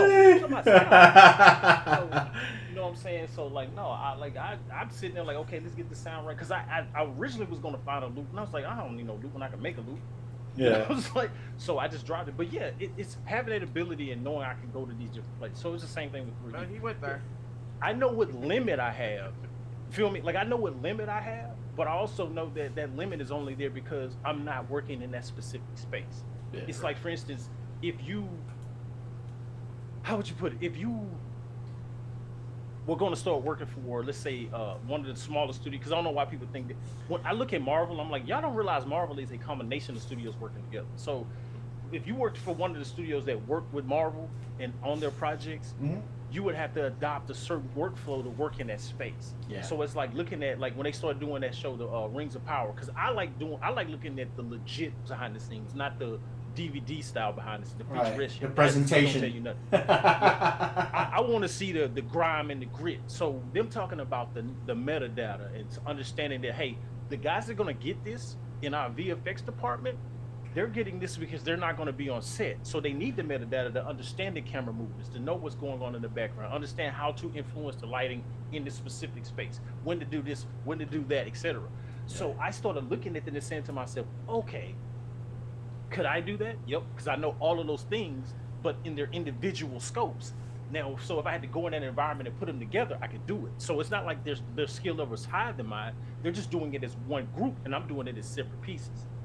So they're doing it all at one time. It's like, for instance, think about it. We all, how would we do it? How do you say it? We all would look at one of our projects, and we're doing all those bits and pieces. Versus if because Ibis is an animator, it's say, oh, I do 3D animation. Well, if you don't have the rig, more power, right? So all I gotta do is animate. So I don't have to do sound. Cool. All I gotta do is animate. I don't have to do lights. Even better. I'll just animate. So now it's cool. So I keep telling people, I say, you're saying you want to do 3D animation, but what you mean is you want to do 3D. So when people come to me, that's why I started the Patreon, even though ain't no patrons there. And I know why they're not there, because they think, because people think I'm not serious. I'm like, I made most of the content, I just ain't uploaded it yet, because I'm gonna upload it as a flood. Boom, there it is. Don't come to the second channel thinking you're gonna get a whole full length no more. It's not. I'm gonna get you the one shots, and it's gonna go to Patreon if you want the rest. Why? Because people say, well, it's a money thing. No, it's not. It's a matter of, I'm making a film, and I can't answer your one-time, specifically individualized question to this one thing you could have really just played with until you figured it out. So here's the answer to that question for $3. You know what I'm saying? Like, like it's that simple. Like I won't answer it, but you got to give me $3. See, go on about your business. So it's because it's not like I don't have the knowledge. Like I've had people that work in iClone ask me questions like I use iClone, but the question's 3D. Right. It's not iClone based. I was like, oh well, shit. If this is in iClone, do this. And they say, oh yeah, this is right. Okay. Yeah. And It's a big difference between the actual skills and the theory behind it, the knowledge behind it, the skills, and the software operation. You know, just being able to manipulate the software. That's just a technical thing. That could be applied to anything. You know. Exactly. And that's the bag. Like I had a guy tell me, I was looking at it on Twitch. I started following on Twitch to have something to look at when I'm just chilling. And he does game development and whatnot. But we end up having a conversation, him talking, of course, me typing. And since I type like, a million words a minute, it was quick. It was easy to have the conversation real fast. It's funny because the whole chat just got quiet. They was like, this dude typed so quick. Like, the dude was able to respond real fast.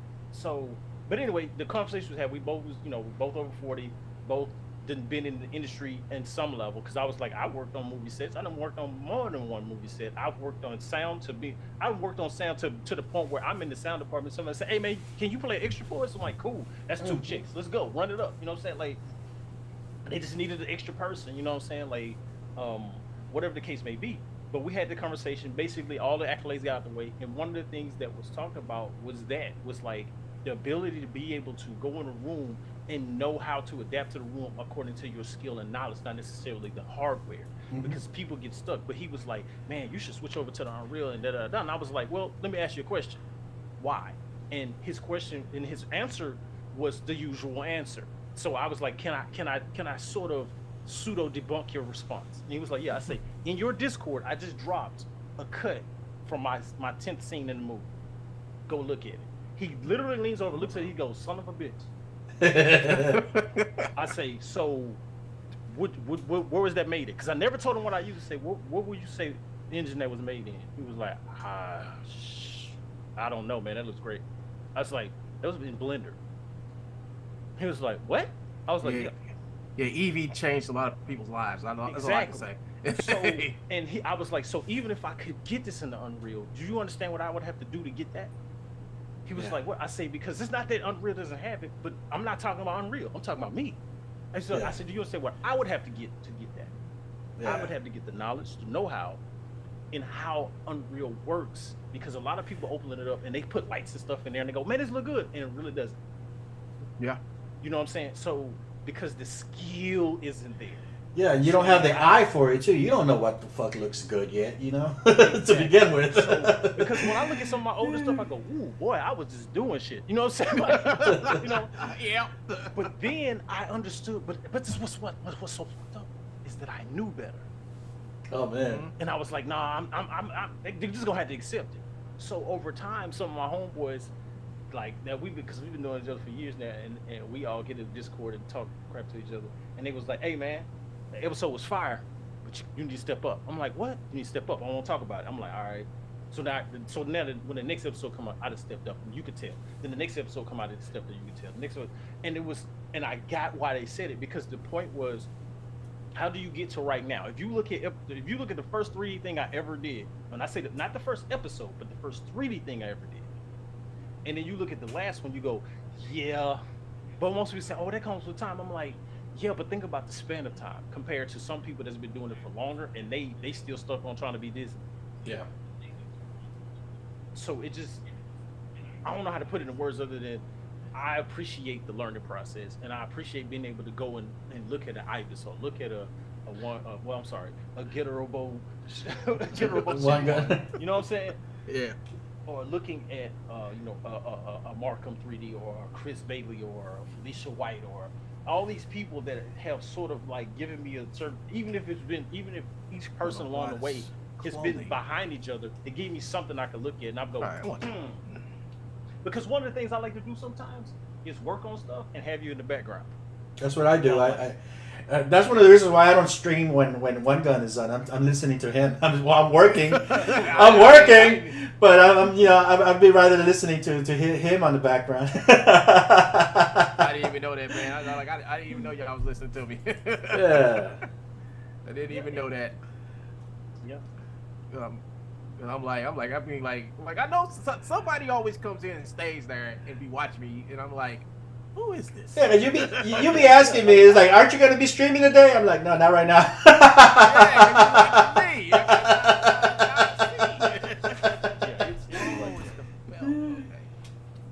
I see why. I didn't know I was that entertaining, man. Thanks for letting me know. You do have the greatest reality show on earth, though. So whenever the latest episode comes on, I'm like on the front row, with the popcorn. Everybody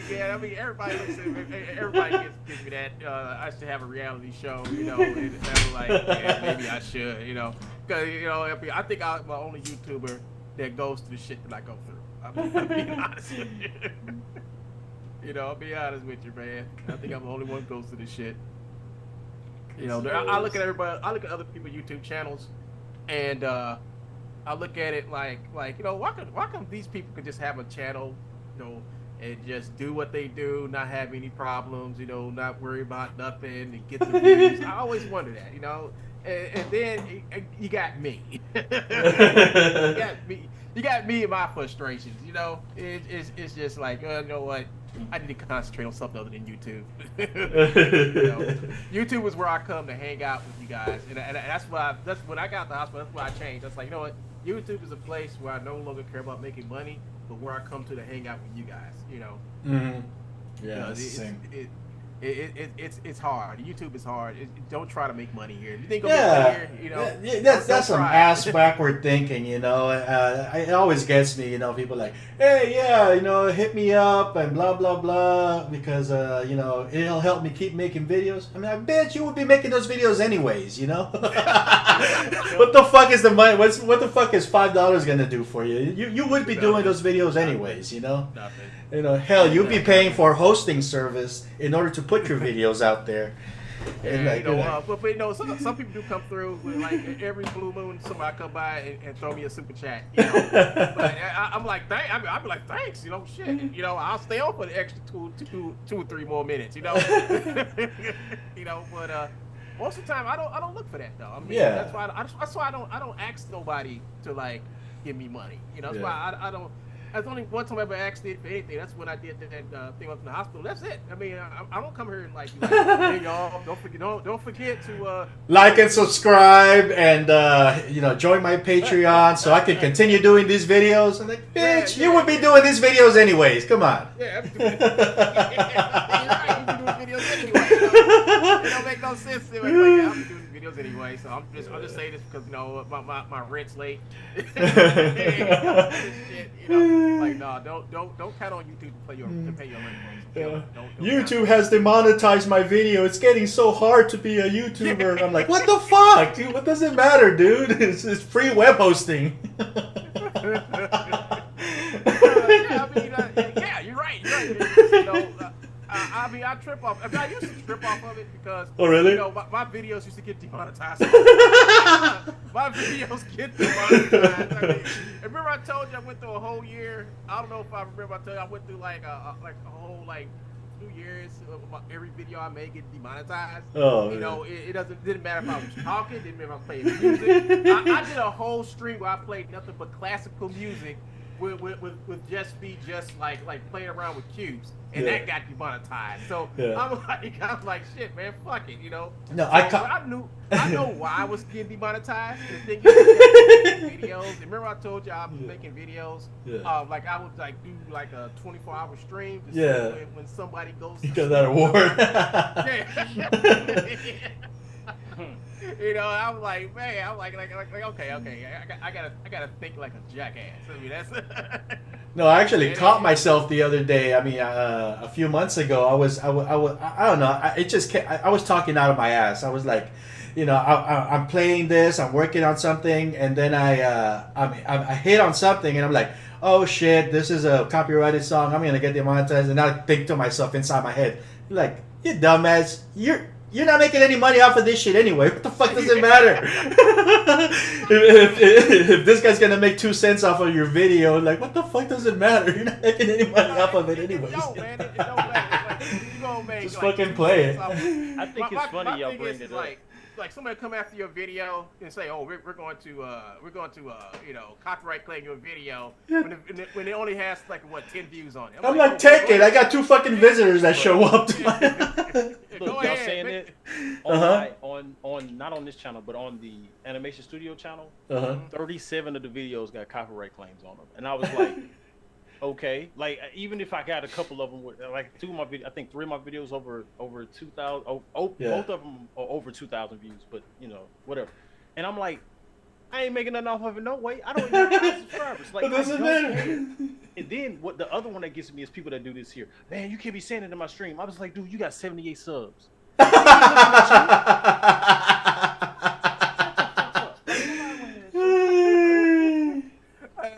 Yeah, it's just one of those things, you know. I'm like, I used to get really mad when I get demonetized. I used to get really mad. I used to because I knew who was doing it, you know. I knew who was demonetizing my videos, putting age restriction on my shit like that. I think that's what got you the most, though, because of that. Not so much about the demonetization part. It was like a fake. Like I'll do a stream where I'll be like assembling a character, right? I mean, there is no nudity in my streams. It's just me working on models. And like it's like you take like all the people do 3D and they use models. Most of the models be naked anyway, but they don't get demonetized. Only my channel gets demonetized. Dude, you got classical artists painting nude figures. You got freaking medical videos. You got how to shave your vagina tutorials on YouTube. Like full on, and it's like it's educational purposes, you know. Right. Like, come on. You gotta make a deal out of fucking 3D nude figure, non-anatomical correct and shit. Right. You know, it's just crazy. So I had to fucking I had to do like some crazy, man. It was a crazy time doing crazy shit. So my videos would get it would constantly keep getting mislabeled or whatever. So I had to actually fucking get a lawyer to contact them and have them ask the questions like, what part of this video that you claim that there's this and this and that. And what they'll do is that when the letter's from a law firm, they ain't got no choice but to go and look at it, you know. And then they looked at it, and then they'll go, "Oh, we're sorry, we made a mistake." Like, no, motherfucker, you make a mistake. You listen to damn fucking trolls, bitches. You know, like, and that make me mad because they will listen to they will take the input of somebody who's actually trying to hurt their channel that actually listen to you or try to have a conversation with you, saying, "Well, somebody marked your channel as this." And we feel that they're correct. I'm like, okay, where is it? You go and see what was marked. I'm like, listen, where's nudity? This is a 3D fictional model with fictional anatomy on it. It has no nipples. No texture on the character, but yet you saying it's naked. I'm like, that's fucking ignorant, you know. And I told them that. Then they're like, well, we say this, and I say, fine. So I got a lawyer.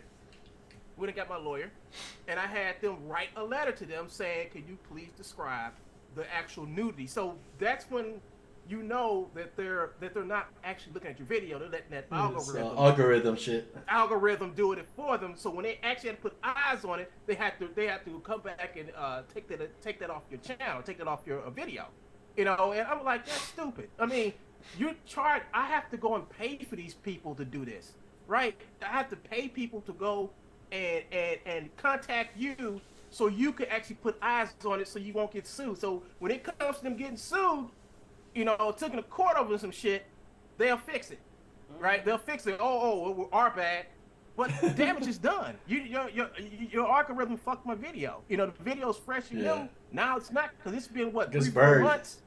You know, it's been months. You know, it's bullshit. That's why I was like, you know what, fuck you two. You know, fuck them. You know. I ain't got to say, I ain't there yet. So once I get there, because see, I mean to interject on that real quick, and I mean real quick, because I've had to deal with stuff that's not YouTube related in the system, and beat them over the head with their own pen and paper. I wouldn't have that problem. That's why sometimes I'd be looking, I'd be like, dude, I could destroy that dude's life right now, and just with a simple one sheet of paper, and he would literally he wouldn't be able to do nothing the rest of his life. Because that's where it counts the most, and all because in the system is administrative, so none of the truth matters. It's just about who has the proper claim and can prove the claim. Well, the claim is simple. Your claim is so simple that literally it would destroy his entire world, and I hope he hears me, because I can completely just annihilate all your shit, like instantly, boom, gone. Yeah. And, but at the end of the day, but hold on, hear me out. But at the end of the day, the damage is done, so it's really a waste. It's really kind of irrelevant, and now it's just playtime. So that's why I'm telling you now, because we're grown as fuck. We all grown. We all over 40. Oh yes, we are. Yes, we are. I can tell you right now, like sometimes you get to having that conversation, I leave the stream on, I just mute it because I can't hear it, because it's for my own personal sanity. Yeah. But I'll come back. I'll go, oh, he ain't talking about it no more. All right, cool. You know what I'm saying? But because I'm like, I've had to deal with that. But like again, it's not YouTube based, just based in everyday living. You know, dealing with people outside the door. So it's like knowing that it's like, dude. But from the aspect of the YouTube thing, I always keep telling people the biggest issue we have with the tube is they went from being quote unquote open source to being for profit, but have no product. So people say, oh, they got YouTube originals. They still don't make nothing. I'm sorry. It's like Netflix making their own movies. They still don't make anything. So be like, what? Because it's still on their platform. So how do they profit from that? Where's the profit coming from? Because there's no way they're making money externally. You get me? There's no commercials. So where they're getting profit from? Nobody stops and thinks about that. So YouTube, where your profit come from? And the first thing people yell is ass. I'm like, yeah, but most of the companies that put money into them are not Coca-Cola, or not Pepsi, or not, you know what I'm saying? So like they're not the big companies. It's these little companies that's trying to come off the ground that's got to, you know, $100,000-$200,000 they can blow on an ad revenue for a little bit. Even these medical companies trying to get you to get, you know, some shot that's gonna basically make you a crazy person. They're promoting that stuff, but they're not. But you don't see. Last time you seen a Coca-Cola commercial on YouTube? like legit Coca-Cola commercial. Like you don't. Why? Because No. they're not. Those companies are not interested in it because They don't need to. make Yeah. anything. Yeah. You feel me? So they're still, even if you don't make a dime off your video, they made some money off of it. Because if you go look at their contract, it's so many pages of it, and I got tired of reading it, but I read the whole thing. If you, especially when you live stream, until you have over 30 comments and I think about 20 likes on the video, it don't do shit. Yeah. So once if you don't even go over that threshold, you just streaming for the fun of it. So and which is fine, especially when you're just trying to interact with your community. That's cool. That's a good thing. That's it right there. Yeah. The community. I mean, that's. But the problem I find is most people are flooding the freaking YouTube, and they don't understand how the algorithm works. The algorithm is not about, people say, oh, it's based on views and likes. I'm like, no, it ain't. It's based on a percentage of your subs. So if you got 78 subs, 3 people gonna see that video. They're gonna push that video. So let's say, for instance, if I look down here at Ibis and say 1.8, right? So you're looking at 1.8, 10% of that. That's all, and I'm telling you, that's in the algorithm. Only 10% is gonna push to. So when somebody comes in, they're either one or two things. They either saw it on the feed, or they went straight to their subscriptions tab, and you were at the first 3 videos that's now presently active within the last 12 hours. And then if you upload a video, that video gets cycled for 30 days. And if it don't do much, it drops. So now you will go back to some of your old videos and looking at, damn, they got an extra 2,000 views. Yeah, it got cycled again. Every 90 days it gets cycled. That's in their freaking paperwork. That's right. But nobody goes and looks at the whole, they just click accept. I'm like, nah, I'm reading this shit. So I don't get caught up in that no more, because I had to just say to myself, dude, come on, man, you are a legit businessman. You understand contracts. You understand that even if they say, oh, well, you can't do this, yes, I can still do it, because it's still an administrative process. So I still have a viable claim to reject anything you say in your contract, because I can rescind it at any given damn time and still retain my archive called YouTube. So I know that. And since I know that, I don't care about what you say in the contract. You are subservient to me as the people using the service. So no matter which sign you got on side your wall, if I choose to come to this business, no shirt, no shoes, I can do that. Even though you're saying, well, you can't because it's bound to, well, you read the sign. I know what the sign says, but at the end of the day, I also know what the entire code says. And you're just, this is something that we're doing as a courtesy to you, so your business moves smoother. So in order for YouTube's business to move smoother, they're just hoping everybody to say, oh, I'll just upload, I just post, I just stream. And I say, hey, yo, man, I know that y'all make this much money off my video. You said, well, you're not monetized. Yeah, but the monetization is for me to be able to get external sources to say, okay, here's an ad that has nothing to do with you and your business. Run me my chips. So because you understand something. When you publish that video, I don't give a damn what publishing thing you use. I don't care which one of those things you use. Underneath the code of underneath the codes for publishing, there's 6 levels of publishing. You already instantly hit 2 of them. It's the content itself that's published. That's still yours. It don't make a difference where you post it, because you understand, when you upload it to YouTube, it's a post. It is an upload. It is not a publishing. Okay. Yep. So once you upload it, that publishing is yours, and then any verbal or vocal things that are on it, meaning your own voice, I'm supposed to get paid on the 20th of every month a dividend for publishing on my fucking video, and they don't do it. Mm-mm. That's why nobody. That's why, you know, when you get on YouTube, you got to struggle. Yeah. You know, you got to struggle. And then on top of that, what YouTube is doing now, YouTube is like taking away your subs. They will like they started taking away my subs. You know, and I'm like, damn. And it ain't like they're taking like 1 or 2. They're taking away hundreds of my subs a day. Yeah. You know. And I'm like, man, fuck them. But you know, I also noticed too, if I could jump in there, something I realized too with channels like that is happening too. A lot of those channels that they're moving, some of those channels, I ain't gonna say all of them, some of those channels are dead channels. So they're moving, they're getting rid of them. Because I saw that same shit on Instagram and on Twitch, where people will have like 100,000 subs and they're like, man, how I got 98,000? Because some of those accounts were bots. Some of those accounts were accounts that people made that they're not active on. Yeah, I mean, yeah. Yeah, a lot of people do, but a lot of people do that. A lot of people just make bot accounts because sometimes they want to interact with the artist, but don't want the artist to know who they are. You know? Yeah, exactly. But YouTube, and that's why I say, I'm like, dude, it's so finicky, because some of those are also viable accounts that got removed, because I got removed from accounts. I was like, dude, I go to the dude page all the time. What happened? Like, and I was like, dude, and the guy was like, man, what happened? I thought you were subbed. I was like, yeah, I am. He was like, well, it ain't showing it up. I was like, oh, I've been there for 3 years, and all of a sudden I ain't subbed no more. Like, okay, hold on. Yeah, that's the crazy shit. That's what I was gonna say, because on one hand, I mean, I don't really care if they remove subs, especially if there's like people who don't go to your channel anyways. They haven't been to your channel in a year. Like, yeah, go ahead and remove them. I mean, they remove everyone. It's like, but everyone. Yeah, you get somebody like, my 2-3 guys who show up every now and then. Like, okay, that's that's a legit subscriber. And I noticed that I can't say it happened to me because I ain't nowhere near neither one of y'all numbers.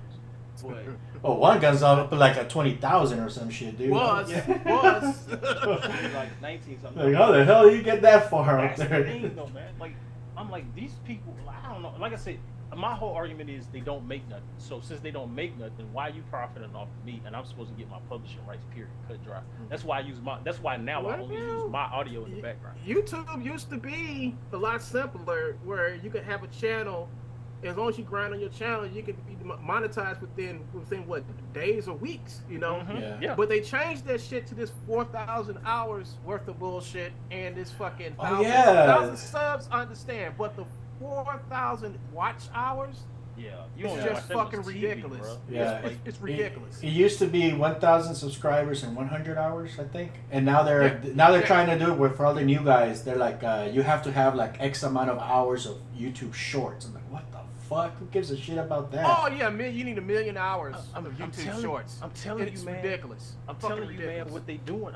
I be telling motherfuckers. I'm telling y'all right now. I just told this to my boy Josh and a couple of people. I was like, look, you get on YouTube now, you just use it as an archive, because if you're because you gotta understand somebody like I said, because people forget when they look at channels like the big so-called big channel. These guys, look at when they started and look at now. They started when they could get in. So they've been in. So the money they're making, people say, oh, they make all kind of money off YouTube. I'm like, they make money off YouTube, but not from YouTube. People go, what? I say, look, they're not making as much as you think. I said, because when you look at the click-through rate and when you look at the payout per view, there's no way that dude made $1 million. You're not gonna tell me he made $1 million. When a million views on YouTube garner $690, get the fuck out of here. He didn't make $1 million off that video. So you're not gonna tell me he made $1 million off this video. Don't forget they're doing endorsements and shit like that. Exactly. That's what I'm saying. Yeah. So I thought, I was actually looking for some endorsement deals, right? I was looking for an endorsement deal, but they're hard to find, man. They are very hard. That's always gonna be super hard. I mean, like me. I make all my money from YouTube. Outside of YouTube, I mean, I have my. I thought you was a gigolo this whole time. Hell yeah. No, I mean, I had that. I have that website, the toontitan.com. I sell my stuff. People watch me working on the 2D stuff. Like, yeah, you want some of this shit? Go to toontitan.com. Buy it. People buy stuff like that. I actually do decent from that website. And yeah, it is the direct result of people watching me work with that stuff on YouTube. But the actual YouTube content itself, I mean, there's no performance in there. No, you're not gonna get it. I tell everybody if you go on YouTube, you only come on YouTube to extend your portfolio. Yeah. That's it. I mean, it's useless, And the thing about it is that YouTube has just so many damn trolls on it. Yeah. And it only takes one troll to screw up your ability to make money. It only takes one troll. One troll can basically demonetize your whole channel in one day. You know? Stuff that you've been working on for years and stuff, and it's enough for them to just block you out overnight. Yeah. Did you say that? That's something that I sort of at first kind of was nervous about when I thought about something. My savviness in being able to spot that. So the way this is my own personal thing. The way I got my settings set up, I had a dude come on a video I did, and when I say he talked, oh man, and I was like, hold on, I can really get real specific in what I tell YouTube to dictate. The algorithm to dictate as negative speech. And any word that dealt with Dragon Ball any word that dealt with anime, I plagued it as hate speech. That's what. Hey, that's what I did too. I mean, I did the same thing. Man, I need to do have that. to go in order for me to see all my comments. Because a lot, if you go to my videos, you don't see it. You be like, there ain't a lot of comments. Oh, there's a lot of them. They just don't show up. And they're not even negative. But because they're saying stuff like, "Oh man," they're saying Goku or something like that. It don't even come to my content because I'm like just weeding out the BS, and then I'll allow that comment to be published. But I'm completely reviewing them. But like on places like IG, TikTok, etc., Twitter, I don't respond to comments. I said fuck I said. So you on Instagram? Yeah, but I don't really be on that. Like Eva's know that. I damn it. But Ivis knows that. But yeah, like because it's just quasi media. But yeah, it's the last thing I posted on there was from that JS Film channel. So, but the thing for me is when it comes to that, I was like, because that was a conversation me and my wife had. She was like, if you get to a certain status, I say I know, but you know what I feel about that? Let them come. But like, what? Let them come because they will come. They will come. I say because that you saying it, I can't. Where is it at, man? I just got it. Just hit something like that. Just happened a couple of days ago. I got so excited. I was excited. I was like, yes, I get to smash this bitch. Like because once I got done, that person couldn't talk at all. Their whole entire language got befuddled. I was like, you messed up now. Why? Because you don't know what you're dealing with. You think you're just dealing with some. Probably think you're dealing with some 16-year-old in his mom's basement. You know what I'm saying? How about a 60-year-old in his mom's garage? It doesn't matter. They're all the same. So my whole mindset is I may be speaking to you in common. Put it like that, right? In common. Mm-hmm. But once I start doing that goddamn high Elvish on your ass, you ain't gonna be able to handle me. Because I'm about to start bringing out the 12 and 13 letter words, and you gonna be like, oh well, your mama, you probably not wrong. She a little crazy. You know what I'm saying? Like, you're not gonna be able to beat me because I remember growing up. People say, "Oh, you skinny." I was like, "Well, we all skinny." No, we're not. I say, "Well, we got skin, don't it?" Oh shit. Oh, they used to hate that. Well, your mama fat. Well, my mama just left here, and that didn't look like no fat chick. But I'm sorry, your mama is. That's my retort. I'm not gonna fight with you. I never felt anything like you couldn't hurt my feelings. And why? Because it's like you sound stupid. You don't know you sound stupid. So, this looks like I had a dude say this on Twitter one time. This looked like a Dollar Tree version of Dragon Ball. I was like, I like Dollar Tree. Who doesn't? Who doesn't in the hood? And he was like, did he go say, well, you don't know when you've been insulted? I was like, that was an insult? You could do way better than that. Because I like Dollar Tree, and I got a lot of stuff in my house from Dollar Tree. So you might want to come a little bit harder than that, cuz compliment. And so it's like you can't how you gonna beat me up and you're because you don't understand that you are the one with the problem. I'm good. You know what I'm saying? Like I had a guy try to argue me down because he didn't know that I posted what I talked about. And he was like, well, that sounded all the good. Everybody saying they got a dream, but they don't usually deliver on it. And I slapped that I literally went to my channel. You know how you go to the top and you go share and copy the link, and I dropped it in the Discord. And it go boom, Quasi Media Network. And the whole chat was like, yo, what you gonna say now? You can keep on. It was like, oh, well, I bet it's all jank. And then one dude was like, well, I just watched this one. This shit was fire. Like, and then another dude, now I'm not prompting them. I don't even know these people. But at the end of the day, one of the things that I learned I'm just gonna give you back what you gave, but I'm not gonna be negative about it. I'm like, well, shit. Sometimes people. Oh, these guys are talking.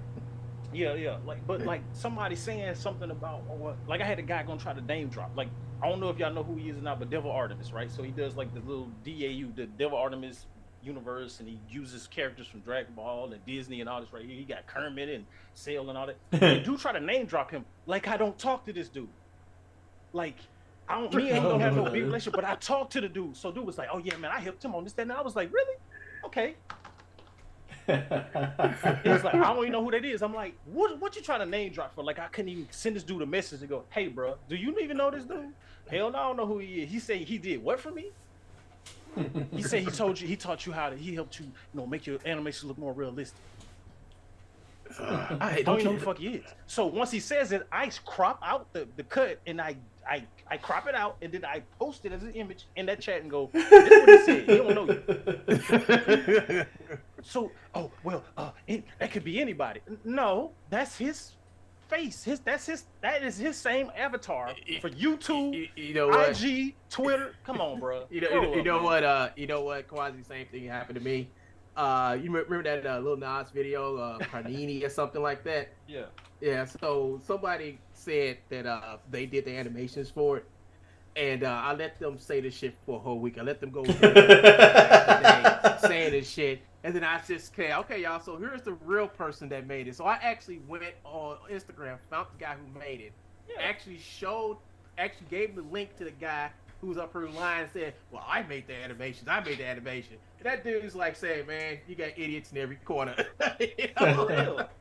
So then not only just to drive the nail in a coffin about who made that video and who made the animation for the video, I actually showed the man in a Perception Neuron suit with Lil Nas dancing and doing all the stuff for all the animation in the video. So I'm like, okay, so if you did this, what part or what role did you see? I'm looking at the video, I don't see your ass nowhere. Man, I had another guy trying to tell me, oh man, I work with Daichi Tamadachi, and he does this thing called the Gohan verse, and he's been doing it for years. His channel is pretty big. And I was like, no, I don't believe that. So I go on Discord, I hit him up. He was like, nah, bro, I don't know that dude. I'm like, why y'all name showing like a thing? Can't just go on here and just go and talk to something. Like, bro, y'all don't understand my reach. Like, okay, let me put this right. I am not starstruck in any kind of manner. I'd have been in the same room. Matter of fact, I was in the Army, and I was at I was doing training in Augusta, Georgia. So I went to Atlanta with my girlfriend at the time, and we went to the club, was it Chocolate City? And we go in there and I bump. I don't mean like brush. I mean like we ain't looking. We looking in the opposite direction. We literally damn near knock each other down. Ludacris. Boom. Luda? Yeah. So I'm like, oh shit. I'm like, my bad, Luda. And I keep walking. Oh girl, like that was Ludacris. I was like, and we ain't here for him. We here to look at bitches dance. Like, what you talking about? So we go and sit down, and I get a tap on my shoulder. It's one of the bodyguards. He was like, hey man, Luda say he want to holler at you. I'm like, what? Like not like oh my god, what? It was like, what? Like, okay, whatever. And she was like, let's go to the office. Girl, calm down. So we go back there, talk to this dude for 3-4 hours. We in the VIP, we talked to him for 3-4 hours. People said, you get his number? Why I need his number for? Well, did you? I'm like, I don't get it. Like, we're not buddies. We just talk. He just met the guy. Why would he want you to be there? Because I wasn't starstruck and he wanted to talk to somebody that wasn't stuck on the fact that he is who he is. Yeah. So we sat there and we chilled, we talked. I was in Barstow, California, sitting in a Burger King eating, and Bill Bellamy comes in. Remember from what is it, How to Be a Player? Bill Bellamy comes in, and he just looks at us. We in uniform. He comes over and say, "Hey man, thank you for serving this and the other. Mind if I sit with y'all?" No, cool. The other guy sitting there going, "Man, that Bill Bellamy." I'm like, and like it meant nothing to me. So I say I'd have been on a damn movie set with Samuel L. Jackson and goddamn Bernie Mac. Because I was on Soul Man. I was in Soul Man, even though my part got cut. But I was on the stage with them. And they were doing the whole thing being silly. Sharon Lill sitting right next to me. You know what I'm saying? Pushing me on the shoulder. We laughing and giggling. Bernie Mac says this to me. I just said something. They all bust up laughing. What did he say? I'm jiggling. he looked at you and goes, I'm jiggling. Right? We sitting there, we all laughing. And he literally looks over me and goes, he was like, you a funny motherfucker. Yeah, you funny. You ain't prettier than me though. And I just bust out laughing. But my mindset is, I tell people that they go, oh yeah, right. I'm like, you don't have to believe me. Why? Because it don't fucking matter. I'm not name dropping. I'm telling you what I was doing, and they just happened to fucking be there. Not, oh man, I saw Samuel Jackson. It was like, no, I was doing this movie, and Sam just happened to be on the movie. So it wasn't. It's not like he walks in, he walked right past me. I'm not like, hey, what's up, Sam? It's more like, hey, what's up, man? What you do? You all right? I'm like, I'm good. Yeah. You good? Like, yeah, man, tired shit. Gotta get this deal with. Exactly. On to the next thing. You know what I'm saying? Like, because we're working. We're not there to fucking chum it up and stick each other's fingers up each other's asses. You know what I'm saying? Like, so it's like, what if you see him again? Hell, he probably wouldn't remember me. Why? He sees a lot of people every day. I don't. You know what I'm saying? I don't. He sees way more people on a day-to-day basis than I do. So it's one of those things where it's like, I'm not starstruck by that type of thing. So me being able to go and talk to one of these guys that's big on YouTube, quote unquote, like I mentioned Marco. A lot of people know who he is from his videos. You go on Google right now. You type in 3D Blender, just 3D in Blender. He'd probably be the first 12 guys. Yeah, he does. He pops up. So that lets you know his level. His reach is so big to the point where Nvidia sent him a $8,000 video card. It's his. Yep. Feel me? Like they was like, hey, yo, here's a RTX 8600. There you go. Just use that. There you like go, yeah. what? Nick, do you know how much that card costs? Man, that card's a card. It's a card out in the house mortgage. All Exactly. Well, to be fair, to Nvidia, making that card probably cost them like $50.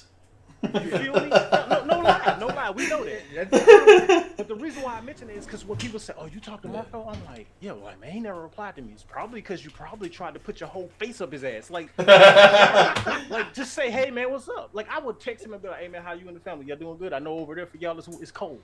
Yeah, one thing I like about Marco is that you can actually go into his chat and you can say something to him and he will respond back to you. Yes. You know, I had a talk with him about Perception Neuron before he got his, and he actually talked to me, and he actually talked back to me every time. I said, "Yeah, I got one. I've got version 1, and I say it's pretty good." I told him like, "If you looking to buy one, I say get one." You know, and he got it. You know, he got it, and that was some years ago when he was chatting like first starting out. But now that dude got big, but I can still go into his chat. I can still say something to him, and he would respond directly to him, either to you, you know.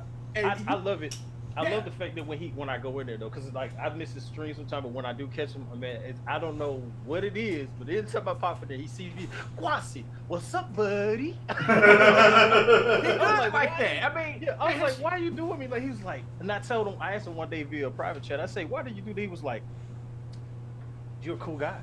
Because we were sitting in this Discord one day just talking, and people were like, the people in there got real quiet, but me and him legit just talking day-to-day stuff. We weren't even talking 3D stuff, even though he was doing 3D stuff.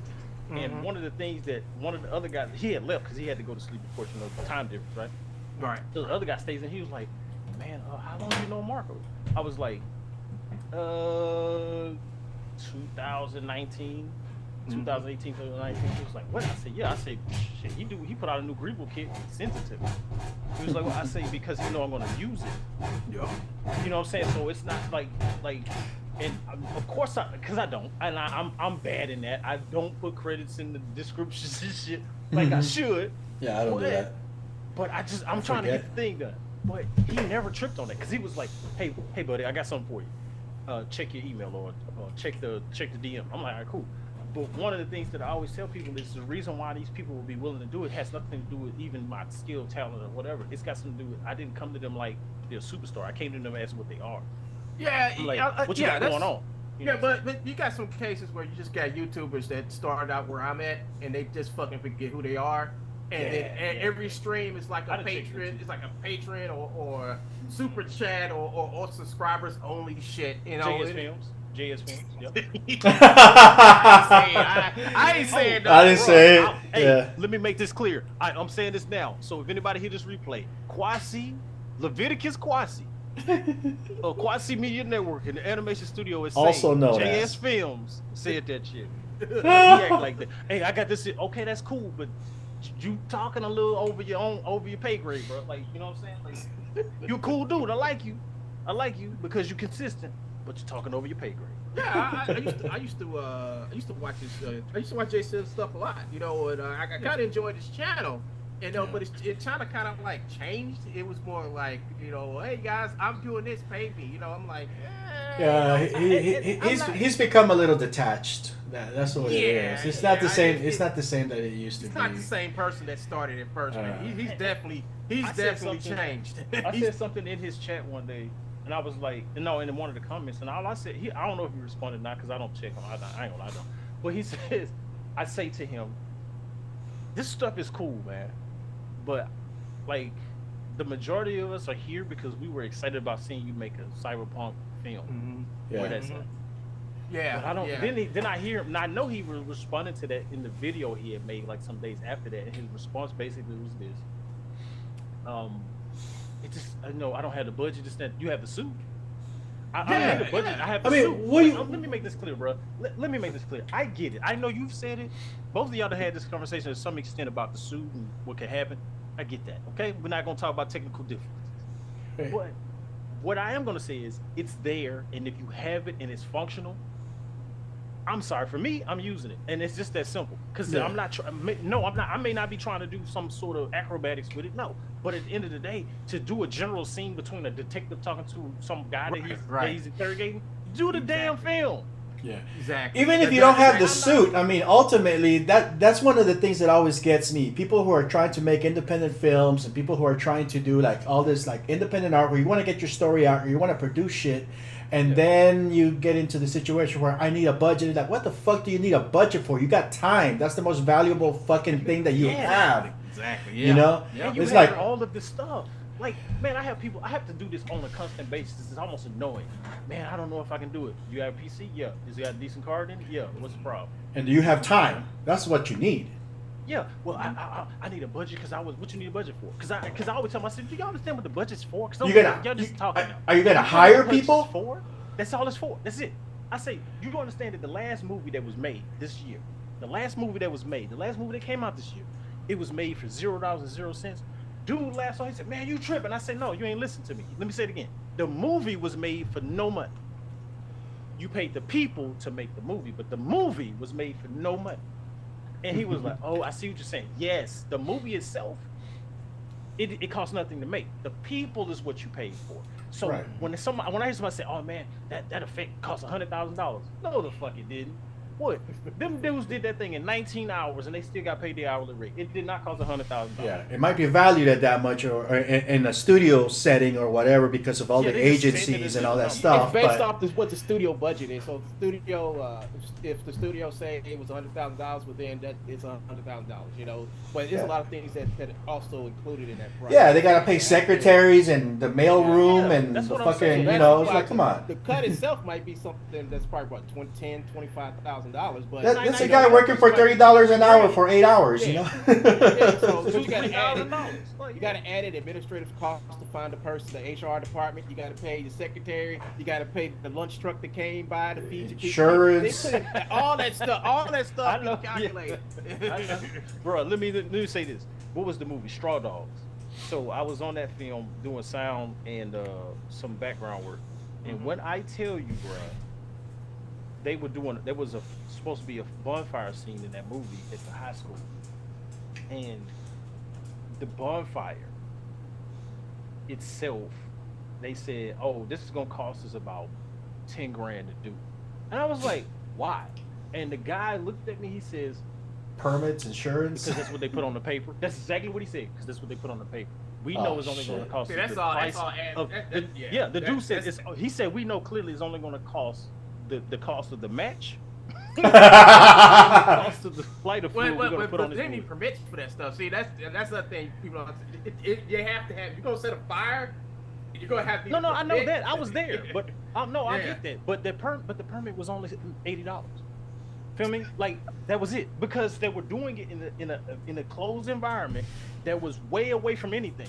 And the parish they did it in, because they did it in Bossier Parish in Louisiana. I happened to be there because I stayed in the city right next to a Shreveport, and I was working for I can't remember the name of the company, Glorioso something.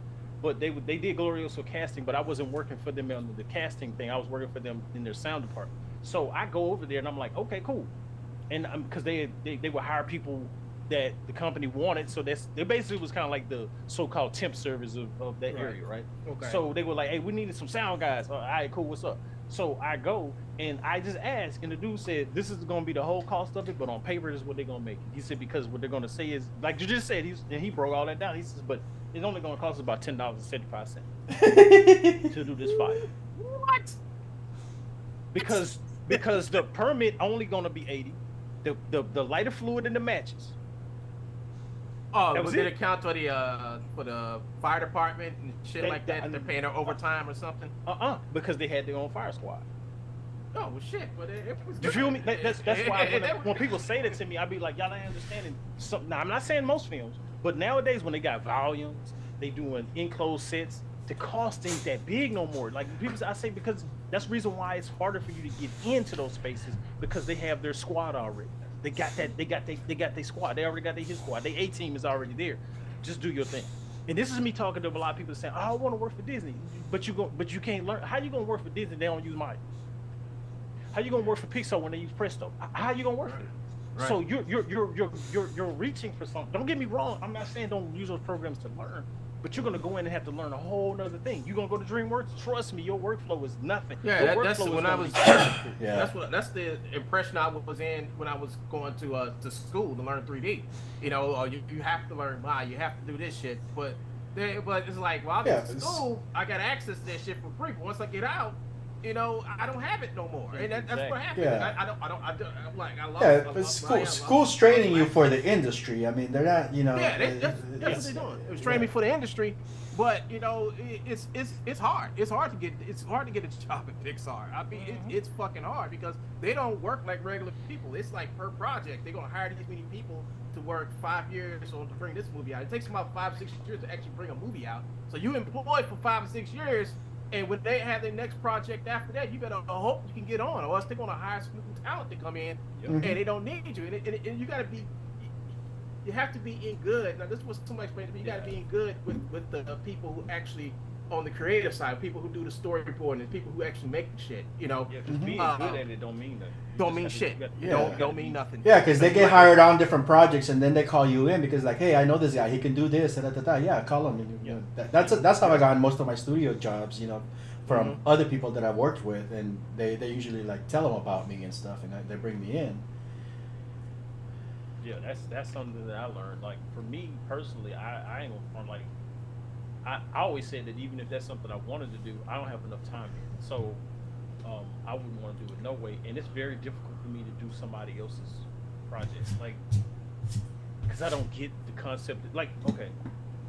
Like, say, for instance, I was going to work on, I use Ibis' project. So if I wanted to work on a scene in that, and he says, oh, well, I want this, like this XYZ. I'm like, well, it's not a why. It's like, ugh. Like, for me, that's not, like, what he's saying wouldn't be bad. Like, I'm like, oh, that look good. But for me, it's like, ugh. Like, so I can't, it's hard for me to be able to get in there. So, like, say, for instance, it's the other way around. I say, okay, hey, I got scene 12, and scene 12 needs to have at least a total of 6 shots. Run it. And you go, what you want? Don't care. Do it. Yeah. Like, that's me, right? I'm like, creative freedom. Just don't do something so outlandish that it breaks up the whole film. Like, you could see the difference between this and shot 11. You know what I'm saying? Like, don't do that. Other than that, that's cool.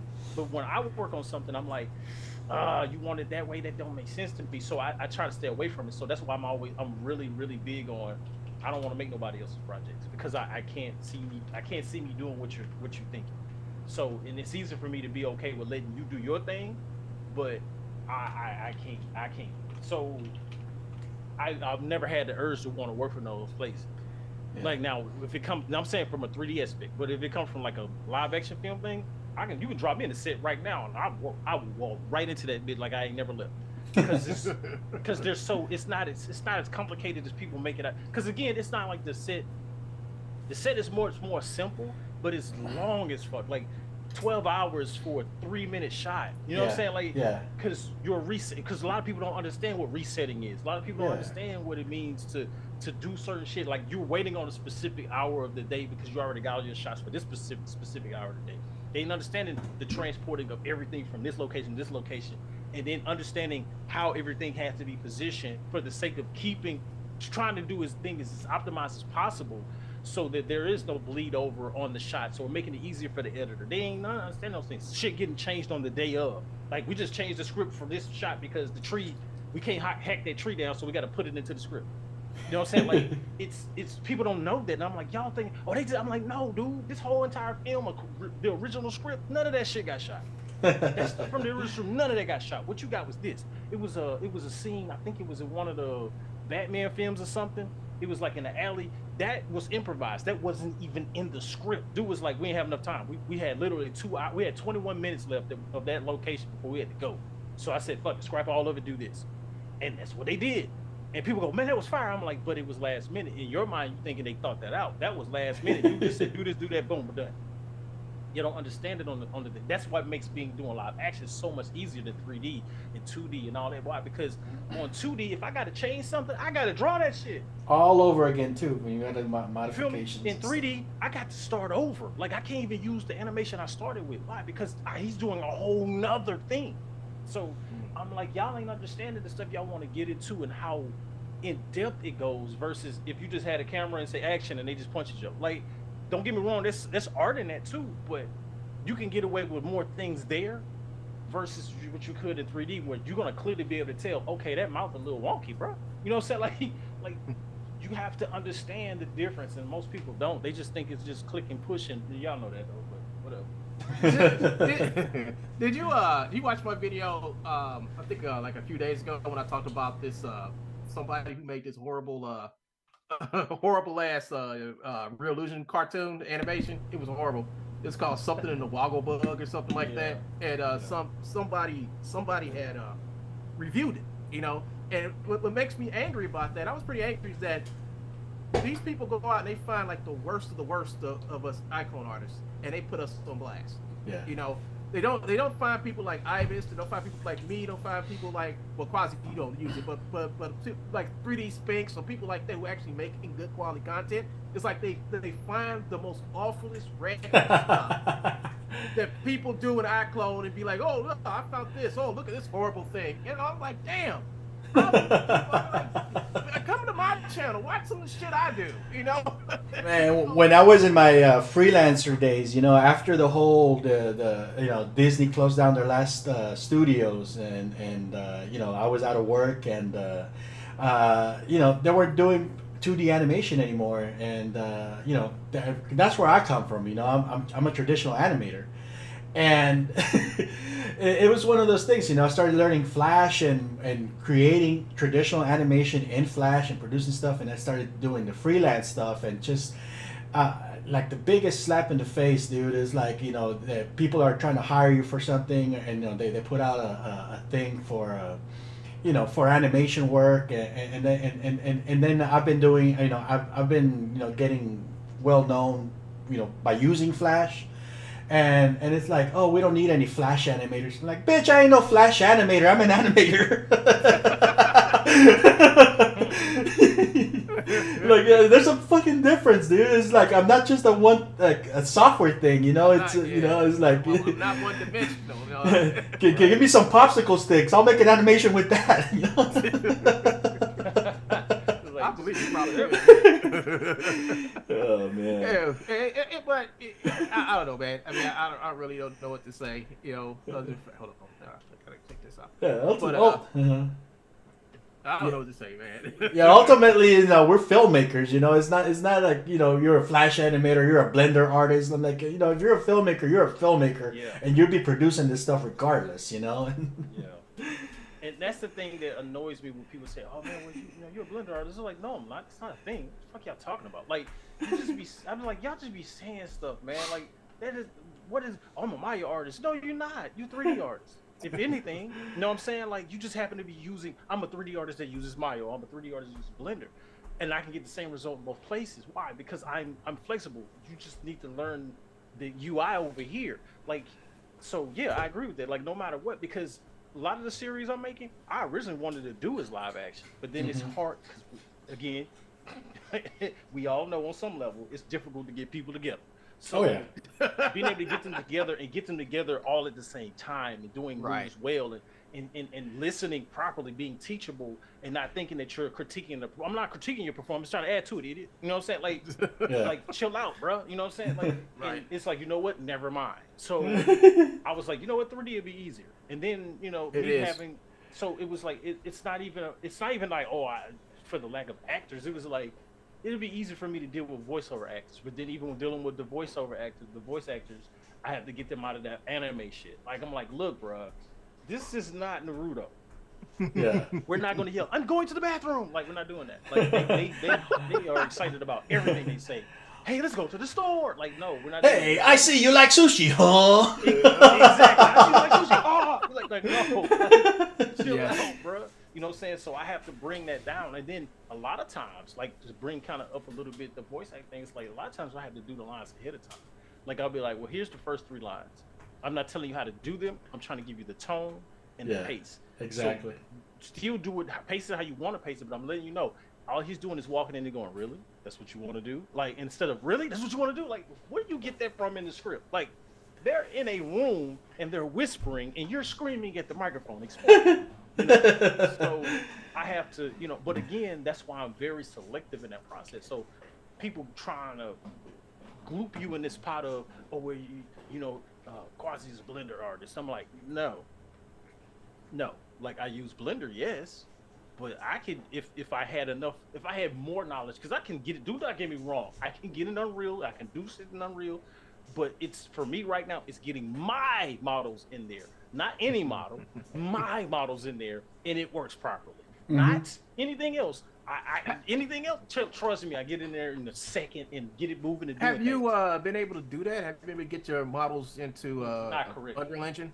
Not correctly. Like when I say not correctly, it's I figured out what I had to do, but I'm not doing that for 20 characters. So, like too much because of the PBR setup. That's really what it is. Because, yeah. So it was like I actually did a thing. The only person saw is the TT Casanova. Like so, Josh. Yeah, I call him by his name. So me and Josh was in a stream in a personal DM, and we were in a conversation, and I showed him the difference between the HG model and the CC model because because when I originally tried to check it out, of course, I had the free trial, and I was like, let's see. So I looked at him, and he was like, and I said, which one is which? He goes, damn. He said, well, the CC look good. He said, but I could tell that the HG model. I said, yeah, the normal map is just fucking crazy on those things. So when I brought it into Unreal, none of that shit went over. So I was like, oh, it's the PBR setup. So I was like, I would have to bake down each character. And I'm like, just so I can. Or what you would have to do is take it into Unreal and just like redo all the textures. Yeah, basically. but that's the killer, and that's time consuming. Yeah, I did it with one character. I was like, I might just finish this right here. So I did say, this is what I was telling the guy when I was talking about earlier over on Twitch, and we were talking about that, and he was like, man, you should try it out. And I told him, I said, well, I'm this far into the film, I'm not doing it. And he was like, oh no, yeah, don't do it. He said, it looks great, so yeah, you good. I said, but for the second one, I mean, use it, but that means I will be doing some training and getting myself acquainted with how to get my stuff in there, not anything. Because people hear me say that, I'm like, no, Unreal is easy for me. That's not the problem. The problem is me getting my models with my stuff into it. Exactly. Coming in there looking like a freaking mannequin that had this just, what I'm saying, like just white. Like, no, okay, or pink or whatever color it comes in. So I'm pink just like, comes in pink. If you're black, it's pink. Yeah, like exactly. That's what I'm saying. Like I had one come in all white. I had one come in pink. I had one come in black. It was just dark. I had another one come in with no rig and it had squished it into a ball. So it was just like, oh, okay, that's fun. And then I had another one. He had no eyes, no teeth. Damn. The groom on one of them came in, but it was in his crotch and not on his head. I was just like, okay, I quit. But then I brought in I exported a dad's model and put it in. It went straight in. And I was just like, you know what? Fuck y'all. Like, so, but so I'm just finding the workflow for that. Don't get me wrong, I've got one, but like I said, it's the long route, and I'm like, I'm cool. Route, I would rather do that on the next film, and I've already prepped the characters versus trying to do them all now and then get all this stuff over. Right. That makes total sense, man. Just like when everybody was like, when Unreal was the big thing with iClone, when they finally like, okay, you can take your stuff into Unreal now. I was like, yeah. I like, wait a sec. I opened up Unreal because I used to play with Unreal a lot. And I opened it up and I was like, hell no, I'm supposed to. I'm like, I ain't got time to learn this shit. Yeah. But then it came to a point to where like I was starting to see like really bad shit being done in it. Like these people will make the iClone films and take the bad iClone films and put them in the Unreal Engine and then make bad Unreal Engine films. I'm like, oh my god. I'm like let me make something. So that's when I started experimenting with I don't know if you ever saw it, the Dragon versus Blackbird, where I had the two guys in armors fighting each other and shit like that. So that's how I met Rand. I met Rand because I actually had made that, and I was like, hey, you know what? This is kind of easy. I can do this. And especially, thing is that Reallusion has it, so you have the import and exporters for it. So when you import it, all the textures and stuff all going to the character. You don't have to do nothing, But for what you have, you need to ask that guy, can he make some type? Is there any way he can make some type of script that makes it easier for you to import it into Unreal Engine? He really needs to do that. Mm-hmm. He really needs to do that with his stuff, because if he do like what Reallusion did, because Reallusion did was just genius, because like okay, we got a shitty product, but we want people to use our shitty product. Let's have our shitty product be used with a good product. And that's what they do. It's been gravy for them ever since, you know. It's been gravy for them ever since, you know, because like people now buy their shit so they can use an Unreal. You know, there's no other reason to buy iClone other than the fact that you're going to use it with Unreal Engine, which is free. You know, so you got some. Yeah, they found their niche. You know, I swear to God, if they would have never had the integration with Unreal Engine, nobody would still be not using it. You know. But now, since they had the integration, everybody uses it. Everybody started using it. Everybody. I've never seen anybody outside of maybe 2 people use it, but then again, I don't know the whole internet. But one of the things I will say is this here, I agree with that completely because one of the, I guess I can call him a client. I mean, he's kind of a buddy now, but a client of mine that I worked on part of this project. I can't talk about the NDA shit, but he uses iClone and Unreal, and that's why. And he's been yelling at it and screaming at it for the last, and I was like, just send me the shit so I can fix it in Blender and send it back to you.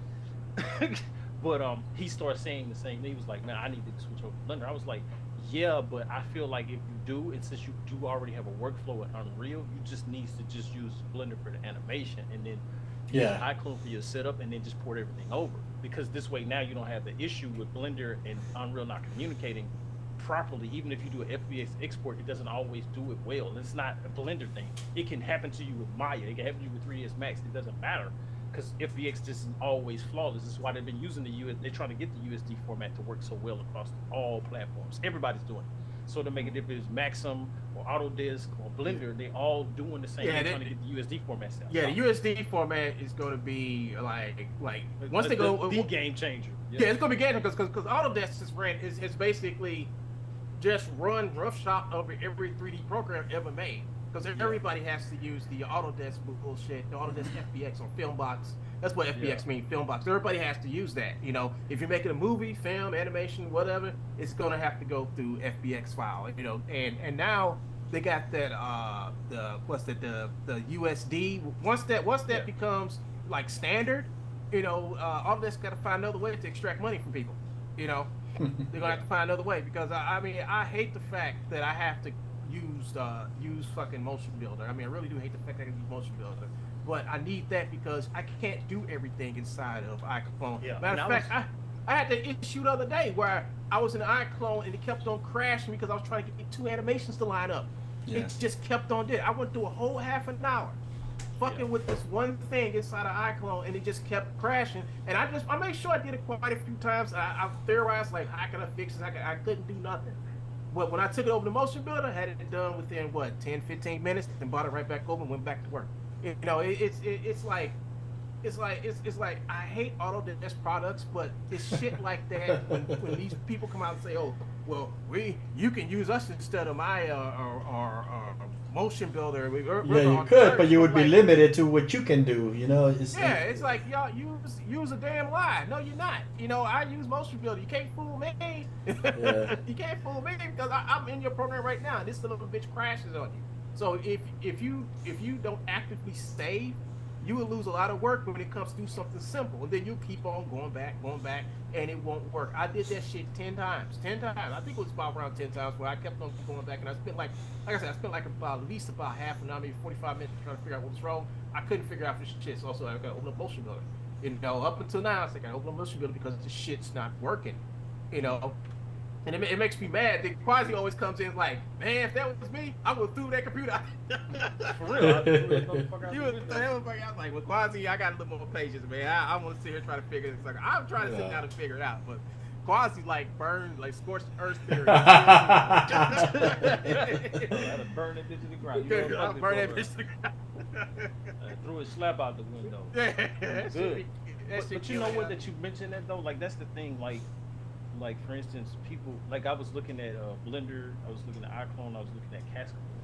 Yeah. And I was like, Cascador is, I'm telling you right now, don't even waste your time by trying to use it as an alternative to Motion Builder. It is not. Man. It is a one-shot pony.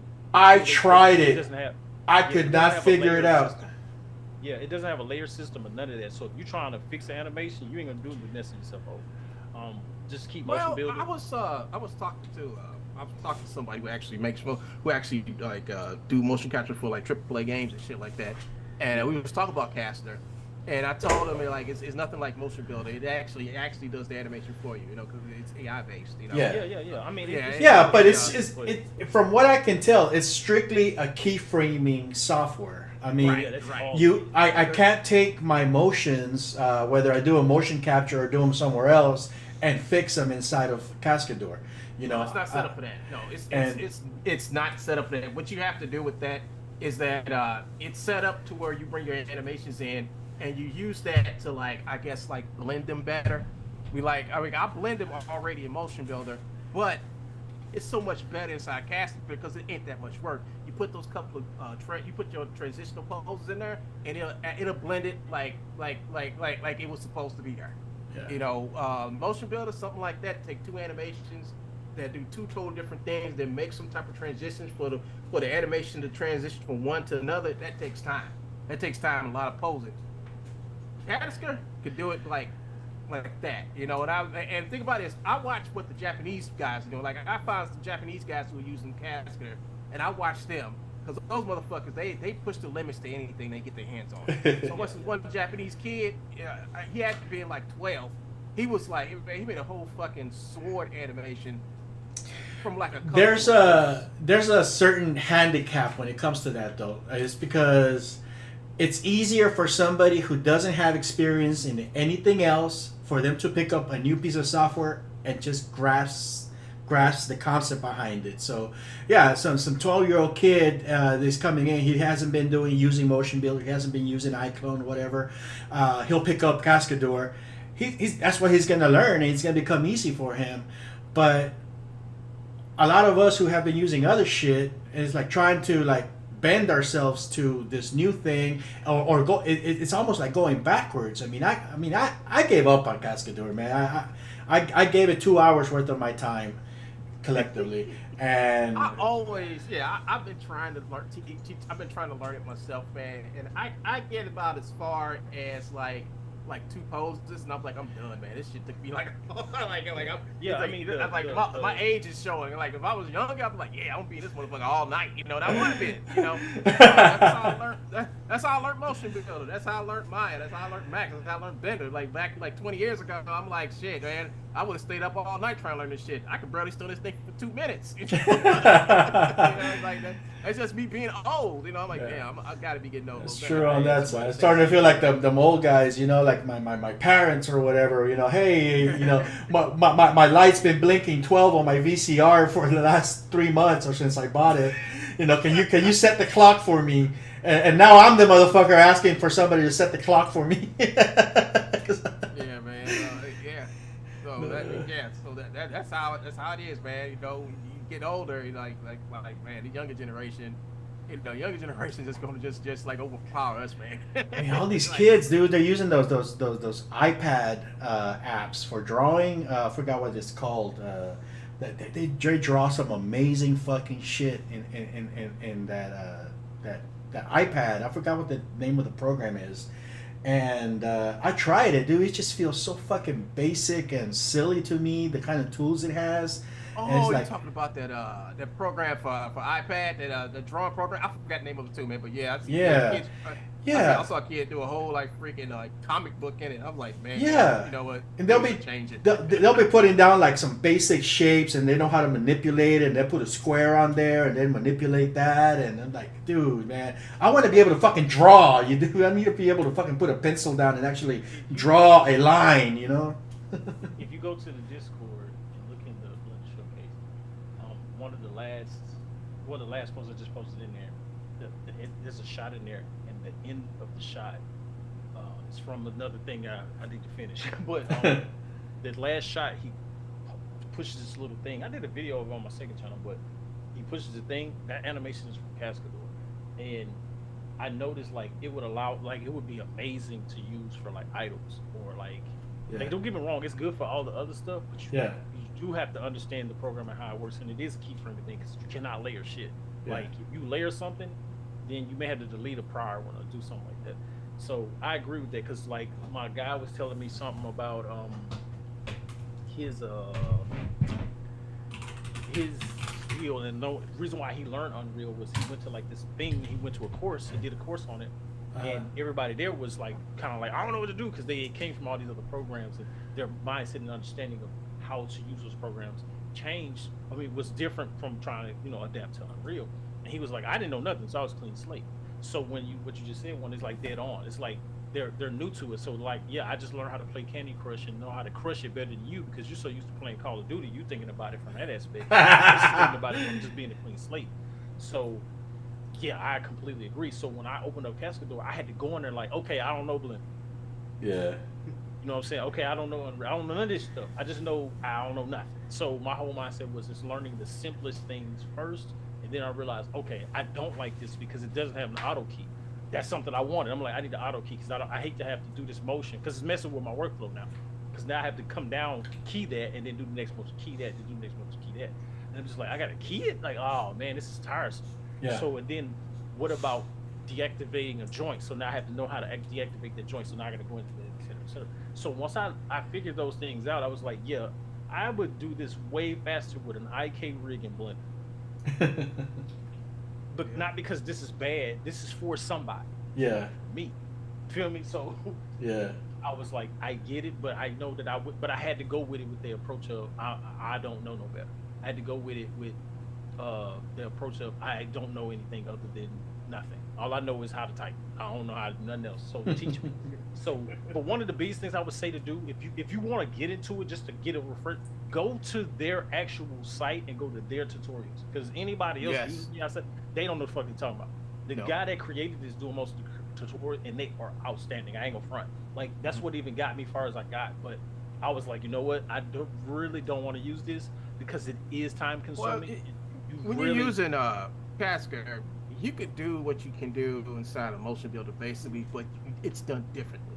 You know, it's totally done differently. Yeah, but the link and the animations part, ain't no layers, so you can't do it. Ain't no layers, but there is definitely a way to actually do it. You know, I mean, I saw somebody do it, and I was like, how the fuck they do that? You know, it was just amazing what they made after. It wasn't what they did; it's what they came out with. My whole thing is about what the output's going to be. So I'm like, okay, so he's going to do this. So let me see what the end point gonna do. So I'll probably just fast forward to the end to see what he did, what was done. I was like, oh shit. I'm like, you can do that? Like you can do that by clicking. He just clicked the button. It did all the fucking work for him. I'm like, my fucking God. So I'm like, if you can master Cascador, because it comes to a point that it just comes to mastery, right? It comes to like knowing the program good enough that you know how to do it instead of trying to understand it how to do it. But you know how to do it, you know how to get in there and get your shit done and get out. That's what I'm talking about. That's the point I want to go to. But if I'm thinking of going here, I'm gonna have like layers or this or that, like I have in all the other programs. You can just cut that out now, you know, because this is a totally different. Cascador is a totally different animal. It's not the typical 3D animation program. So you can't go into this program like you can with Maya or Blender or traditional expectations. You can't do that. You have to put all that shit to the side. And it's like this is a totally new way of working.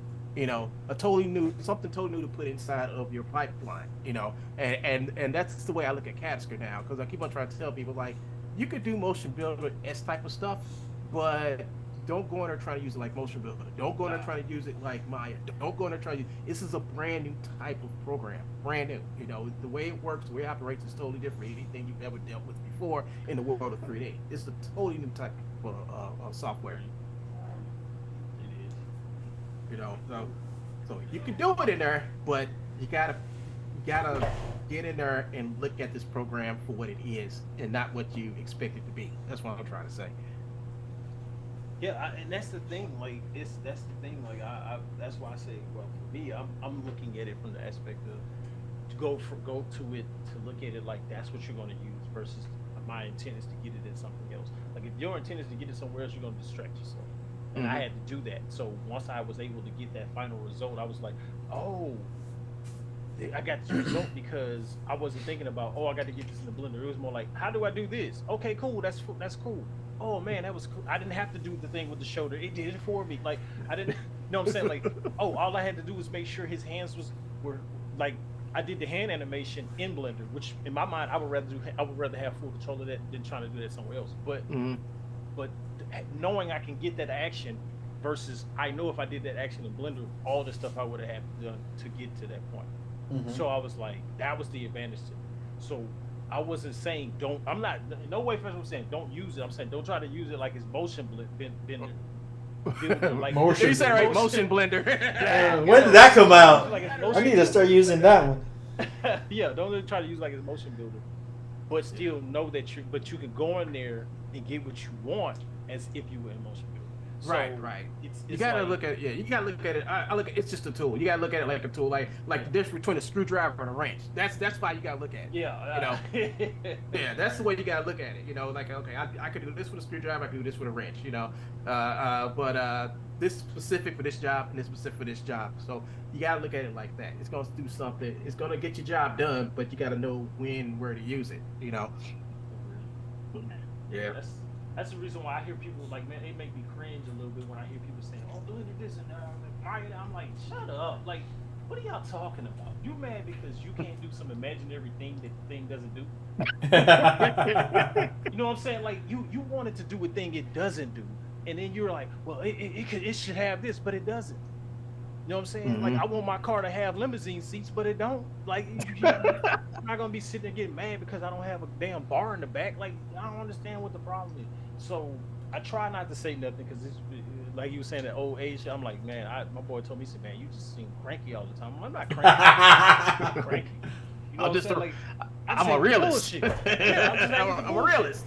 Yeah, and but yeah, I try to tell people, I say, if you want to get into Blender, don't get into Blender or any program, because I don't care what program. I say this about all of them. Don't get into any program thinking it's going to do the second thing for you. That's the advantage to Cascador. Hey, could you put that in type and put it over there in the Real Illusion because you got people buying this program thinking that program's gonna do everything for them. Hey, can I say this, bro? Yeah. Look, listen.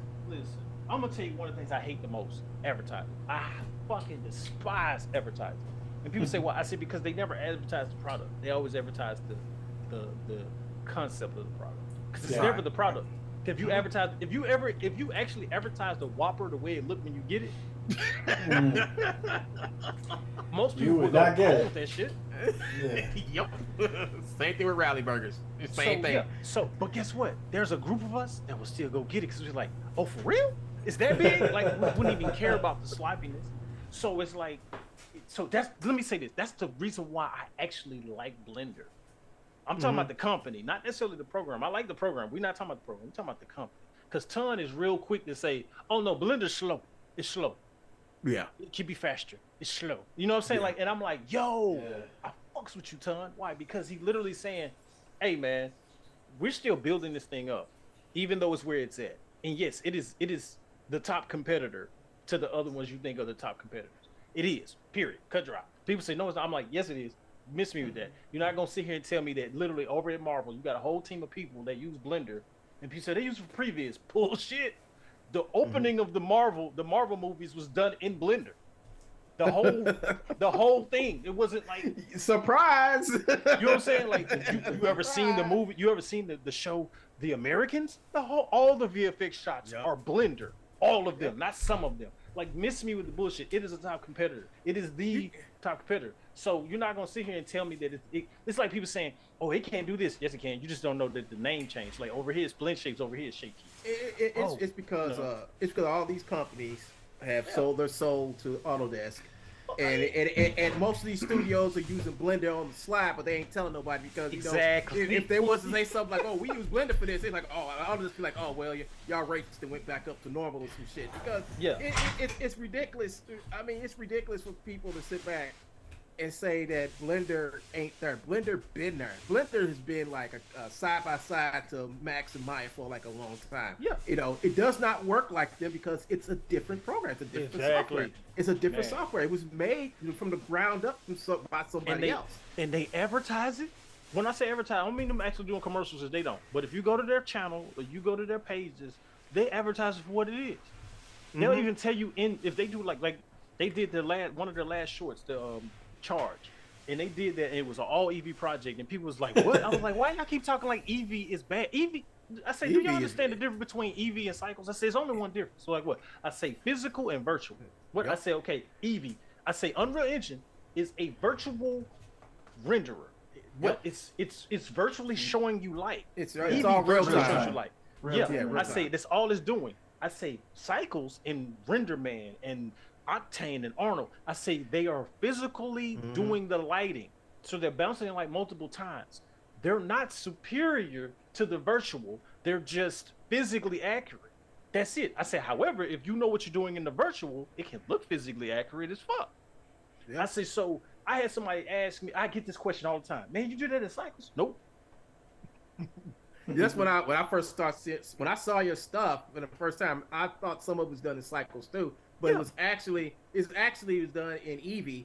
And the thing about Eevee is, Eevee can't as long as I think it has something to do with ray tracing. But if you get your lighting right and your ray tracing right, that shit look just as good as it. And it's got a whole section for ray tracing, and people don't even know it. I'm like, it's right there. It's literally this is called trace precision. Crank it up. I say crank it up to 1.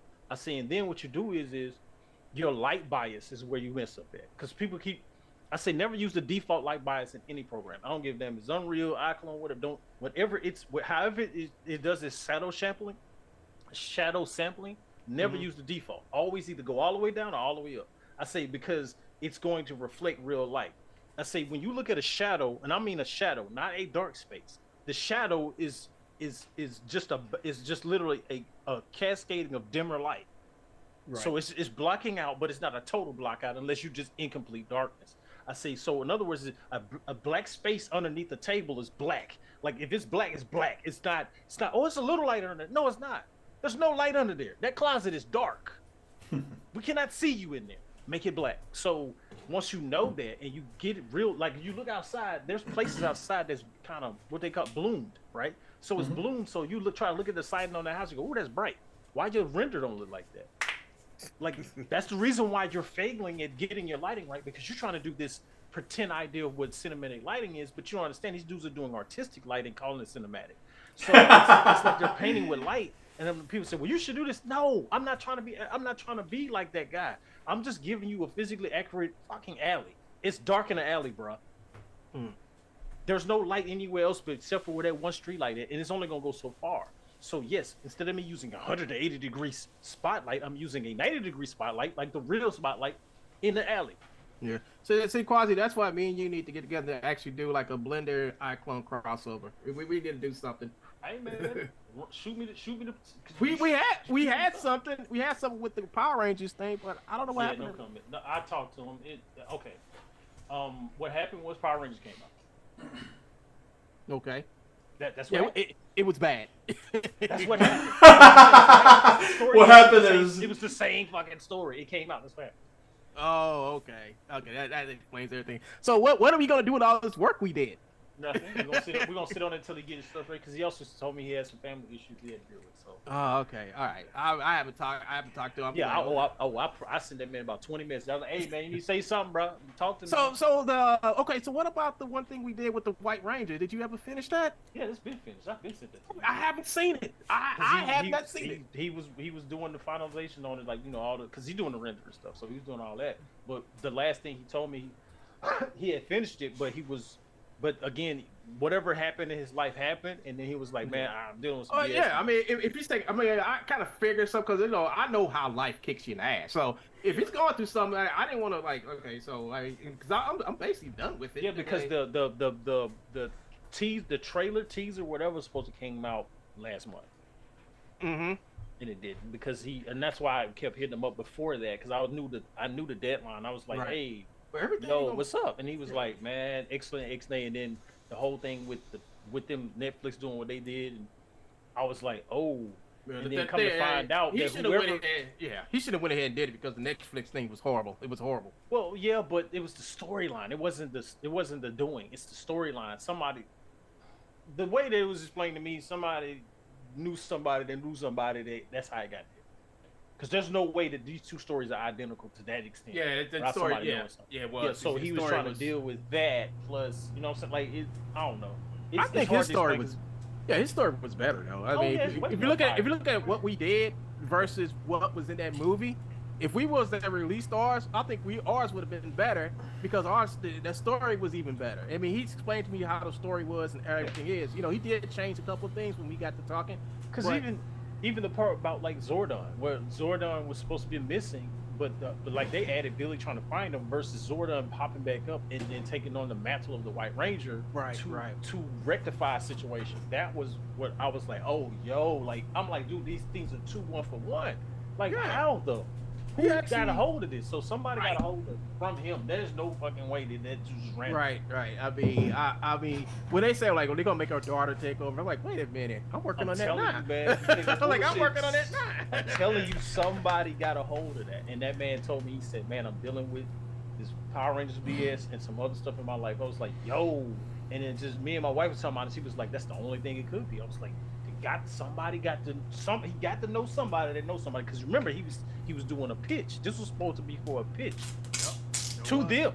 Yep. So it was to Netflix. I'm like, yo, like they what?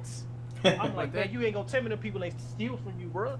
And you ain't got a patent on it. You ain't got a lock on the story, because I can patent the story. I can't patent the character. I can't patent. Well, he was like copyright the story. I do believe everything we was doing, he was actually showing it to the guy who's the Black Ranger. I mean, he was actually showing it to him while we was doing it. You know, he was like previewing, but I don't think that's the reason why though. I just think the guy was impressed by it, you know, and he was working on it. So I don't think it was him. It had to be, and I don't know what it was. I'm telling you, man, somebody over there, because we're doing. Okay, look, when you're doing a pitch, all right, because let me say this, because I ain't saying this, I know y'all done dealt with this on some level y'all still, but when you're doing a pitch to Netflix, you're dealing with all of the people the people you're pitching to are the exact people that are going to do the project. Right. And if you don't say out your fucking mouth, and I got this from the horse mouth, you don't say out your mouth that this is a copywritten thing, they will make that motherfucker. Yeah, but the thing you about don't Netflix make it known is, that I'm already this publication is now, this is a published publication. I don't own the rights to Power Rangers, but I can own the rights to the story. You sure can. And he did not have that shit published, bro. He did. No, we don't. He don't have it published. So I'm telling you, bro. See, I didn't meet Jay until like the Power Rangers movie was already being made. So by the time I met Jay, you know, that movie was already in production, getting ready to get released within the next couple of months. So it couldn't have been anything we did. It could have been anything we did, because that movie was coming out on Netflix.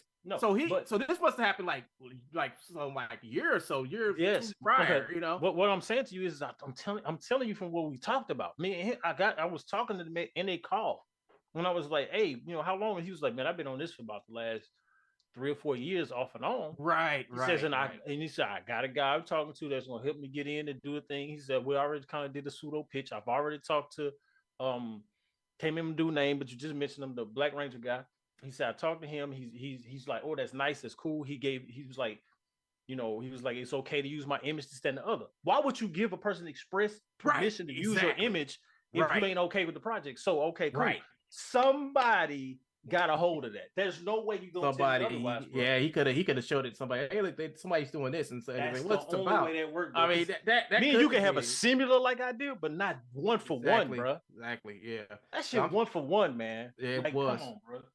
So, because I'm like, so if this was to happen, this had to happen prior to me even meeting this guy. I mean, they started making this movie. They started working on this movie like years ago.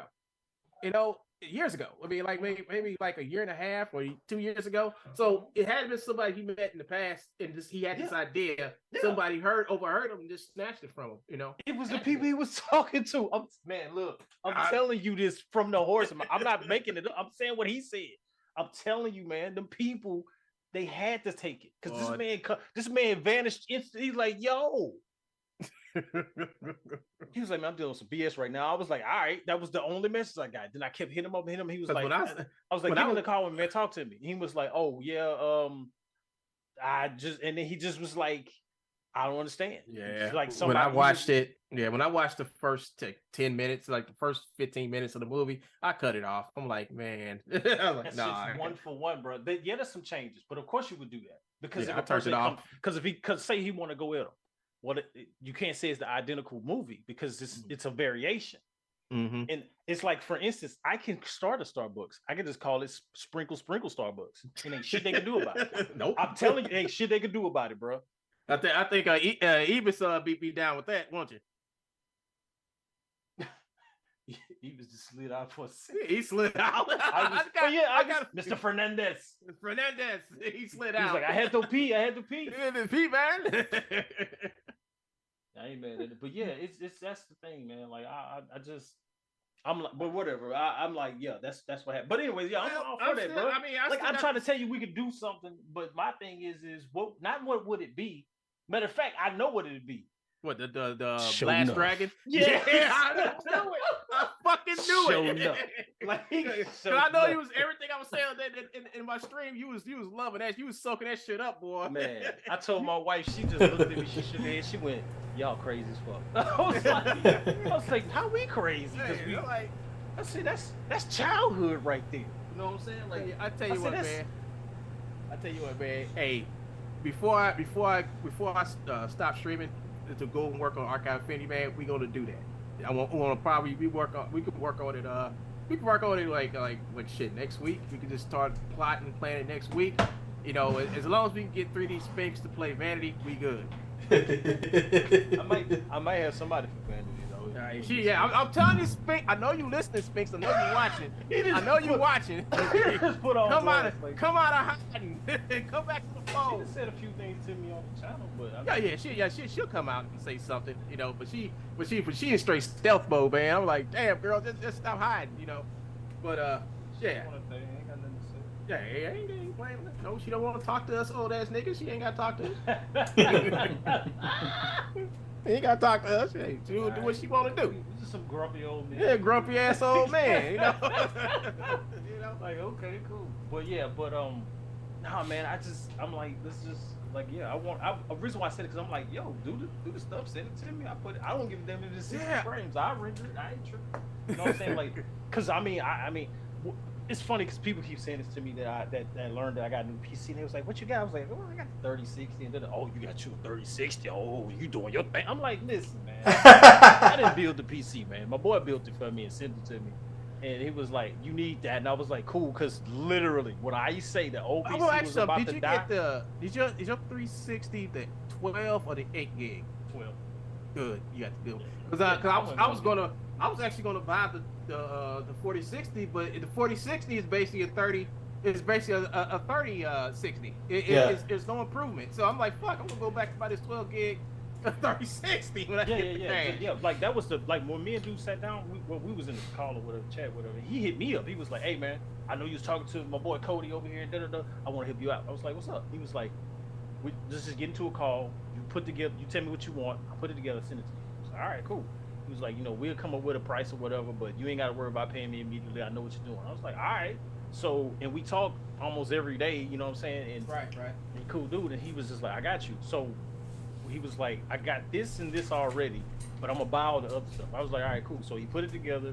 I picked every piece. The only reason why I didn't do 3090 is because there weren't none available at the time. So he was like, "I got this." He was like, "Well, I got a 3612 gig. You want that? Run it up." That's all I said. Run it up. There you go. He threw it in there. I was like, "All right, cool." He threw everything in there. He originally had sent me the GPU first, but it did, for some reason, it didn't get to me. They said the address was incorrect. It was correct. The problem was, the driver basically got lost. Don't know how, because I don't stay in the country, but whatever.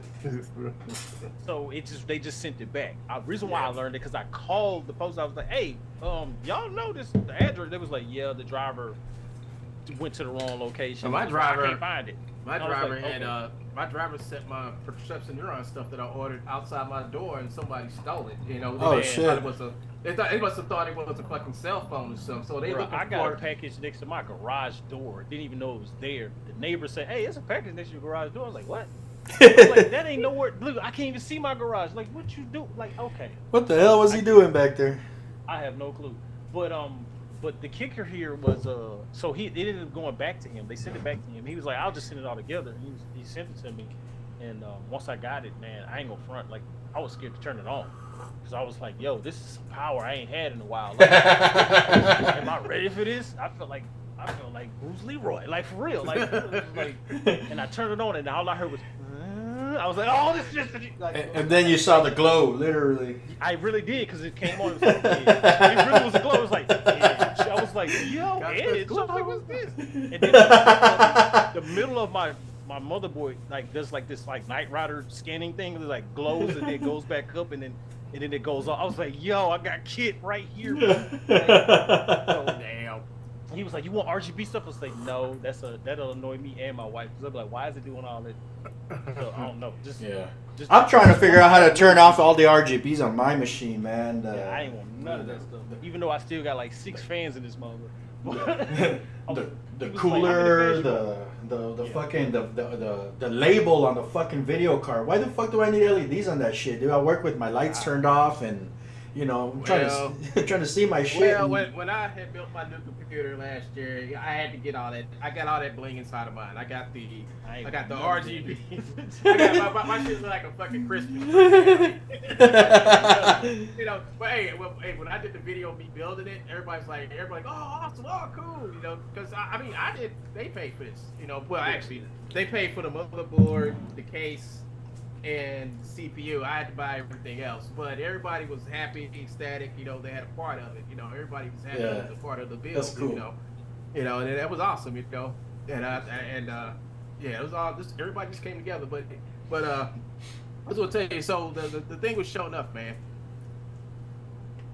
We got to get Rand Inc. on this summer. I think Rand would be. You think Rand could do a good show enough? Yeah, he's showing up. He is showing up. I do believe Rand Inc. is showing up, man. He just got it. He don't get to say otherwise. I'm telling you now, you don't get to say otherwise. Yo, now that you mention it, let me play a little clip real quick. This is the first one that we recorded with Rand Inc. when he did it by himself, and he did a pretty decent job too. You know, just off the cuff. You know. You seen this screenshot, right? One. You'd have seen him before, right? Like pictures of him. Man, he's showing up. Yeah, I have seen him. Yeah. Actually, he did a. I was in the hospital. He say kiss my cup first. He said it for real. Let me see. Yeah. Watch this. This is like a 9-second clip. Ro, this kid you keep talking about, is he gonna show? Oh, no worries, Mr. Hanna. He'll be here. Is he playing? I hope. Yeah, you got to. Yeah. Were you able to hear it? Oh, okay. It won't go through the Zoom. I'm just gonna shut up. Oh, go ahead, play, man. Go ahead, play. No worries, Mr. Hanna. He'll be here. I hope. So I mean, it's pretty decent. He's stuck to the script. It's 2 lines, and you know, as is, it's perfectly fine. And then this is what we ended up with. I mean, just like 5 minutes and stuff, and then it's like, I mean, he stole the fucking scene. This was like a 9-second clip, and turned it into a 30-second clip. And I mean, I told him, you know, hey, just throw yourself into the character. You know, just like, you know, there's all sorts of shit going on. You know, make it about yourself. You know, steal the scene and like listen to this. Oh, look at this. Look at her. Oh, yeah. What a place, huh? I bet you never seen a can like that before. Or it's not even some years. I haven't seen one since my 3rd ex-wife. But hey, they got some tequila. I could definitely go for a shot. You want one, Mr. Hanna? Ro, this kid you keep talking about, is he gonna show? All right, more for me. But yeah, don't even worry about it, Mr. Hanna. He'll be right here, I'm telling you. Oh, this motherfucker better hurry up and get it.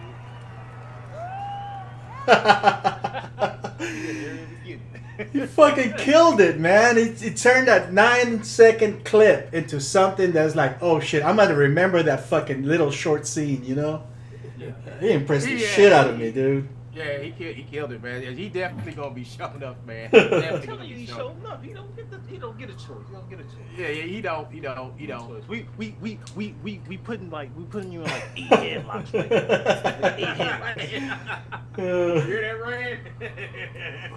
You hear that, Rand? Because look, in the Army, that's who I was with. That's who brought me up. You know what I'm saying? The dudes from the bricks, from Bronx. You know what I'm saying? Dudes from, you know what I'm saying, like Uptown, you know? Like, that's who brought me up when I was in the Army, you know what I'm saying? Dudes that sound like that. So yeah, I'm with it. I'm all for it. And I mean, of course, I can switch between those accents. I mean, you know what I'm saying, doggy? You know what I'm saying, doggy? like, it's a trip, man. Because I've had people say to me, man, how the hell you could just switch between all of that? I'm like, because I was around it for so long. So yeah, I can switch to I can go knowledge on you real quick. You know, it ain't no big of me. You know what I'm saying? Earth, purple, orange, like urge. Or I can get real proper with you. Like, hey, we're going down here on Rodeo Drive. We're gonna get in the Maserati. Look at some drinks. I don't really do mimosas, but hey, if you want some, we can get some. Yeah. So it's just a matter. I mean, I can get real scratchy on you. Know what I'm saying? Come here, Red. You know, I like that guy. You know, so. But to hear that just then and think to myself, yo, not only was he comfortable or sound comfortable, but yeah, I agree. The scene is completely a whole nother thing, because it's like I'm with dude like, hey, hurry up and get there because we don't want nothing to happen to him. You know what I'm saying? Right. All for that, man. Like I don't know how long it's gonna be before you get the project done. I'm a little excited for it. Yeah. This man said girls from Louisiana scare me. Well, it depends on what part of Louisiana you talking about. What part of Louisiana you talking about? Now, people from my dad's side, I do have living down in Louisiana. Now, I do have people in Louisiana who stay down there in I'm like an hour and a half from Louisiana, man. Oh yeah, you do. Yeah, most of my family come from Louisiana. I'm down in the south. Yeah, actually, my dad's side started in Mississippi. They moved over to Louisiana, and some of them moved from Louisiana to Kansas City, Missouri, and then they moved back to Louisiana. So most of my family is kind of. Oh yeah, I got family in Tennessee too. I mean, all my people come from the South. Everybody. Baton Rouge, New Orleans, no lie. Yeah. Baton Rouge, anything. Well, 318 is the whole top of set. Once you get past, well, you saying 318, now Baton Rouge and New Orleans, you look, that's 504 and shit. What is the other? I can't think of the number right now. But yeah, that ain't 318 is anything of Alexandria up to North Louisiana. But once you hit Alexandria, you start hitting like Avoyelles Parish, and you get down to like Jefferson, Terrebonne, and all that. Yeah, they turn to a whole nother creature. Like it's a whole nother place, like a whole nother place. Like you be like, hey, what did he just say? Don't worry about it. Let's just keep walking. Like they do not talk the same. Like I was in a Walmart, bro. Do not talk. Do not make eye contact. Do not nod your head. Just go. I was doing a show in Lafayette, and I was doing it at not too far from the college. And man, when I tell you, bruh. I go into Walmart and I'm looking for some of the what's those things, the cheeses, but they had, you know, they do like the duos, so you can get two different flavors of it. So I was looking for this one I like, and my twins, they mom, because I was with her at the time, and I'm in there with her, but she's over with my sister and my brother-in-law. They're in another section, so I'm going down the aisle, and these two women on the aisle see me, and they were older. They had to be. I'm gonna give them anywhere between like 40 and 60. And that's a big gap. I don't know what hit them, but they were just like, hey, now, yeah. You know what I'm saying? We take you home, man. Oh, huh? Shit. Huh? We take you home. We fatten you up, huh? We fatten you up. We like you. You want to go with us, huh? I'm like, yo, hey, yo. What y'all cooking, though? What y'all cooking? They were, like, you wouldn't, the reason why I say that, because when you looked at them, you couldn't tell how old they were. But you know they weren't that. You clearly know they weren't, 19, 20. But man, they were fine. I ain't gonna front. And I was like, yo, like, let me get up out of here now. Cause they don't eat me. They don't play. I ain't mad at you, run. Baton Rouge, anything north of Florida Boulevard, you good? Anything south of Boulevard, on Florida Boulevard and down, headed towards Airline, going towards Interstate 12? Nah, don't do it. Don't do it. Like they like if you see Airline and you are not, I'm trying to think about it. You north of I-10, you good? They all right. Anything south of I-10, I get shot. I'm just telling you right now. Damn. Hey, hold on, let me get my pistol. It's just the way they move. Like they be like, hey, they know you ain't from there, right? Like in New Orleans. Like anywhere in New Orleans is cool until you get the further, not really south, but the more east you go. So the further east you go in New Orleans is when you start hitting the harder wards. Like anywhere, what's it? That fucking city's so hard. That damn street's so hard to say. Ponchachuelas. So you got Ponchachuelas is downtown. Ooh, Gesundheit. Yeah, and it's right next to the levee. So as you go down that route, you'll start seeing houses so close to each other that there's like a strip of grass between. Like you open up your dining room window and you looking right into their dining room window. That's how close the house is. And the further down you go or east, it looks south. In Orleans they'll say it's south, but it's really east if you look at it on the map. The further you go down, the more and more crucial it get. The more the houses get dilapidated, the more people sitting outside underneath the tree and they got that bottle. And they know you are from there. Just keep moving. Just keep moving. Cause it's not that they'll mess with you, but if you sit too long, you know what I'm saying? Yeah, all right, then. You know what I'm saying? Don't say too long. Gotcha. Let me write that down. He said that name. Ponchachuelas. Ponchachuelas. That's right there. Ponchachuelas. Like, damn. Man, yeah, like that street there. There's because it's right the capital right off the street. I mean, I'm sorry, the downtown at the capital, the downtown area for this right down the street. But it's crucial, like that's Baton Rouge, and then New Orleans, right up the left, like right there, like Baton Rouge, you good, long as you ain't south. Like I said, long as you ain't south of 10 and north of 12, you alright, because that's going towards New Orleans. But once you get to New Orleans, you'll hit Kenner, right? So Kenner ain't too bad. People still like they from New Orleans, but they in Kenner, and then like 10 or 15 minutes down the road, you in New Orleans. But the moment you see the bridge, can't think of the name of the bridge, but once you see the bridge, I cannot think of the name of the bridge all of a sudden. But anyway, once you get on that bridge, it's like that bridge is like 15 miles long. Boom, go straight across it, because you're gonna go across the river, right? So once you hit the bridge, you keep on going. Once you get into New Orleans, you alright, you ain't too bad, but I always tell people stick to the tourist sites, because if you don't, you probably will get into something. You know what I'm saying? Yeah, because most of them just think they bored. They ain't got nothing to do, and you just happen to be around. That's from my own personal experience, and I ain't been down there some years, but it ain't much changed because I got people from down there, so they be like, "Nah, man, it ain't really changed." Don't come back. Don't come back. You can like it ain't really changed much. It ain't really changed much. So because you also got a lot of people leaving New Orleans going to Baton Rouge, so you got a lot of that attitude from New Orleans in Baton Rouge. But Baton Rouge by itself is bad, especially if you're South Side. So if you hear somebody say, "Oh, I'm from the South Side," just leave them alone. He's trying to prove he hard, and it's gonna turn into a thing, and just leave them alone. Well, what about your buddy Master Pete and all them?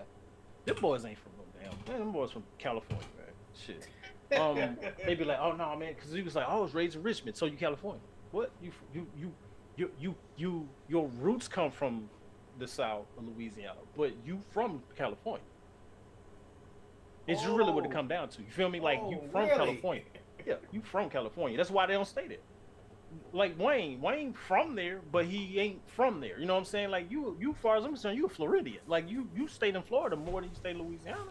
Wow. You feel me? Wow. Like that's why they don't go back. When they do, all they the go music back, they videos, drop in all the music videos, all the names dropping. I'm like, oh man, that's boys crazy. ain't really from around there. It's like even like I be telling people all the time, y'all be listening to that little fruity ass boy Kevin Gates. Y'all better stop listening to that little fruity ass boy.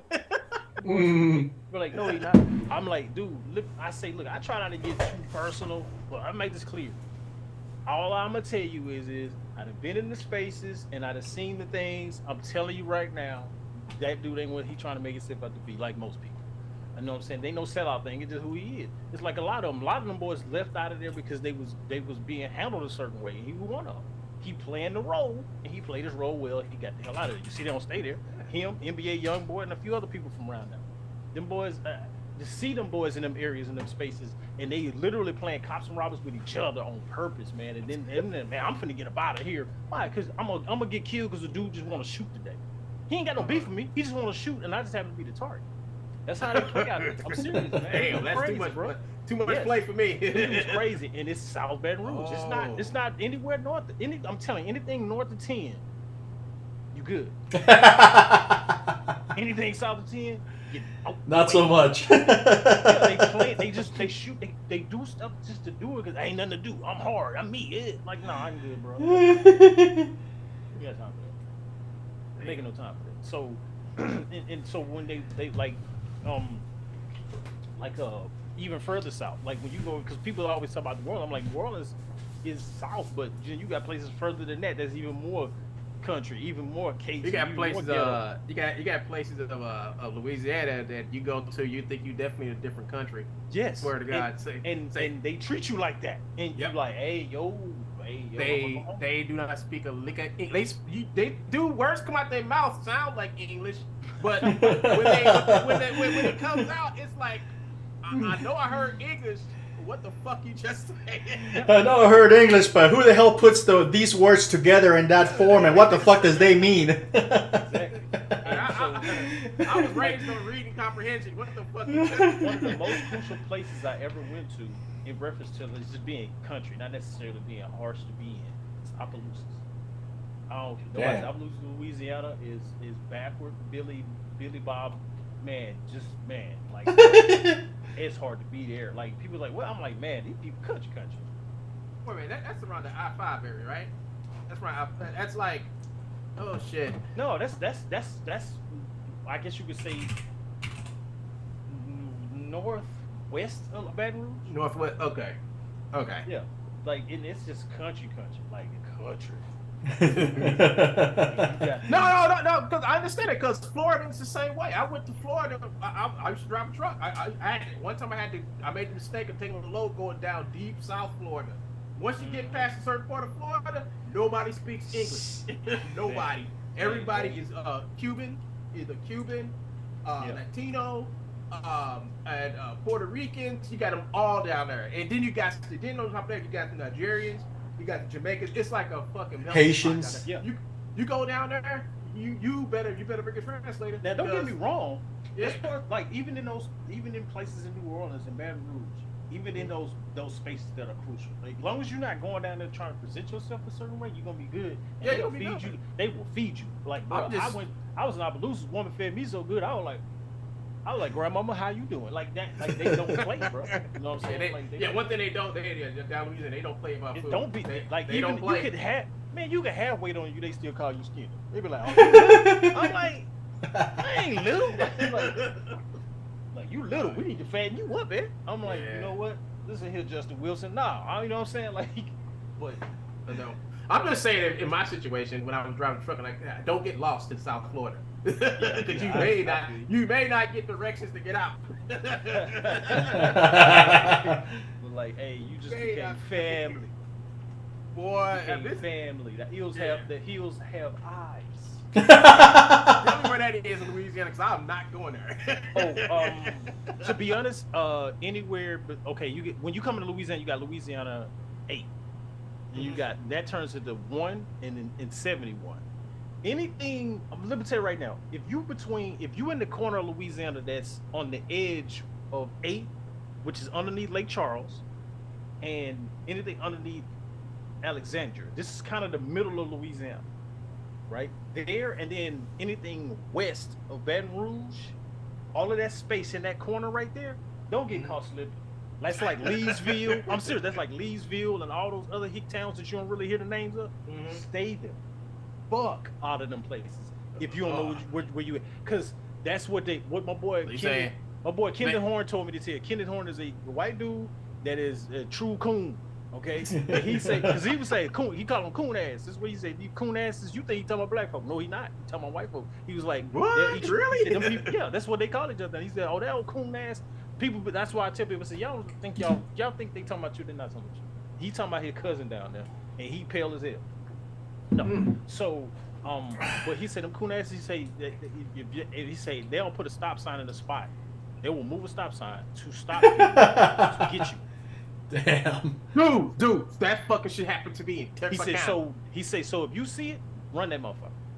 Right. He said don't even worry about it because that stop sign don't make no sense. He say it's a city, it's a town that don't have no street lights, no nothing, and there's no reason for that sign to be there. Run that sign. Stop. It'd be a stop sign sitting in the middle of the street. It's not even a four-way. It's just a straight patch of grass. A straight patch of that grass. He said go straight through that bitch. Yeah, he said go through it because they will try to get you. He's saying trust me, they will get you, and you gonna be on the menu. That's what happened. When the truck drivers, the place I worked with, that what happened to him. He got caught, you know, and they got him, you know. Yeah. And it's like if you see a stop sign and it ain't no four-way, keep driving because somebody put that there for you to stop for a reason, you know. You know, they got this thing in Mexico where the drug cartels are so bad down there.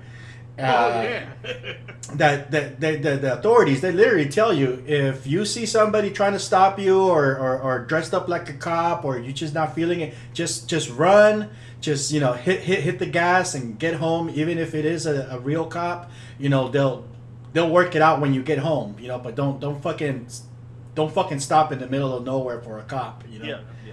New Jersey, it's a Sears, I do believe it was Sears that I had to go and pick up something from New Jersey. And in New Jersey, like when you go to their, I guess where the fuck it is, it's a fucking warehouse. When you go there, the place looks like fucking, it looks like a penitentiary. That's what it looks like. But it's really like where they store it. So they got barbed wires, guard towers and shit. I'm like, damn man, you got the right place. It's like, this is a penitentiary. Like, no. It's like the area is so bad, you know. And they say, see that stop sign down there? When you get your cargo, don't stop. I was like, why? Because as soon as you stop there, they're gonna run it back to the front. They're gonna unhook your airlines, and then they're gonna pull you out. Hopefully, do nothing more than beat you. But most of the time, they're just gonna shoot you. Shit. I'm like, shit. I'm like, no, I'm leaving. Because one truck left there, that motherfucker shot out. He like, sweet, that motherfucker shot out of there. I was like, damn, you didn't stop. Wonder why, you know? Like, but damn, I think I did this prison here. So, but yeah, when I left there, I didn't stop. I kept going. I kept going until I hit because it's like you gotta make that right turn. Like you gotta make a right turn to get onto the fucking highway to get out of there. So I was like, fuck. So I was like I had my co-driver with me. I was like, listen, man, I don't know what the fuck is going on. This is like Escape from New York, but we gonna blast out of here. And we got in that truck, man. We didn't stop. Man. It's crazy. It was like, damn. Like who would put a warehouse there? Because the warehouse been there since like the 60s. So back in the 60s, it wasn't bad. It just got bad. They just too stubborn to move the fuck out. I would have moved the fuck out of there. I would have got the fuck out of that place. I mean, when you got to show up and your warehouse looks like a fucking penitentiary, nah, it's time to go. You know, that's not to keep people in. That's to keep people out. But hey, if a zombie apocalypse ever broke out, I know where I'm going. I'm going right there. I mean, dudes walking around, security guards walking around with fucking like fucking AR-15s, fucking machine guns and shit sitting in the tower. It's like, because you drop on that motherfucker, he looks like a straight up penitentiary, man. I'm like, what the fuck is this shit? Yeah, that's why I keep telling people, you go to certain places, know where you at. Some places are not regulated the same way other places are. So, like, it's like, yeah, you go to somewhere like I was talking about, like in Louisiana somewhere, and let's say you're on Louisiana 8, and it's dark. There are no street lights on that whole fucking freeway. None. It's black the whole time you ride till you hit one. Once you hit one, because Louisiana 8 goes across, so left to right, east to west, or west to east. One goes north to south. One is also 71, so they kind of intersect. They kind of the same road. Once you get on 171, then you start seeing lights. But 8 is dark all the way across. And I was like, that's for a reason. I said, I'm telling you, man, this was the route they used for the cannibals to eat people. And people are like, I said, man, that's cannibals in Louisiana. They got a whole place for that. There's a whole spot where people do not go. You don't see nobody sitting nowhere. You don't see no roads. You don't see, you don't see no gas stations, no nothing. You will see a whole little space where you can tell where it's like a pseudo sort of town village, but there's no corner store, there's no general store. I'm like, these people eat people like that. No, they don't. Bro. Do they grow anything? I mean, usually man, you don't see nothing, bro. You don't see nothing. Damn. You might see 1 or 2, 3 or 4 houses, and you go, man, you seeing vehicles that I'm like, dude, you ain't seen that vehicle since the 40s. Like, bro, nah, these people eat people. Like, there's no way you're gonna tell me they don't. So then I find out they do. I'm like, oh no. And it's not like some rumor. It's like, no, this family just finally got caught up. They found, scores of bones Yeah. You know what I'm saying? Like it wasn't like some. I'm like, oh yeah, and then to have my boy Kenneth say, hey man, if you in this region right here and show me on the map, just keep going. Don't even stop. You see, because they're not gonna, they're not gonna like blow your tires off. And he was like, but there will be a stop sign in like a 3-way. Why is there a stop sign there and there's no traffic? Like he's like, you're coming through a little town with a 25-mile-an-hour speed limit. He says, do 40 and keep going. They ain't got no police force. The sheriff department don't come out there because they're scared too. Shut You know up. what I'm saying? Like, Damn. don't stop. He was like, I don't stop, and I do construction. He said, I got a job one time. I go out there, and he said I had to go through like this wooded area. There's a road, and it's a good road. He said, then it suddenly just turns into just chaos. Like my whole truck is shaking and vibrating because it's just straight up just dirt, ground, and gravel. He was like, no. He said, no, I instantly backed. He said, I couldn't even see what I was doing. I almost tore my trailer up. I just started backing up. There's no way I'm going to that. He said, you couldn't even see. It's daylight. You couldn't even see. I was like, oh yeah, they trying. He said that was a murder case. Then wasn't nobody gonna know I was there. They wasn't gonna know how to find me. He was like, I turned around. He was like, nope, ain't doing it. He was like, I don't know why everybody got in their mind that, oh, cause you white folk won't eat you. No, I'm probably their favorite dish. You know what I'm saying? I was like, what you got on the dish tonight, Paul? Negro? Yeah. You know what I'm saying? He was like, no, he was like, no. Negro cordon bleu. He was like, I'm a white dude, and I'm probably their favorite dish. I'm not doing it. What you got, Paul? Oh, we got this here coon ass on this here plate. No, you know what I'm saying? Like coon ass, that's my favorite dish. I really like the brown skin ones. He's like, well, what you mean by that? He's like, you up here looking like, what you mean? They all got forks and knives looking at you. Like, and I'm like, dude, and he was like, dude, the people, because he said Louisiana, especially in that particular corner of Louisiana, he's like, there ain't no black or white. It's just people. He was like, well, he said, trust me, man. He said people, because he treated me out with this, because he was like, a lot of people looked at him and they thought he said, a lot of people look at me as an older white guy thinking, oh, he prejudiced, he racist. Well, he was like, no, I don't like stupid. He said, I yell at all my workers, don't give a damn what y'all. He said, and I'll fire your ass just the same. He says, but when you go to certain places in Louisiana, they are the same way, and you could be their favorite meal today. No. He said they don't discriminate. They'll eat black, white, green, gray, or purple. They do not care. He said, and they are out there. And if you think they're not, you're fooling yourself.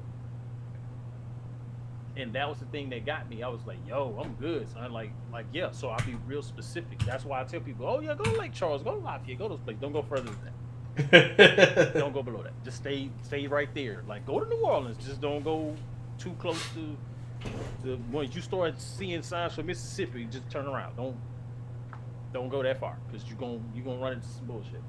You in Baton Rouge, you start seeing signs for I-12. Don't go that way. Don't do it. You know what I'm saying? Like, don't do it.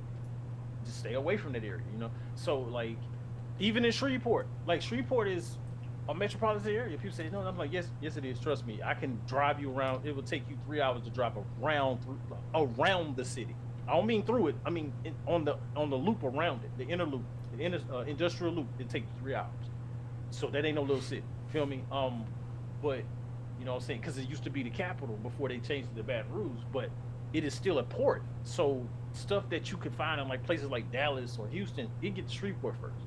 So you know what I'm saying? Like, and then it gets shipped from there to them. So it's like, hey, bro, like there's certain areas you just don't go to and act stupid. Allendale, parts of the Cooper Road.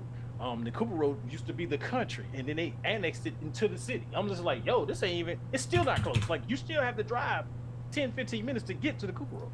So it's like, people call the Cooper Road like its own place. Oh, I'm from Cooper Road, Louisiana. Cooper Road, Louisiana? That's Shreveport. Nah, man, you know what I'm saying? It's its own place. You ain't lying. They own everything. Like, the only thing they missing is Walmart, and they was talking about putting one down there. You know what I'm saying? Like, you ain't got to leave the Cooper Road to get groceries. They got 2 grocery stores down there. Like, you ain't got to go, and they not named Super One or Brookshire's or something like that, or Kroger. They their own thing, and they got their own suppliers. I'm like, damn, it's its own place. And if you go down there wrong, you might not come back. You know what I'm saying? Like, you know, but then right across, like when I say across the street, I'm talking like the main highway. What is it? North Market. Once you go across North Market, it literally turns into like the money side of town, like instantly. You know what I'm saying? You be like, yo, like where are all the Corvettes and Mercedes and Lexuses come from? Well, this is where everybody got the money at. You know what I'm saying? Then you go across. Then you go underneath the overpass. 3132. You go underneath that. No, I'm sorry, 220. It's Interstate 220, which goes through Shreveport. It don't go no further than that. Interstate 220, it comes off of 20, and you can go through it like a semi loop. Then it turns into 3132, which is another semi loop that takes you back to 20. And you can get on Interstate 49, which goes straight through Louisiana all the way down north and south. So once you get on 220 and you go, I think you go north, you go towards towards Bossier City. It just turns into this like nobody is around, like there's no houses, no nothing. It's just woodlands, and then it'll instantly turn back into the city again. And then when you hit that part of the city, you're back to some more money. And then like you have Uri Drive, it is literally like the money, like that's where all the money is. Like the street, you ain't gonna never have these potholes. They don't know what that is. You know what I'm saying? Like they don't know what potholes is. They don't know what down power lines is. But your ass go to Queensboro, you might not have power for 3 months. Because they just be like, oh, we forgot about y'all. Like, you know what I'm saying? Potholes, the whole street, you know. But then you hit Lakeshore Drive, which is right in the middle of Queensboro. It's pretty as hell. And you go across the street, and all of a sudden, all the houses start being pretty. Like, it's just so weird how it's intermixed. But then you can go to the wrong road in Shreveport and just in the same neighborhood, and it's a whole nother place. Like, so I always tell you, you want to visit these towns, go to one of the stores and ask people where not to go, and somebody will tell you, okay, if you go here, don't go there. It's like going to Dallas. They'll be like, oh well, you can go to Oak Cliff, but just don't go over here in Oak Cliff. Like, or well, you can go over here to where, you know, oh, you in South Dallas? All right, cool, you good. But you in North Dallas? Yeah, all right, you in North Dallas? Don't go over here to Henry Hines, or you don't go over here to like, oh, yeah, don't go over there. You know, don't go to the host road. Don't go over here to this. Don't go over here. Well, the Africans over there, you might get ripped off, but you ain't gonna get shot. You know what I'm saying? Like, you just knowing where you're going and knowing what's where. And a lot of times people don't know that. So I always tell them, if you go to like Texas in general is all right, but there's places you don't go. You know go to Vidor. Might not come back. Vidor, Texas. They when I was in high school, man, there's this little town between a little bit closer to Houston than it is to Louisiana, but it's along I-10 going towards Louisiana. It's called Vidor, Texas. They literally used to have a sign that says "Niggers not welcome" right there, a big old billboard. Yeah, it's like it's fucked up, dude. I know where you talk about it too, because I've had to take that route a few times. But like literally out publicly, dude. Big old fucking billboard, like right there. They're standing their fucking ground, dude. Or I mean, they used to. I haven't seen that since I was in high school, but they were standing their ground. Yeah. Well, crazy shit. I just wanted to pass the breaking news that I got the identity of Todd Fox. Todd Fox is the son of Kenneth McPhee. So about the breaking news. Breaking news. We interrupt this. We interrupt this stream talking about everything except for a loser to bring you this. You know? All right. And for everybody else watching this stream, I want to tell you about my new sponsor, NordVPN.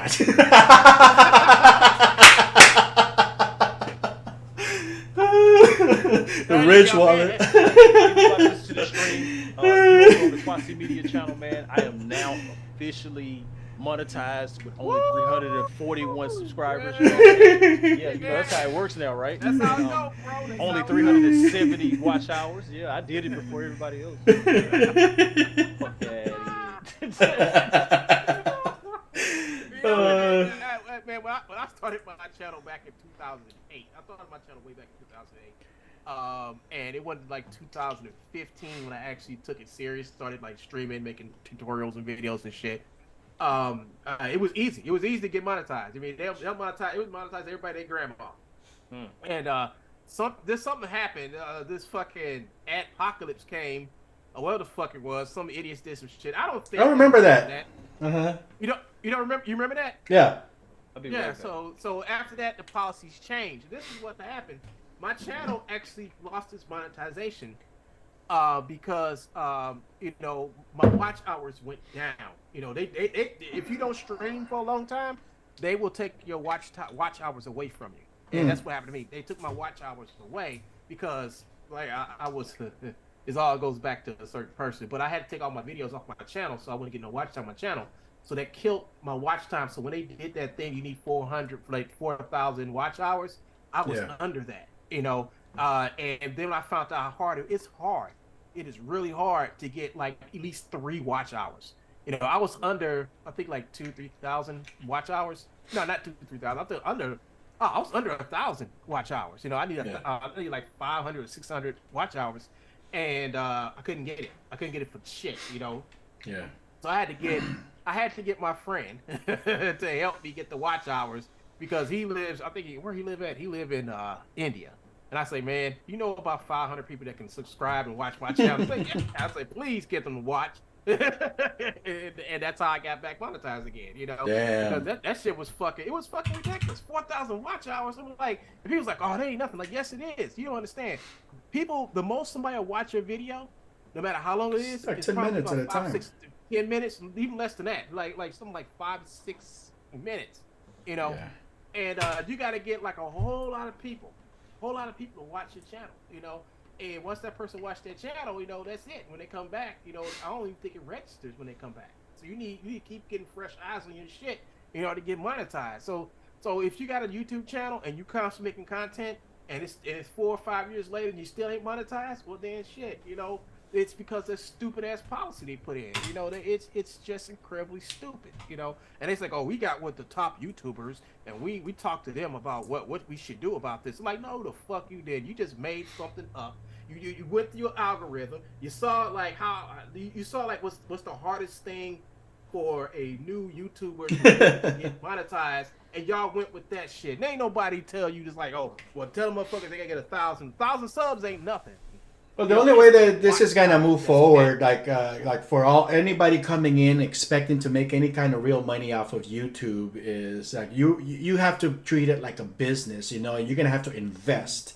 So you're gonna have to come in with money, you know, $10,000, $20,000, $30,000, have an office, have a staff of editors and writers and stuff, and actually be putting money into it as a business in order to produce the kind of stuff and then market your shit. You know, you got to fucking buy advertising and all this other shit. You know, that's the only way it's gonna, I think, start working going forward. You know, a couple of years from now.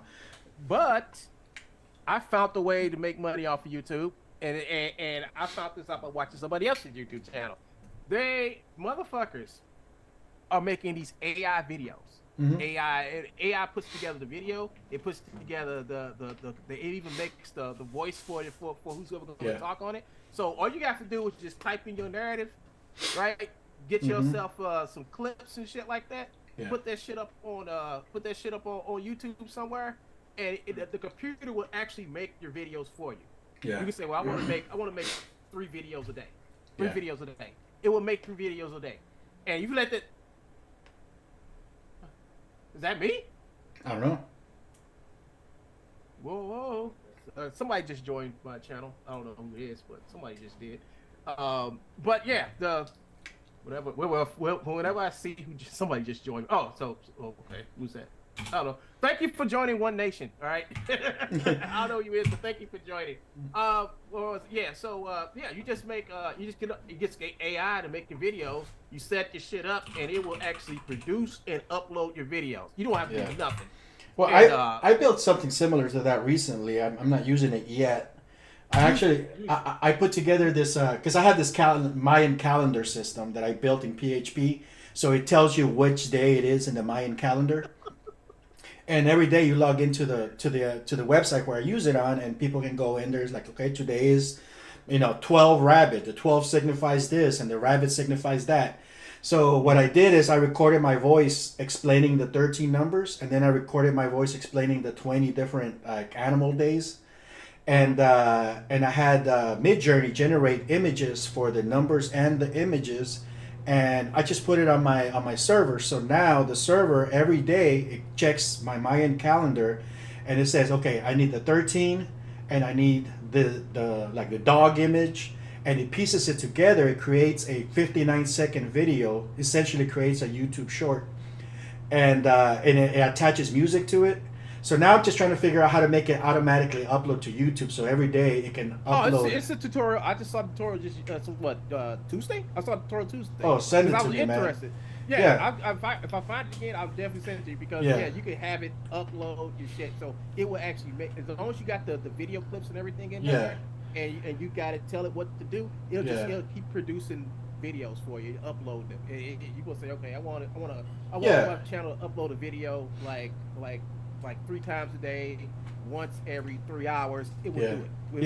And I mean, and this thing is really kind of cool, you know. It's like, but I mean, it's like, okay, it is me speaking and did the research and did all the work and stuff. So now it's just mixing and matching my stuff. Like when you call an operator, you know, and you get that operator to the time is 12:59. You know, it just pieces my voice together to do that. And it worked out pretty cool, but I'm still dealing with like, okay, well, I would have to be uploading this shit manually every fucking day. I still don't want to do that, you know. You can, man. You listen. You can probably make 5 or 6 different YouTube channels, and set that and set your AI to where it will upload a video to different videos to each channel. So if you got a channel about science, it'll just upload shit about science. If you got a channel about cars, it will only do videos about cars. And you set it. You can just set it to where it does it like all these channels get content on it, like this one this hour, this one this hour. You can do that shit all day. I see some of those channels though, man. Like the science things, like blah blah blah. There's Hubble Space Telescope and blah blah blah, and the automated voice. And I'm looking at this shit, and it's like really basic science and stuff, but because it's generated with like ChatGPT and shit, ChatGPT gets shit wrong all the time. Yep. So it's like, but they're automating that shit, and they're literally putting out all this fucking fake ass information without even like looking at it, just fucking targeting the algorithm for the sake of getting the clicks and shit, you know? Right. It's fucking crazy. It's crazy, and I'm like, and think about this. They make these videos. They put these videos on YouTube. They don't care if it's accurate. They just put it up there for somebody to watch. I mean, we do videos just so there for somebody to watch. Somebody's gonna watch it, and somebody's gonna watch it eventually. And as people watch it, their channel's collecting its hours, is getting its views, and next thing you know that channel's made monetization, and and you don't have to do nothing. Just let the thing run, you know, and it's gonna get you money. I mean, I'm like, damn, like these motherfuckers are making up like bandits. They making out like bandits. I'm like, we gotta figure out something, man. We gotta figure out something to fuck with that algorithm. You know, between all of our talents, I'm pretty sure we can put together some art-related stuff, and then I can have my program piece all that shit together and just be uploading shit. Yeah, we should just make a YouTube channel, make 5 or 6 automatic YouTube channels.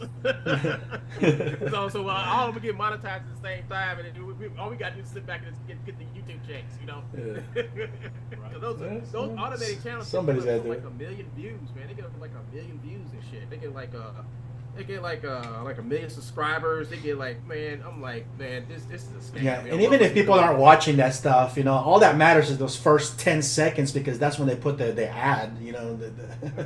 Right. Yeah, YouTube will only monetize a video like after 8 minutes. So you can make like an 8-minute video talking about like shoe fungus or something like that. Somebody will find it. I mean, the algorithm will find somebody who's into that shit and shop it to them. And I mean, it doesn't matter. You didn't make the video, so you didn't put no work into it, but it's bringing you money. Yeah. Only thing you gotta do is just make sure you keep your electric bill on. Badly made tutorials on my thing. Stay off. What's up, man? Ben just popped up. Somebody. Who's somebody on your stream? Oh, okay. He's Top there, Fox. Yeah, Top Fox and Ben. Yeah, Top Fox and Ben in there. Alright. So everybody now knows that Ben is not Todd Fox. Joe said, Ben totally Todd Fox. Like, nah, I don't think so. Ben is pretty witty, but he's not witty as Todd Fox. He's pretty witty, but he ain't no Todd Fox back to witty.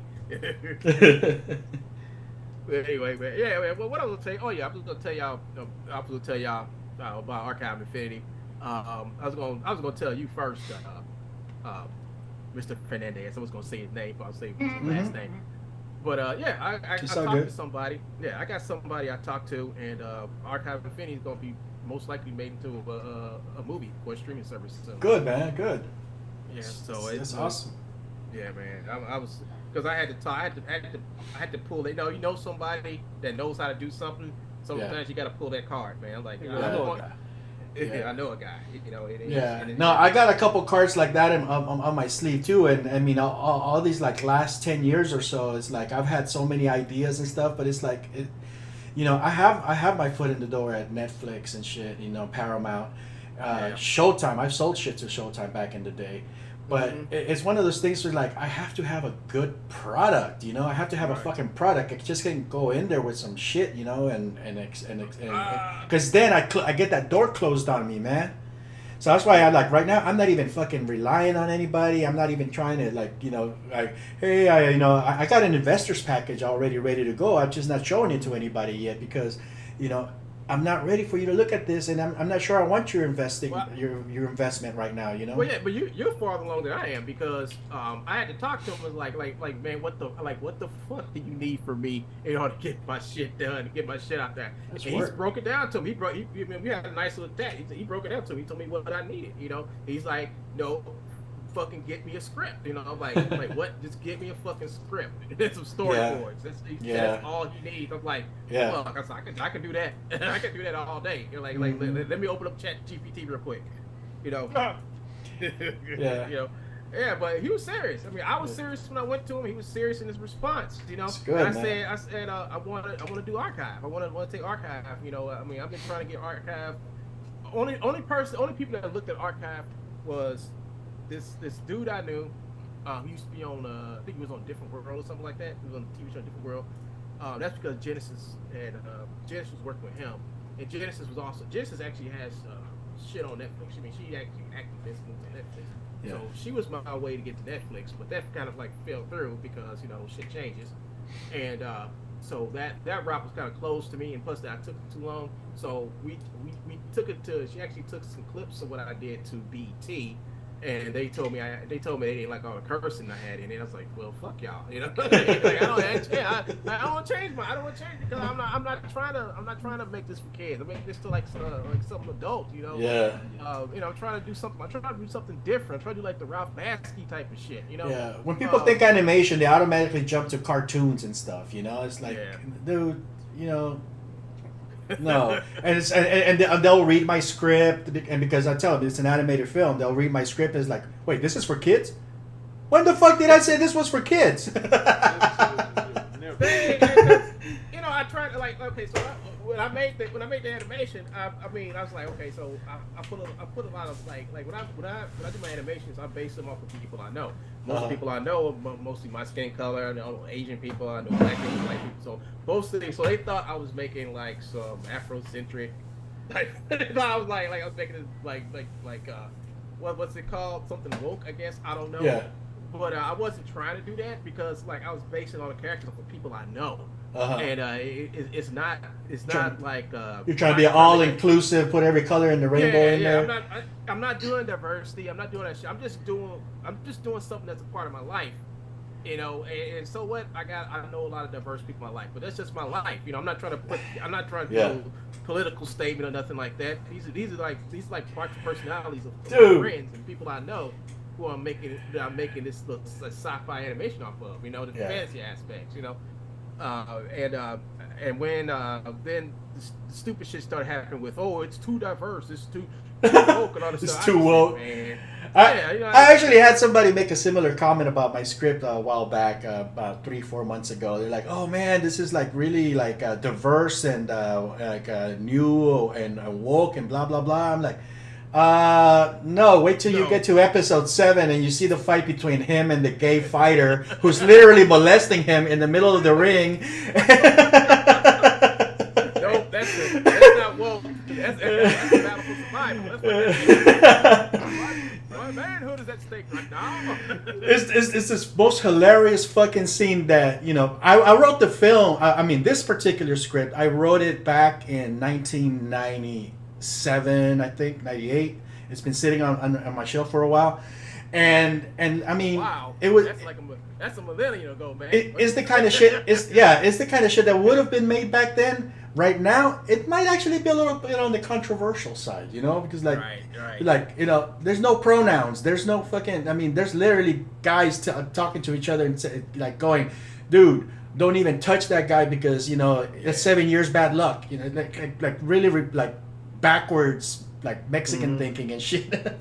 Yeah, you can't make movies. And then make movies like that no more. And then doing it as a joke, you know, it's like you can't joke about that. They're like, well, whatever.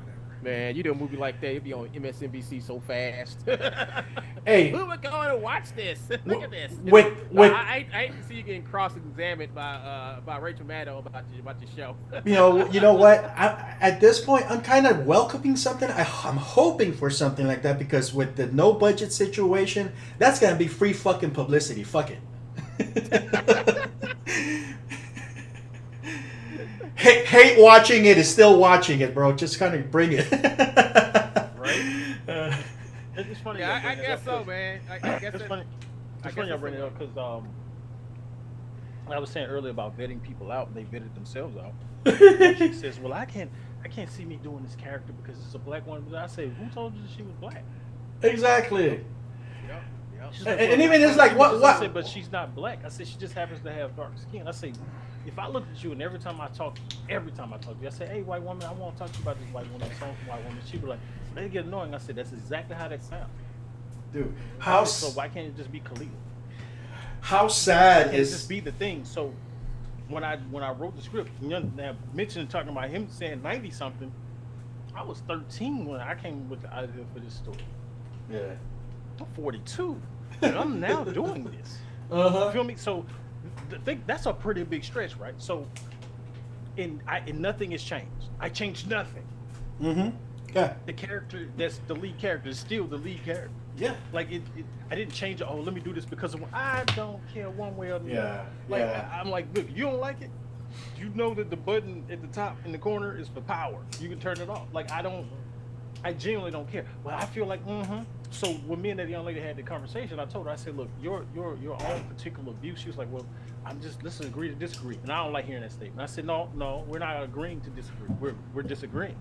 Yeah. There's no agreement. You can't agree and disagree. That's the oxymoron. So no, we're disagreeing, but what we're doing is we're parting ways cordially.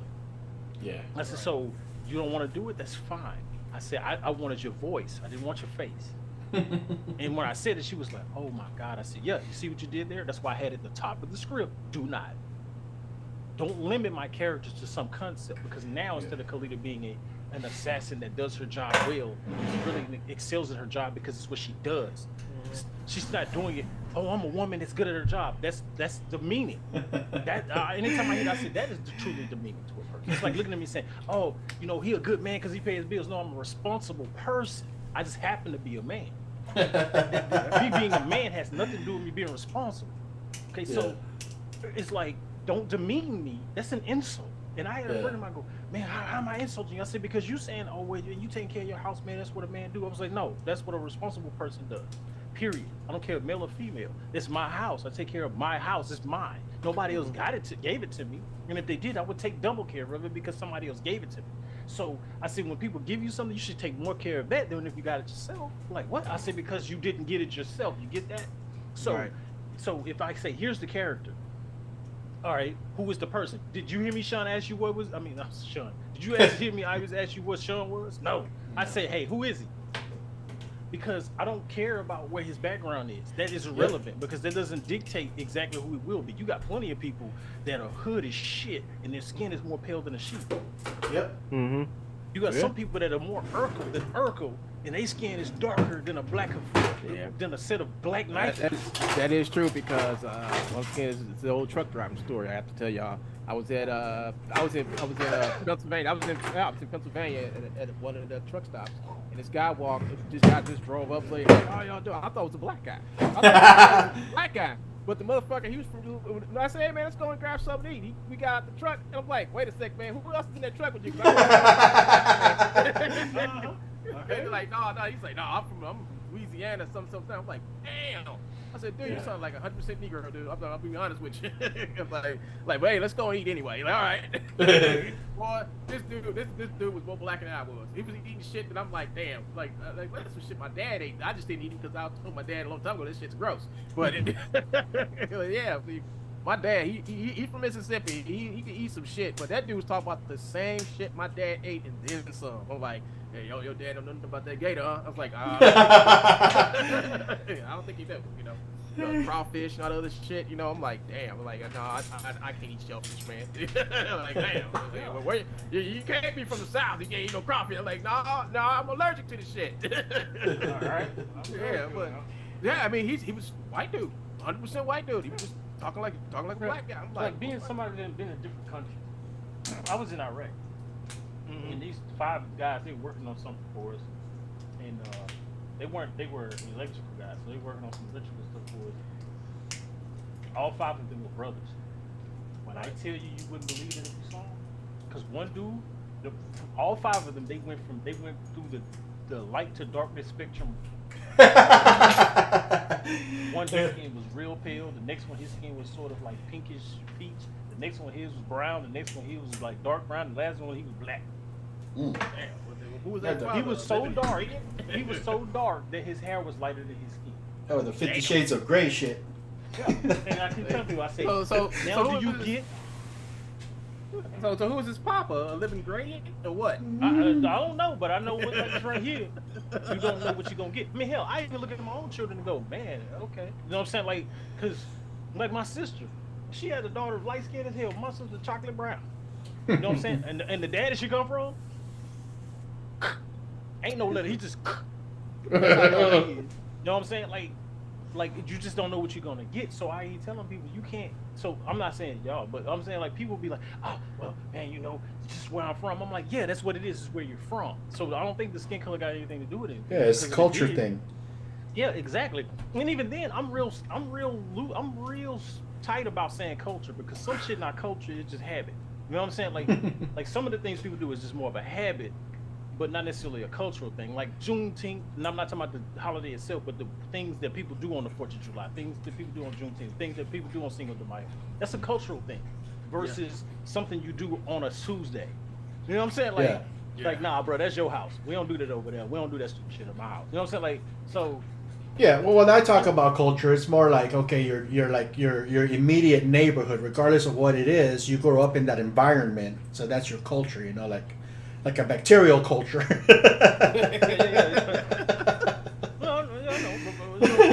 Yeah, I know. Like, yeah, but it's like, look at the cages, they are every color. Yeah, they are. You're not lying. You know what I'm saying? Like, you don't know what you're gonna get. You talk, and the truth is, they be brother and sister.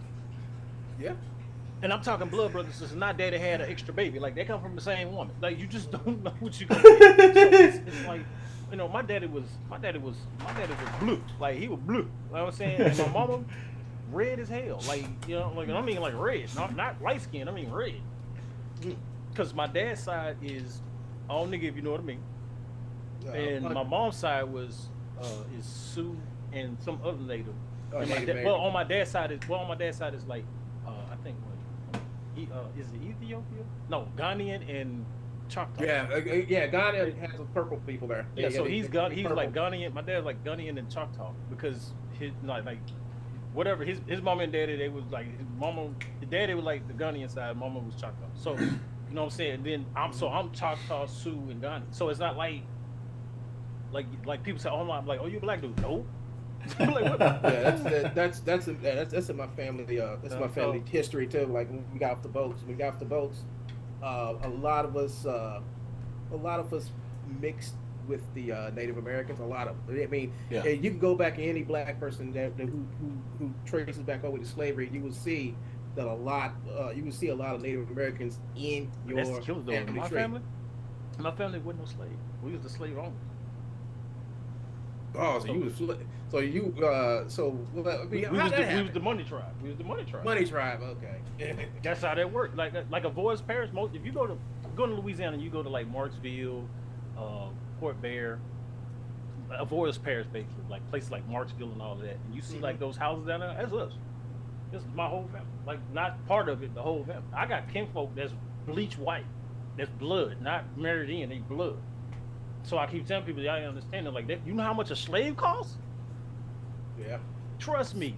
What you're looking at when you see that when you call them a redneck or whatever you call them people was the foreman. They got hired on. They were just opposed to people they was back things with. So the person that had the plantation was where the money was, and they weren't home most of the time. Foreman. Why? Because they was making money. Yeah, the farmers were the one out there. Yeah. Yeah. So the foreman was the one that's who you having to fight with. But the plantation owner, you don't know what he looked like. Most of the time, the plantation owner was dark as the dude was getting his back with. Wow. Wow. You know what? He's telling the truth because that's in history. That's a People part of don't history want to hear right that. They don't. People want don't. to Yep. Nobody wants to hear that. You know, it wasn't a lot of them. Nah, I ain't even gonna lie. The Iroquois was the lead tribe, and then you had the Iroquois was the head tribe. Then the second like kind of backup tribe was the Algonquin, and then it went from there. So all these tribes were fighting already. Mm-hmm. So when I see people say, "Oh, the white man taught," the white man ain't taught you shit. He walked up and saw you fight. You know, there were some tribes up in like North Dakota area and stuff where they also owned slaves, and a lot of the reason why black people have native heritage is because they were slaves of the natives, and even after slavery ended, they continued to be slaves within those Native American tribes. Well, you had the two biggest tribes, I do believe, back in North America were the Comanche and the Apache. And the Apache... The two biggest fighting tribes, yeah. Two biggest fighting tribes. I do believe the Apache were the ones who actually invented the Comanche. And they treated them like dirt and like shit. And what happened is that the Comanches, I do believe Comanches went off and got bigger as a tribe. They came back out the mountains and basically just fucking destroyed the Apaches. And the way they destroyed the Apaches, when the Apaches was basically wiped out almost by the Comanches, they sided with the Spaniards, right? Because Comanches the Apaches tried to do something real slick. They tried to go to the Spaniards and say, "Hey, listen, we got this property that we want you all can go there, move there rent free, do what you want to." And the Spaniards say, "Okay, you won't get attacked by me?" "No, you won't get attacked by me." They were sent into the Comanche territory, right? So they went to the Comanche territory and they're like, "Hey, and the Apaches gave us a hookup. They know us Spaniards got a little stake of land here." And what happened was the Comanches came down and they say, "What the fuck y'all doing here? This is our land." They slaughtered those motherfuckers. They slaughtered the Spaniards. And then what happened is that the Spaniards got like fucking guns, cannons, all type of shit. So they called back home. Some more of the motherfuckers came in force, got the Comanches, and they started wiping those Comanches out. So they came up with a treaty. They said, okay, fine, all right. You know, we made a little mistake. We didn't know the Apaches did that, but how about this? How about we become friends and we wipe out the Apaches? And that's what they did. they fucking wiped them out to extinction. It's a horrible Man, you got old boy on the YouTube, his name Dane Calloway. Man, that man went through the Library of Congress and found so much stuff. He was like, he just started telling people, like, his whole channel is based in showing people, like, there was only 18 people from the continent of Africa that ever landed here, and that was in Virginia. It's on a sign in Virginia. Like, the people say, "Oh," I'm like, dude, that's no way you're gonna move millions of people and all of them survive. Come on. So you're looking at a trickle. So the African slave trade was with the rest of the country, but what you're looking at, the majority of people that was dark skinned that ended up here, I'm talking, when I say dark skinned, that's directly from Africa. They came from Haiti and what we call the Dominican Republic.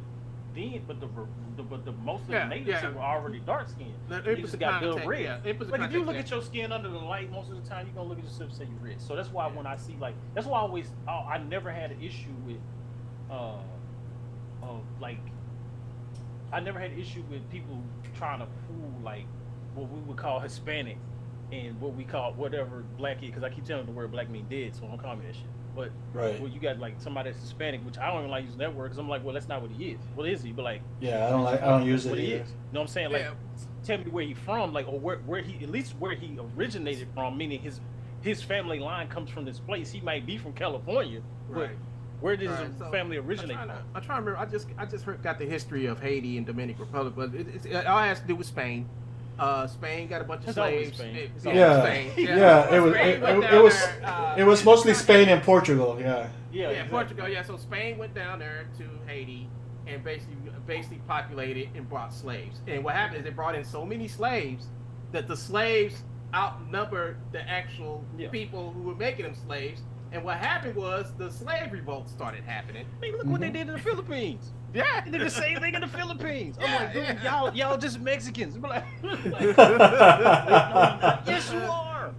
Why do people in the Philippines think they're Mexicans? I mean, I don't come from Spain. I'm saying that some of them be like, no, I'm Filipino. I'm like, dude, you got name. You have literal Spanish names. Yeah. You're Mexican. Let it go. No, I ain't buying that. That was colonialism. I mean, I get that. Yeah, that's colonialism. That's colonialism. They're like my last name is Fernandez. My original my so-called language is Spanish, but I'm not white. I'm not European. You know, Spanish is white people from Europe. You know.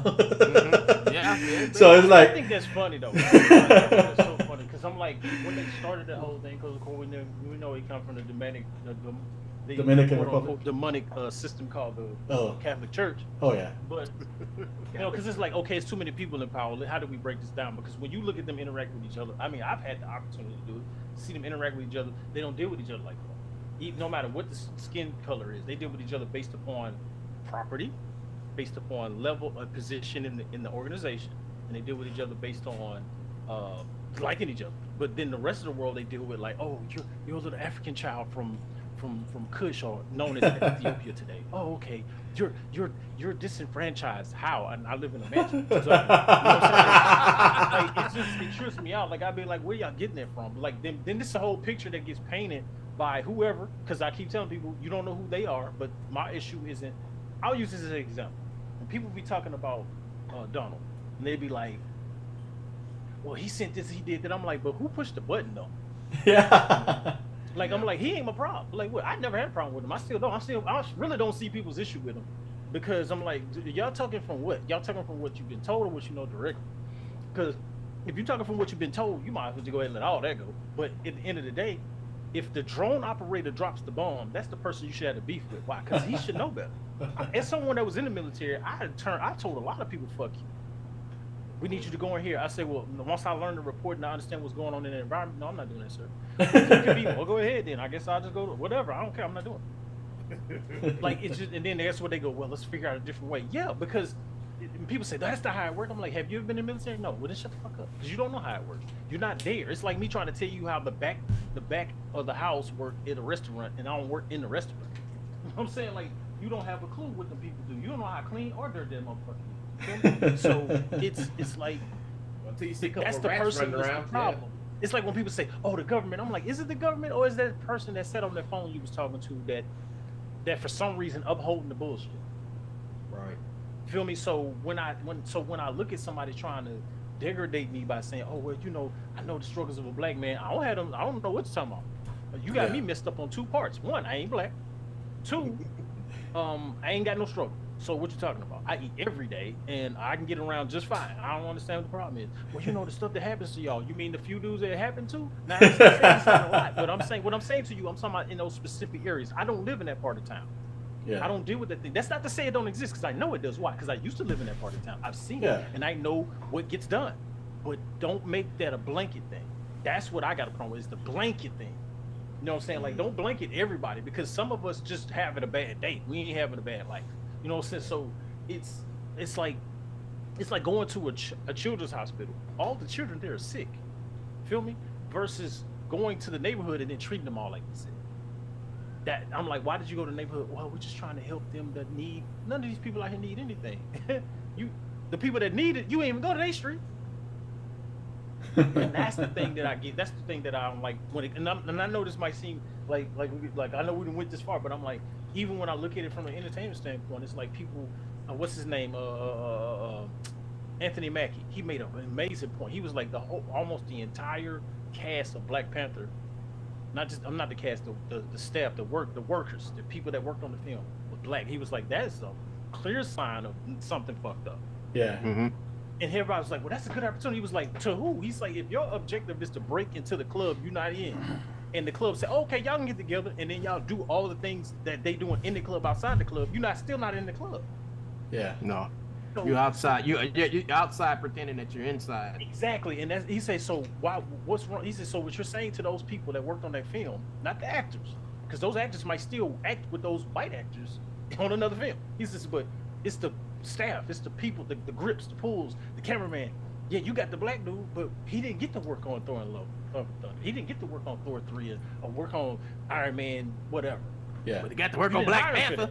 So he can work on Black Panther. And so you ain't gonna hire him for this. He said that is a clear sign of fucked up. Even I'm like, you're still being segregated in a sense, you know, because at the end of the day, the fucking suits behind the industry, they're still the white guys, just, you know, because that's what's going to make them money to begin with. The only time they're going to call you to work is when they're going to make a film with predominantly black or diverse cast. That's the only time they're going to call you to work. Because all the other shit, all the other stuff they're going to make, no, you know, you ain't going to work on it. Because we got a movie for you just to work on it. Because we got our pack, like they say in Louisiana, the good old boy. You know what I'm saying? Like, you got the whole good old boy clique, and it's like, oh, that's the reason why you got him. Like when that shit happened, old boy in Baton Rouge, he got shot, and the police, oh, he was drawing a gun. What gun? Like, it's a good old boy clique, and that's why I you know what I'm saying, like, I find I find ads. I got ads running on they popped up a few times. Stupid ads. I find it awkward and weird that people will continuously act like this whole idea of, well, you know, let me say what I say. Fuck that. This is what I say. I always tell a person, I say the club was built, it wasn't built for you. Why you mad about it? Mm-hmm. So build your own club, or get together and y'all just do your own thing. Like I'm cool with being outside at the bonfire. I don't have to go in the clubhouse. They're inside, cooped up, and if something pop off, at least we see it ahead of time. But oh no, man, well they gonna respect me, bruh. Why are you pushing the issue? Like I've had to correct more so-called quote unquote black folk in how they talk to me than white folk, and I'd be like, hey yo, bro. Man, can you stop saying that so much to me? You know how it is. I'm like, no, you doing a little too much, bro. But like, man, you know how we do. No, we don't do shit. What you talking about? We are who you getting this like. Don't know, because if the so-called quote unquote, I'm air quoting, you know, you can see me. White dude says, hey, you get up out of here, you whatever, and I'm like, I know why he's saying it, and it's funny to me. But like, why is that? Well, he didn't disrespect me. What's that? He acknowledged me because the word respect means to take into account of regard. Mm-hmm. So he took me into account enough to say something to me instead of just shoot me. But even though what he said was derogatory, reason why I'm okay with it is because I know why he thinks he's saying it. He think it bothers me. He think he's saying something to me that's so off-putting. But you said it on purpose. When that black dude said, man, get the fuck out of here, nigga, he meant that in the most ugly way possible. Right. I got a problem with that one. But like, why? Because the white boy think he doing it like you doing. And he doing it because he think he know, and he don't have a clue. He's saying it from a space of being taught or saw it somewhere and thought it was fun or whatever the case may be. Even people say, oh, it's hate. I'm like, some people I don't think it's hate. I think it's literally just them going through their day and they think they superior, and it's just, they really believe that you are the lesser thing. Not everybody, because if it was everybody, we would be in the street fighting right now. It wouldn't be no being in the house chilling, doing animations and playing on video games and shit. No, it would be complete and absolute chaos. So that's not the case. It is all these things that people talk about are isolated situations specific to that space and that place at that time.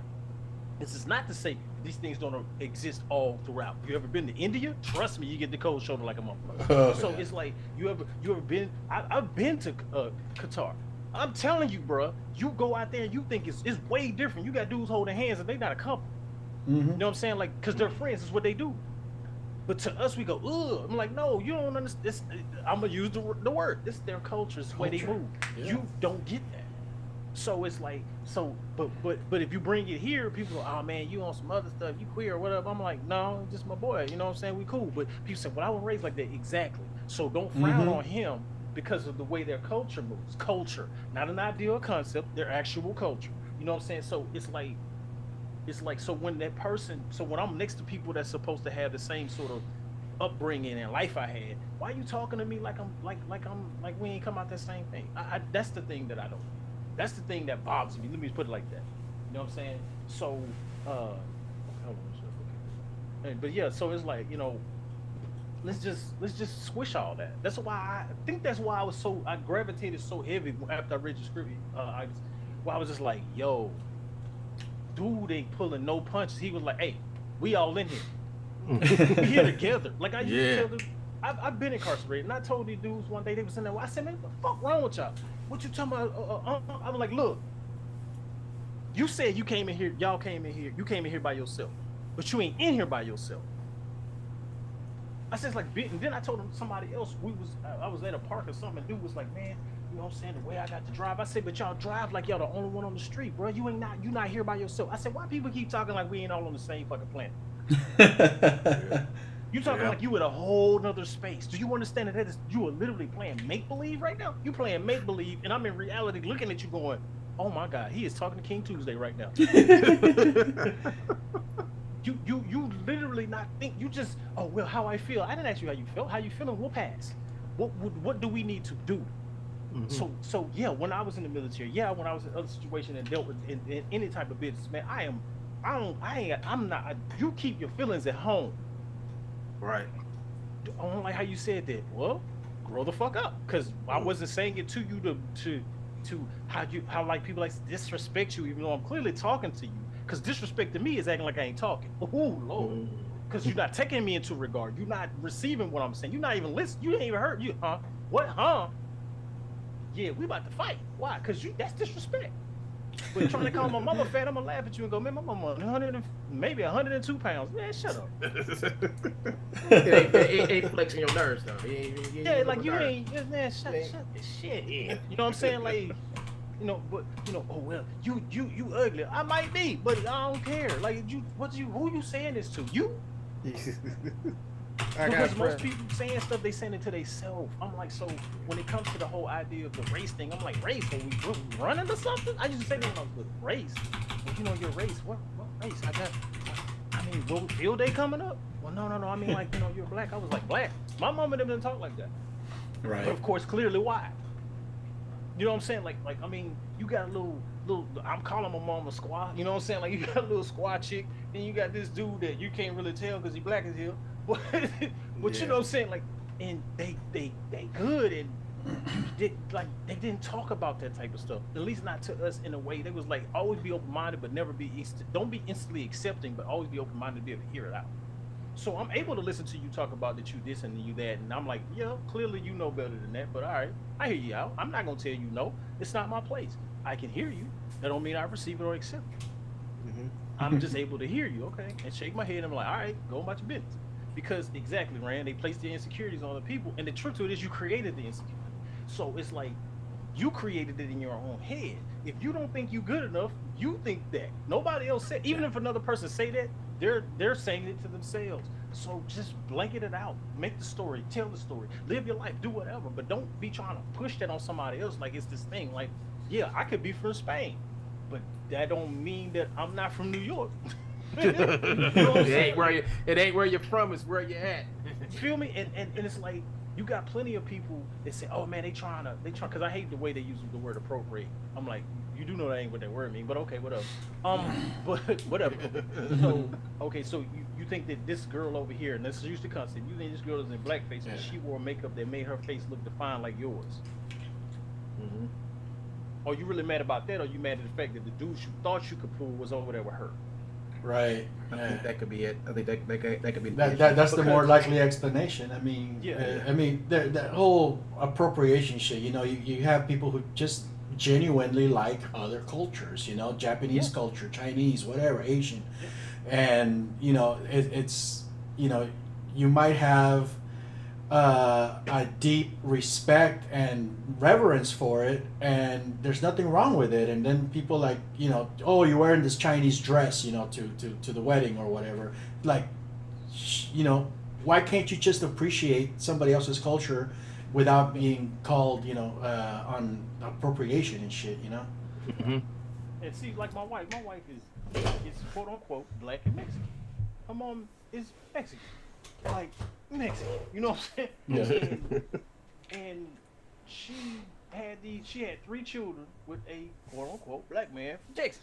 You know what I'm saying? And they didn't stay together, but the cultures blended. because they understood each other. Now with this woman that's, again, she had to be immersed in those two sides. Right. And if you looked at her and you go, I don't see neither one of them, like, exactly. But, however, you know, when we go around the family, nobody's going, who that little black dude she with? Right. You know what I'm saying? Like, nobody's going, hey, because I'm rolling in like, hey, man, where the tamales at, man? You know what I'm saying? Like, and they in the refrigerator, you got to heat them up. Cool. Like, there's no ask, because again, I went to culinary school. I was a chef for a little while. And I'm like, I know cuisine, so you ain't got to explain nothing to me. So you ain't tell me what something is. I know what it is. I'm just asking you, is it hot? That's all I need you to know. Is this too hot? Because I don't want it to be too hot. You know what I'm saying? Other than that, it's understanding that. And I've always been into the Mexican culture. I've always been into the Japanese culture. I've always been into the Chinese culture. Yeah. I like those. I like the way they move. I like the way they interact with each other, because it's at the core, it is about the family unit. It's not about trying to have the clout. But when you go into the communities that we call black, it's like, hey man, look at my shoes. Fuck you. Like, why? I don't want to be around you. You know, I get where you're coming from, man, because it's like when I had my business, and I'm just saying it because this is from my experience. Everybody's experiences can vary. You know, when that I had a business, and I was a black guy with a business. Why is it that like a white person will walk into my business and give me what I asked for and probably give me a tip, but black folks they want that. Yeah. They don't. The white people come in to me all day and they be like, I ask them what you want. They'll tell me what they want. And I do it. You know, and I had no problem with them. You know, but most of my problems came when black folks walk into my store and they'd be like, you know, how much is that? Oh, it's like $7. Damn, man. Okay, hey, man, can I get it for $6? Can I get it? I'm like, no. Like, no, man. Like, I gotta eat. Yeah. I gotta pay for it. And the trick to it is, one, like, I've experienced it so much. Like, I had a client. He wanted me to mimic the model. He wanted to mimic a style like an action figure. Mm-hmm. So that was easy enough. I knew what I could do to get this, so I did that. But he started asking me prices and stuff, and I told him. He was like, ooh. I was like, ooh, what? Because he kept asking me, because it cleared in my name. He was like, are you Gunny? And I'm like, y'all do know that's not Gunny, right? Like, the name is not, but whatever. So I was like, all right, cool. But they were like, I was like, all right, cool. And then dude kept on, and I was like, why do you think because I got dark brown skin and you got dark brown skin? Somewhere in there, like, we got this unspoken rule of being able to do for each other. But if I ask you, but clearly that's the case, why can't you do for me right now? Mm-hmm. Right. So I'm like, so what it is you want the seller to give you the advantage, but you're not going to give the seller nothing. Yeah. So I'm like, oh, okay, I get it. So when I hear people say stuff like, well, why don't y'all patronize the business, you know, black business, I say, well, for one, you fucked up right there because I'm black. The second one is the reason why they're not buying is because you're not selling anything they actually want. You're selling stuff you think they want. You feel me? Like if I was to start a shoe store, I would sell no shoes none of y'all want. That's how I said it. None of y'all. Business is business, man. You gotta. Yeah. And I bet you money, the motherfuckers come in there and buy them. Yeah. Feel me? So it's like y'all. It's like I used to tell dudes at home, but back home, I used to tell them all the time. I said the reason why y'all messing up is because y'all keep going to where you keep going there and thinking those people gonna have your back because you think that y'all on the same thing and not understanding that. I keep telling people, y'all don't realize that y'all from different tribes. Mm-hmm. So y'all look, oh, we all black. No, we from different tribes. Yeah. so we all the tribes didn't vibe, bro. Yeah. So you ain't understanding. You might have came out the Comanches. You might have been from the Blackfoot. You might have been from the Iroquois, the whatever. You might have been from them. Stop saying you're Cherokee because you're not. Okay. So it's like, but you might have been from whatever tribe. You might have been from the tribe, whatever tribe out of countries of Africa. You know what I'm saying? Yeah. But you could tell you might be looking at yourself and your blind and got darker and darker, but you might actually been part of the Spanish conquistadors. You don't know. But at the end of the day, you're not gonna sit here and act like we all from the same space. No, we're not. Because I can tell you right now, a guy from Scotland and a guy from Ireland ain't gonna really too much fuck with each other. You feel me? So come on, man. Like, we get something similar on our end where, because a lot of us are immigrants and, we come from Central America, South America, stuff like that. Mexicans, brown skin colored people, basically. And they expect to have some sort of instant camaraderie because of the skin color, you know, and Yeah. and you owe me something, and we're we're the raza, we're the race, you know, we got to treat each other. But I'm like, bitch, do you know what they're doing in Mexico right now? Everybody's fucking killing each other like nothing, and they don't respect themselves in their own country, much less expect that shit here. Wait a minute, they tried to put La Raza card on you, man? Hell yeah, all the time. Oh my god. I thought we had it, man, but damn.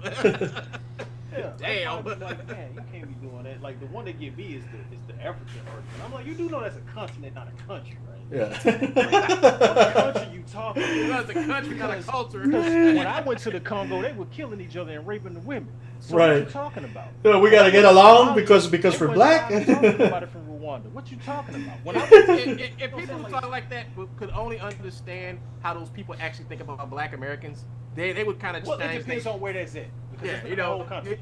But because they would change their mind on word dashikis and shit like that. It's like if you actually knew what the people thought of Black Americans, you wouldn't be wearing that shit. You know, The truth is, most of the garb they see that they wear, most of that shit is from Libya.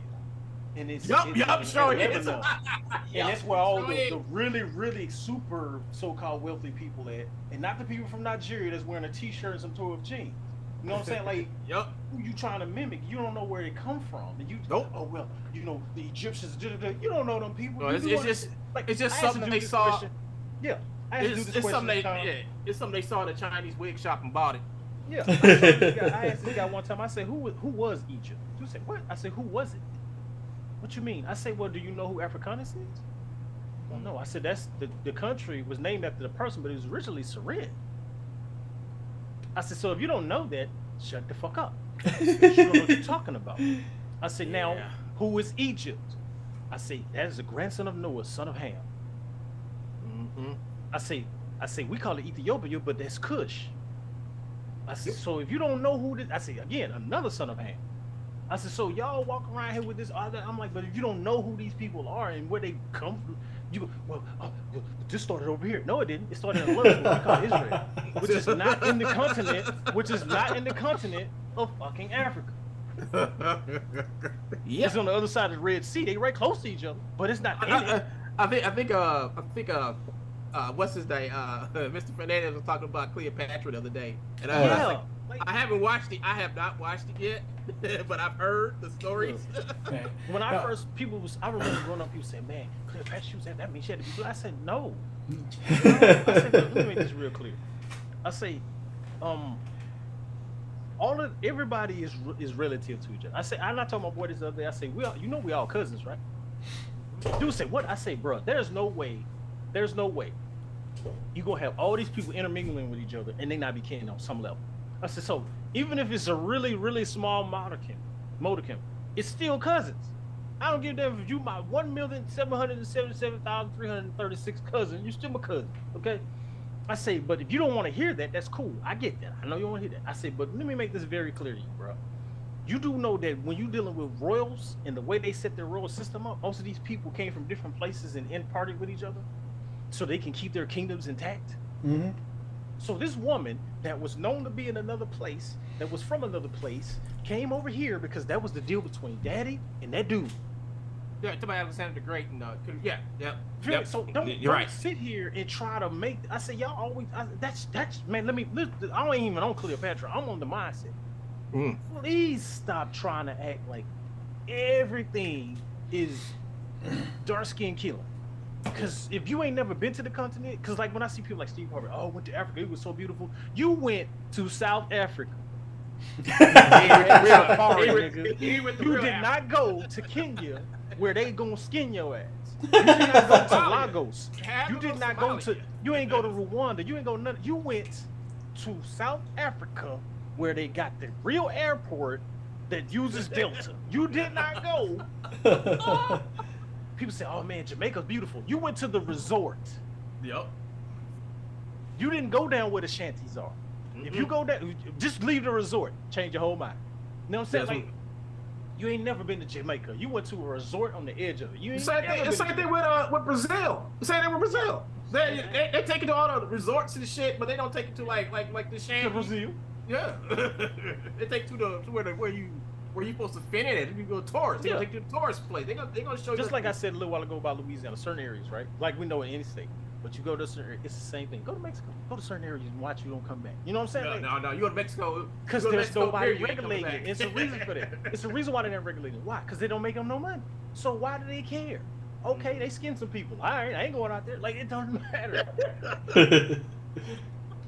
Like they skin some people out. But people be talking about when I hear people trying to talk about culture and they heritage and this and that, I'm like, you know what a heritage is? Because I don't think y'all know what that is no more. No, they don't. Nobody understands. Because you ain't living in your heritage at all. If that's the case, you way out the way of what you say you're supposed to come from.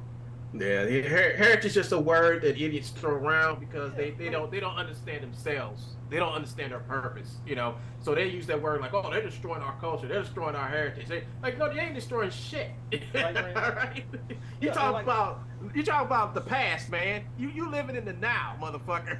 Yeah. And don't get me wrong, I'm a full believer in that certain things, not everything, certain things from the history of your family line does carry over, but it only carries over if you continue to carry it. You know, I had a conversation with my brother the other day that blew my mind. He was like, bro, this is like our 120th family reunion. I was like, damn, that's heritage.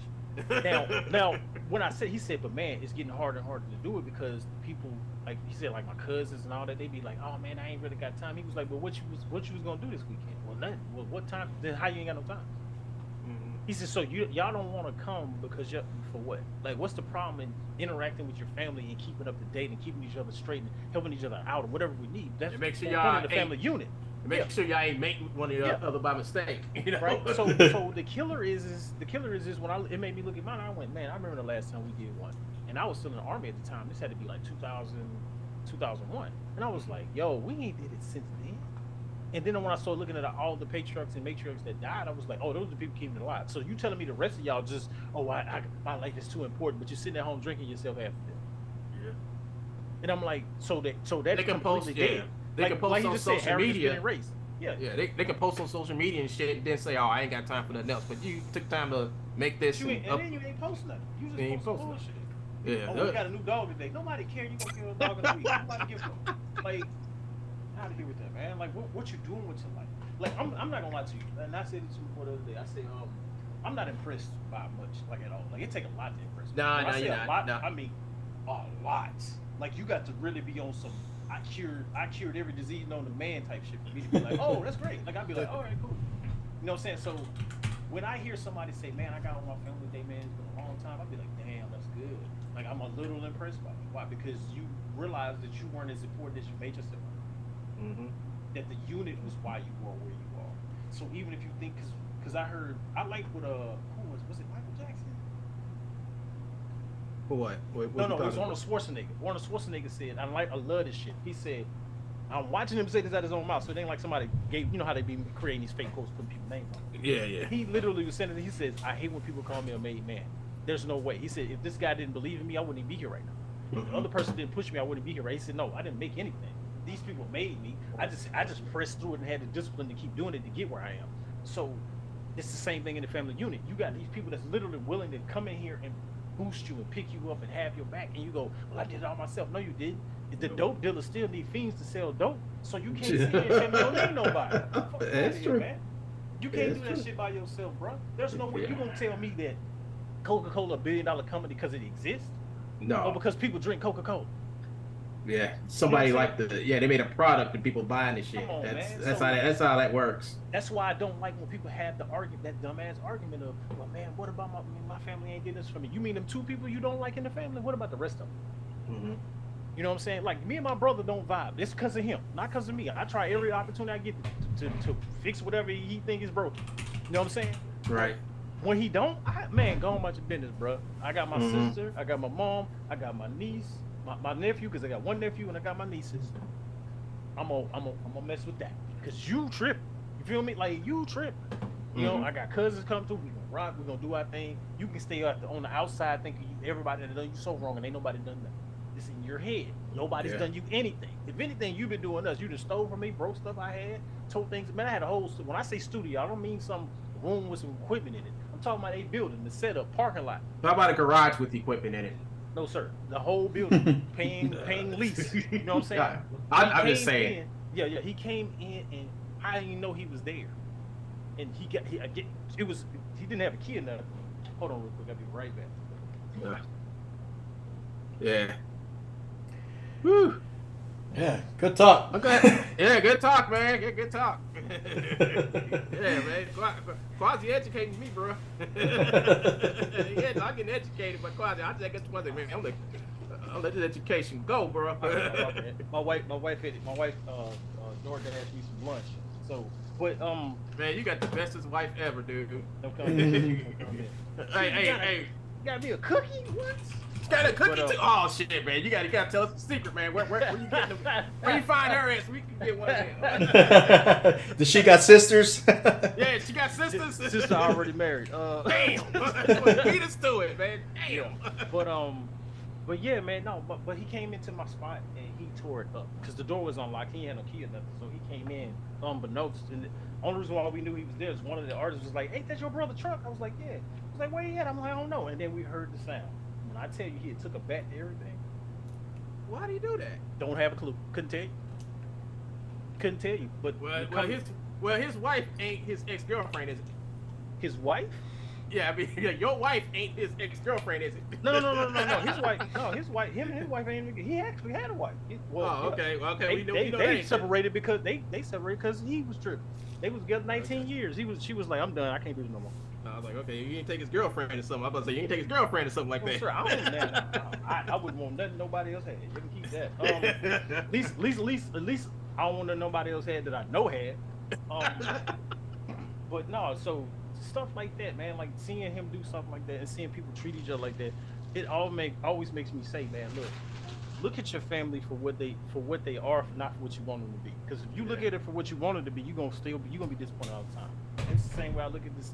Doing 3D, same way I look at being in business, same way I look at interacting with people. Exactly, right? It's him. So it's like having the ability to sit back and saying to myself, okay, wherever you are today, I'll receive it. You know what I'm saying? But I'm not going to let you make me feel bad for standing my ground on certain things. So, no. You know, so that's why when it comes to things like people talking about, you know, where they're from and their background, I'm like, that stuff cool, but what does that have to do with us being able to interact? You know what I'm saying? Because like, I don't have to know your whole entire background or lineage or heritage to know that right now you crazy. You know what I'm saying? Like I don't have to know that. Oh well, you're a well-spoken person.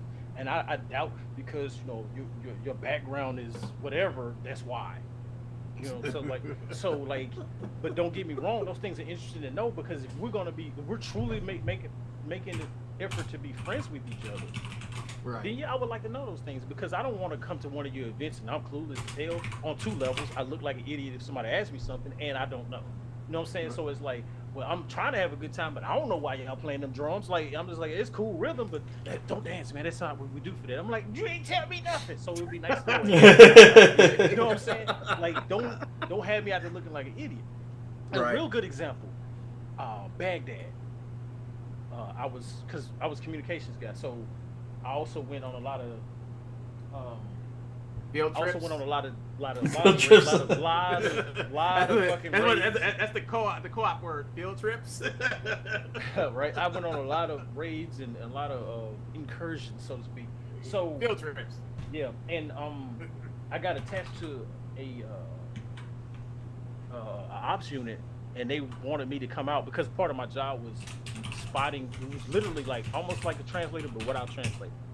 There was a translator, but I had to catch certain body language and note if a person was being deceptive, which is so easy. I don't know why people think they can lie to you. You'll be like, I can tell you lying. Wow, he convinced himself. I'm like, no, it was a specific thing. That's why he was doing the thing. I know your kids are screwed then. Oh no, they already know what's up. The moment I say something, yes sir, I'm like yeah, like my daughter. Oh yeah, she be like, Dad, girl, get out of that bullshit. But and even my son, my oldest, he be like, well, pops. I'm like, you know. Yes, sir. I handle that. You know what I'm saying? Like, no, I tell them my philosophy is, you'll get tired before I do. So, because I ain't with all the extra stuff. But nonetheless, but anyway, we went on this one out, and the guy was talking, and he was like, "Hey, come on in. My wife made something. Would you guys like anything?" So the captain there was like, "Sure, no problem." So I already knew the cultural standard is don't reject food. They'll take that offensive. So, all right, cool. But it was like pickled beets. I do not like beets. And it's like, if you don't eat it, if you don't eat it, they not gonna talk. So I was like, son of a bitch. So I go in there and I pick up the beets, but I knew because he had it was banana leaves. So he had some banana leaves there, and I was like, and I asked him, "Did you mind if I have some of that?" He was like, "What?" I was like, "Yeah." So from eating Indian food and understanding that you got grape leaves, banana leaves, these things get incorporated to that food. I even know that in certain dishes in other countries it get incorporated. But I already knew what I was going to get with that. Beet sucker was the. So I wrap it up in that, and I was like, and he looked, he was like, "Oh, I never thought of that." I was like, "Cool, thank you," but it made it more palatable. But we got the information. And the reason why I bring it up is if I didn't know the culture, I would have offended the shit out of them. You offended the shit out of them. They'd be like, "Get y'all, get y'all barbaric asses out of here." That had happened. And the reason why I was selected is because most of the people they were bringing that was doing my job, they were doing that. They were like, no, I don't do that. No, I'm fine. I'm okay. They thinking of being cordial. But I'm like, no, that's a U.S. thing. Don't do that here. You know what I'm saying? Like, here, you got to eat it. You know what I'm saying? Like, I had to eat the kangaroo. I had the people you talk to might run out.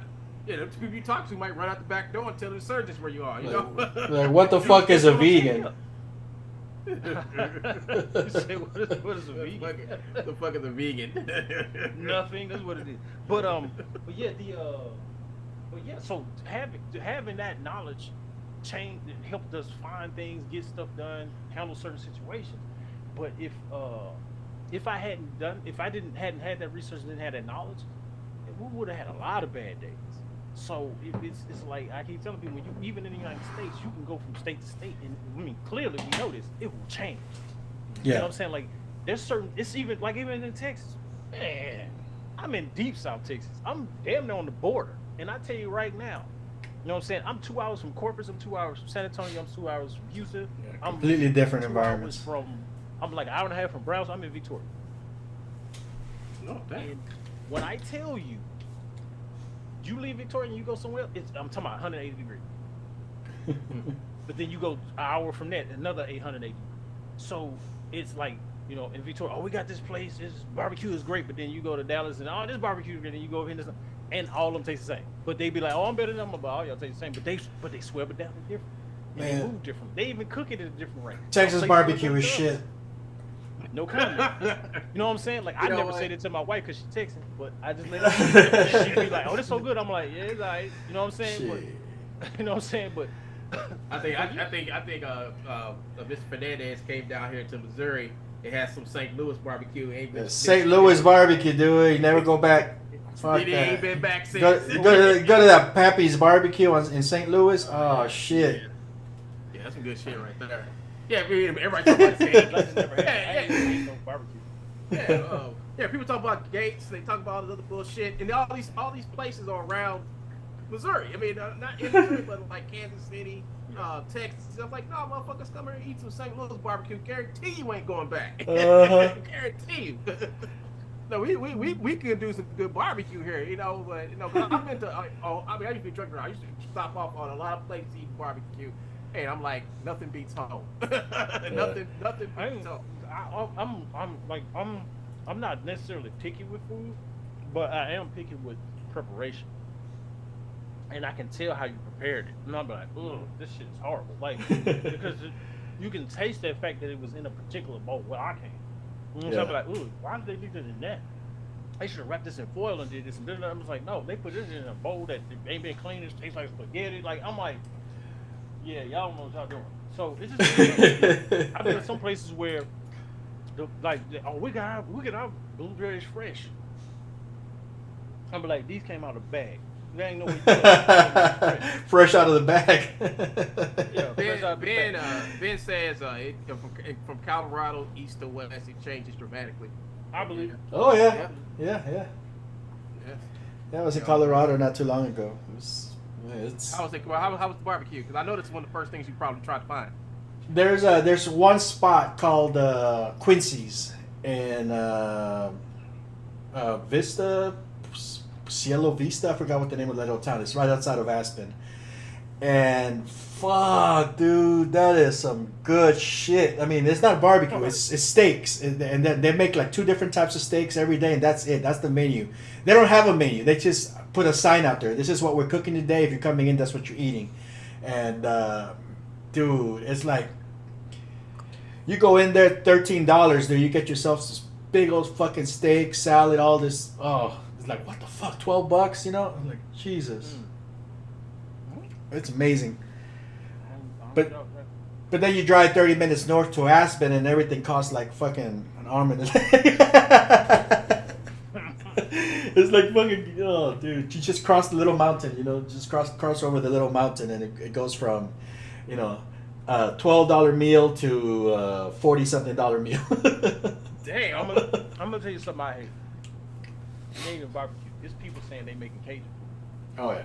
Oh yeah. I know that pisses you off, don't it? Oh yeah. Oh yeah. Yeah, no, I got you.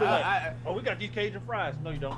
Yeah. Fries crusted. Oh, you must have been at Popeyes. It don't matter where it's at. Well, Popeyes. Well, what's funny is Popeyes is close. Compared to some compared to some restaurant that's saying they make Cajun food, Popeyes is damn close. What about the beans and rice, man? No, well, but talking about their beans and rice, not bad. It ain't? Oh. No, because it's based in Louisiana cuisine, even though it's production level. So no, it's not. It ain't home cooking, but it's closer than some shit as some guy that got a restaurant saying we make red beans and rice. Okay, help me out with this. What the fuck happened to their biscuits?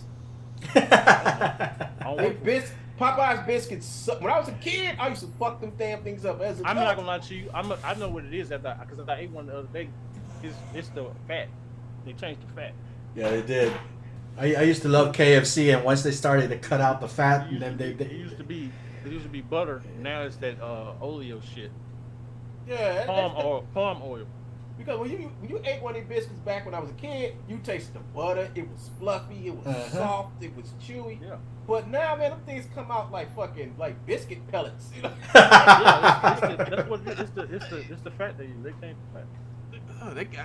That's gotta be it, man. The same stuff they use to make the cream in the Oreo, palm oil. Yeah, that's the same shit they put in that. That's why when I go there, they ask me, "You want a biscuit? You want to add a biscuit?" Like, no, just give me my damn chicken and my fries. Give my chicken, my fries, and I'm done. I'll get my biscuit from KFC. KFC, yeah, no, but yeah, Church's make some damn good biscuits. Man, Church's kill a Church's biscuit in a minute. Yeah, Church's used to be greasy slop. It still is. It still is. What you talking about? Biscuits like grandma make biscuits just throw that shit in the pan and let it bake, bro. Like, shit. No, actually, they changed because I don't know what happened last 5 years. They've changed because I actually somebody had said, man, go get some Church. Like, nah, it's the only place that's open, so let's get it. So it got me some Churches, man, and that shit was fucking good. I'm like, damn, this shit, what the fuck? I'm like, what happened? Yeah, they must have run out of shit and went down to KFC and bought some shit from there. Because man, I still make fun of people like that when I see these girls wearing like this, like super slick lip gloss and like the shiny. They put like oil under skin to make it all shiny. Like, bitch, look like she been eating at Church's chicken and shit. You know. Like, Church's, I tell you what, man. You take Church's chicken. You just buy a box of the chicken. You can squeeze it, and you can oil your whole deck with that shit. You got that shit dripping down your elbows. Yeah, you ain't lying. It was greasy as hell, but man, like I said, well, I just went there like 2 months ago and ordered some chicken, and it was good. It wasn't greasy. The meat was tasty and tender. It was spicy. Yeah. The biscuits were just like damn, and the coleslaw. They changed some shit up. They changed. Somebody bought them and knew what the fuck they was doing because Church's is like the one that me and my wife go to out here. She be like, just 2 of them. We don't go to the other one. We go to as closer to where she worked. When I tell you, bro, somebody got grandma in there cooking. But it's a Mexican dude that just know how to fry chicken. I ain't gonna front. The dude is every time he go in, I be like, hey man, hey, I don't know his name. I just say, hey man, hey, what's up? I say, hey. I like what you're doing, cause he always there. I say, oh, he doing his recipe. He like fuck Churches, cause he stay busy. like they run out of chicken, and he the only one worked out. Yeah, it's good. Man, I'm telling you, they've done something. They've actually hired the right people to work there in the main lab to freaking design the right chicken or something. But they chicken tastes good. Now I passed up Popeyes. Now like, you want some Popeyes? Nope. Unless it's a sandwich. Like I don't want shit from Popeyes. So they shit just gotten bad. They shit gotten bad, man. Yeah, I don't know. I don't eat a lot of that stuff that often. I tend to cook more, but when I do go somewhere, I'm real particular because I know there's a lot of these companies cutting back on using ingredients that they're using filler ingredients. They're to using make synthetics the now. whole thing. Yeah, they're getting synthetic shit. So I'm now. like, why did you put plastic in my biscuit? You know, like, that's where the flavor comes from. She'd be like, well, why you don't like country crock? Because it's plastic. She was like, what you mean it's plastic? I said, okay, here. I put the burner on high. I took a scoop of it, I threw it in there. I say, that should melt. That's frying. That's not melting.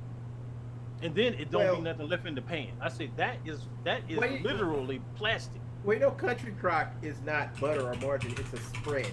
I know, jelly. But I told her stop buying that shit. Yeah. You need to buy like margarine, like Kraft or butter. I only want margarine. I want butter. I go get Kerrygold. I'll pay $3 a bar. Yeah. Well, butter probably better because butter's straight milk. That's why I get Kerrygold. And margarine is just basically vegetable oil and shit like that. And that ain't even the thing. I'm like, what's vegetable oil? Like, what y'all do understand that's soy, right? Like, I don't want that. I said I don't want it because it's not that it's bad. It's that it's got its use and it's not going in my chicken. It's just not. Like, it's not like that. So I'm all about using. Well, they say soy gives you erectile dysfunction once you get older. Yeah. Oh shit. I better stop eating them damn fucking I thought you were gonna say, well, that explains that. I had a guy try to tell me something about Taco Bell. He's like, man, Taco Bell ain't meat. I said, no, it's meat. Yeah. I said, let me make you clear. I say, the reason why you had to go to the bathroom is because you don't get a lot of fiber. Yes, I do. No, you don't. I said, look, Taco Bell puts equal portions of meat and oats together. And it's turned into a blend. That's why it looks watery. You must have worked. I said, you worked there, didn't you? You worked at Taco Bell, didn't you? No, I had a brother that did. So, it's the only person that knows that somebody worked so there. he was like, the reason why people go shit fast is because they don't have a high fiber diet. Right. So that it just flushes them. So he was like, oh man, I don't fuck with it, messing my stomach. He was like, no, if you ate some oatmeal right now, you'd be running to the toilet too. You know what I'm saying? Like you don't get that, because even Taco Bell on their site has made it clear we never said it was 100% meat, but it's not filler. It's oats, so it's a oat meat compound. So like even the burgers at McDonald's are soy meat combination. No, I'm good, bro. Like don't get me wrong. Every now and again, I'm just on the road. I'm trying to go somewhere. Okay, go get you now the quarter pounder meat. The quarter pounder meat at McDonald's is 100% pure beef. I mean, hey, I ain't got nothing to say. I don't care. But I'm just stating it for the conversation. Like, depending on what I'm doing, everybody getting ate. But I'm not going to do it on a constant. No, you know, I ain't a day-to-day thing. You know what I'm saying? So hey, Evis, what about the McRib? That's pork. That's pork. It's just I don't know what it is. It's just processed pork. You know, it just mix it up and put it on a Lego. What is it? What is that? The what was a Play-Doh builder kit? The press. Yeah. The press. Look, I don't know. I like. I fucking love the McRib, man. Hell, McDonald's did a whole documentary on that thing. They was like, we know it's folky. Like we're pretending we know it's not a real. You know what I'm saying? Like it's just folk you, but it was like it's meat, but it's just folk. Yeah. It tastes good. I ain't gonna lie. The way they fix it with them onions and pickles and barbecue and the sauce, I'm like they could keep that fucking sauce, dude. I fucking hate that. I don't really like it, but that's just me. That's just me. I just don't like that barbecue sauce, man. It's like that's probably what it is. Anything with Texas, like that Texas barbecue, it's like nothing but brown sugar and syrup and like, man, it's like. No, you ain't gonna put sugar on it. Barbecue one time and she brought it to the house. Like, I got some barbecue for you. I was like, is the sauce on it? Yeah, thank you. Nah, yeah. I go make my own barbecue. So yeah, put in some little dry rub there with some spices and fucking salt and pepper and shit. Oh man, yeah, that's barbecue. Actually, I have my barbecue sauce on the side. You know, have the side. Oh yeah, sauce, yeah. You know? Like so I could dip it. Like I used to like it on the shit, but I'm like, that's when I got older. I have to decide just dip it, Man, put him a sandwich or something like that. Look what Ben said talking about the Sweet Baby Ray's. Like I get so tired of that shit. Like that's what it is too. That damn sweet ass barbecue sauce. That's for I said that's for the children. Like they want something sweet. That's why they like kids. Now, Sweet Baby Ray's do have one product that I do like, and that's the I want to say it, the brown sugar. The brown sugar one, because it's not like overly sweet, but it's really tangy and it's tasty. You know, but the other stuff they got, like that honey, that shit is like ugh. I mean, but that's the only one I can eat is the brown. They say look at Sweet Baby Ray's barbecue sauce. They only get the brown sugar. That's the only one I eat. Most sauces gonna have some sort of like sugar base, but it doesn't have to be sweet. You feel me? You got some people that do molasses, some people brown sugar. You got some people that I've seen them use cane. You know what I'm saying? Like, but it's the problem is that that's the focal point. And I'm just like, yeah, I can't do this. Like, no, like just give me the meat. Like, I like smoked meat. I'm cool with that.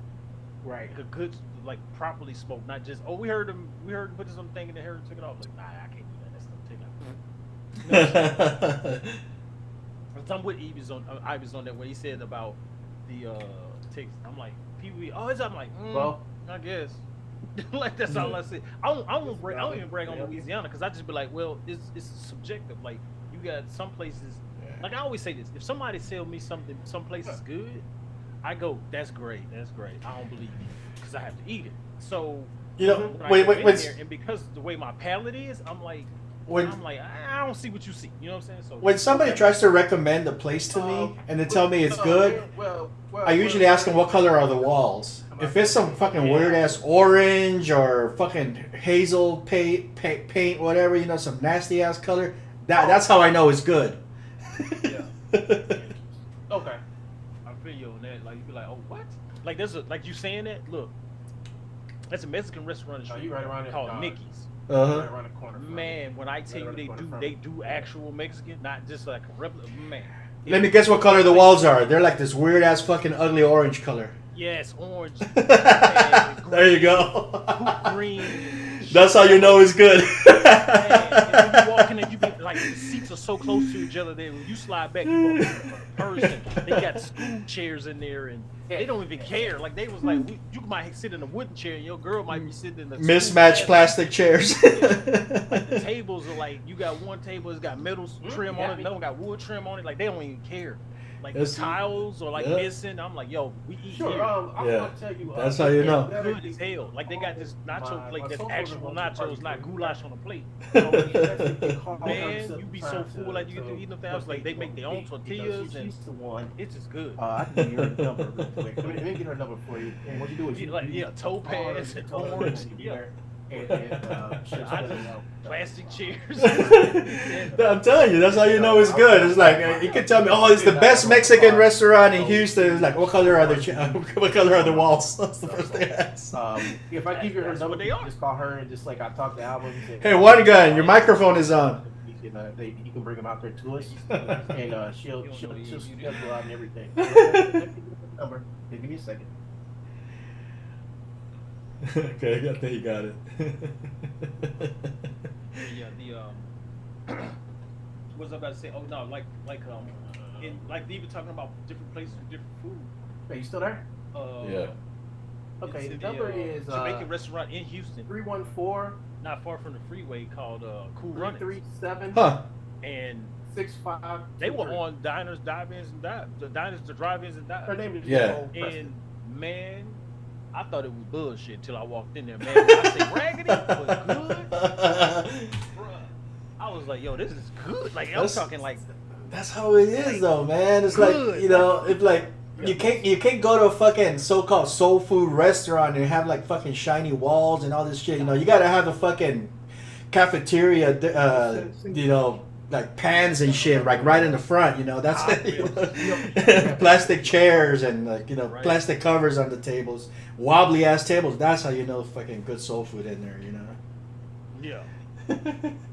Exactly. We got a place in Freeport called CNC. That's it. It's just CNC. CNC. Don't know what it stands for. My It is in a email building was that you like can 6 tell used letters, to be six- like an electrical building, like you know how they have those like electrical units next to the poles or whatever. Yeah. They just took somebody. They stopped using that spot and moved it. So the lady was like, "Can I buy it?" And it was like, "Yeah." So she bought it from them. And when I tell you, when she ran out of food is when she closed, and she closed before 12 o'clock. Yeah. And I'm talking good, like you licked the styrofoam, like you wiping it with the bread, like. Yeah, if you get she her, sells get her, out before 1 p.m. every day. Yeah, wow. You know what I'm saying? Or you can Because it's text just, her. but when you see it, you would think it's a restaurant. If you didn't see that little rinky-dink makeshift sign, Yeah. you would just Okay, think it was thank just some you. abandoned building. Because there are no windows on it.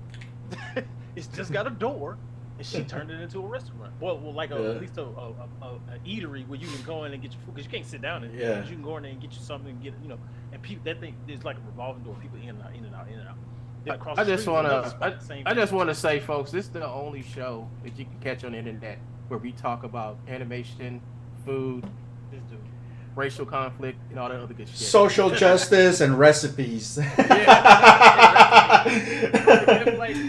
want people to know that you really black. You bring us some black hot beans. You know? But this is the only show y'all gonna catch on the internet where we talk about everything, and we're doing it with a Latino and 2 black guys. So you can't find a matchup like that nowhere on YouTube. And speaking of nowhere on YouTube, if you don't want to be found, speak to my sponsors, NordVPN. No, I'm gonna get in the picture that they are. What's that? What? Actually reach out to them and say, listen, man, we advertise. We like the Nord. What's another one? What's another one to do? The headphones. What's the fucking headphones that they're always shitty ass headphones, but they're Raycon. Get your Raycons.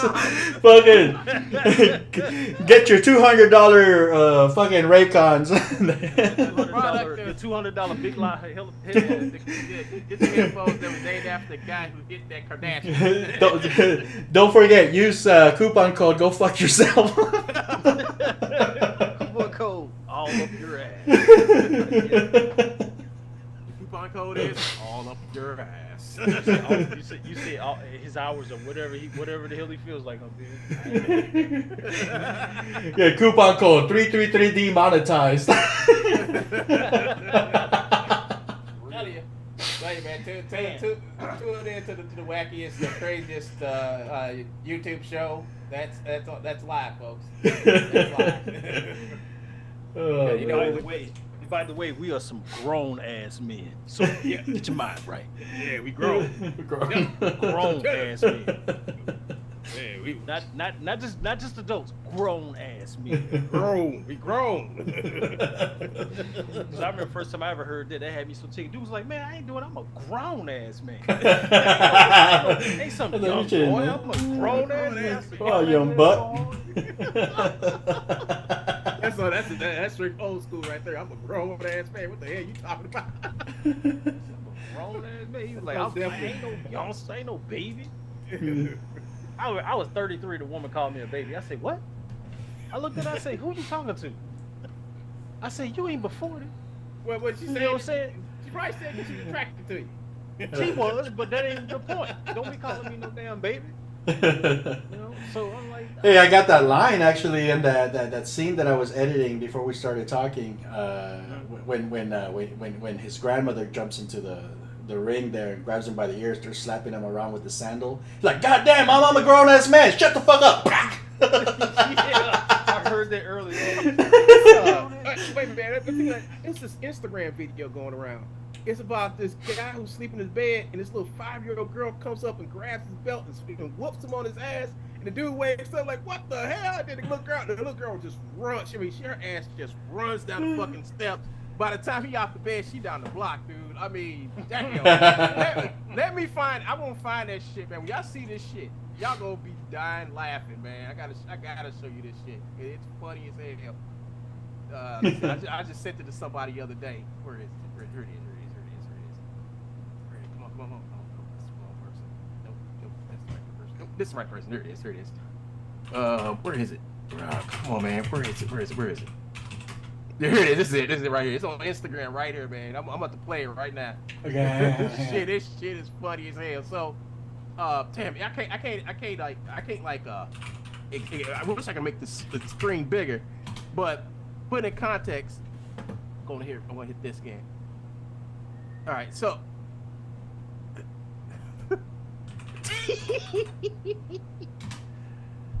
Oh snap! What? Hang on. Oh shit!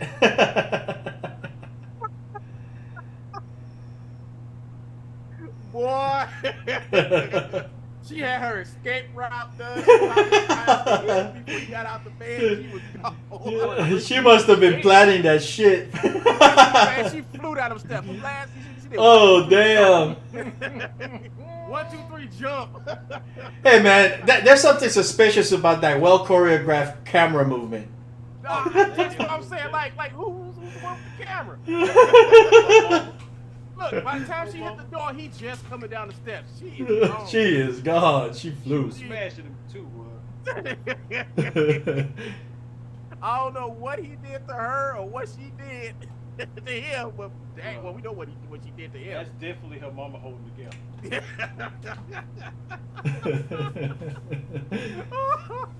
Every time I see this video, I just bug. I'm like, she ain't gonna get away. Man, she is fast, dude. I'm like, damn, he ain't catching her. He can run after all you. He ain't catching her.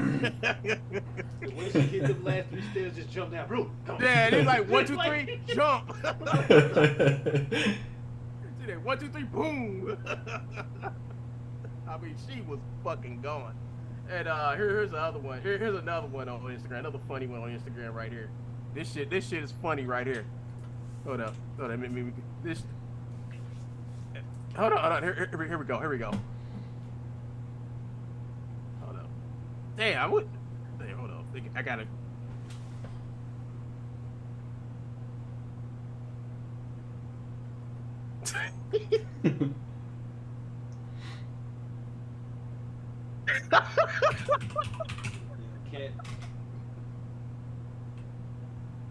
She had me dying laughing, man. I was like what? I ain't bite her. Oh man. That motherfucker said, "Oh, we got a video. You can't bite it." Like fuck. Boy, that shit. But that little girl. That's my hero for the day. That's my.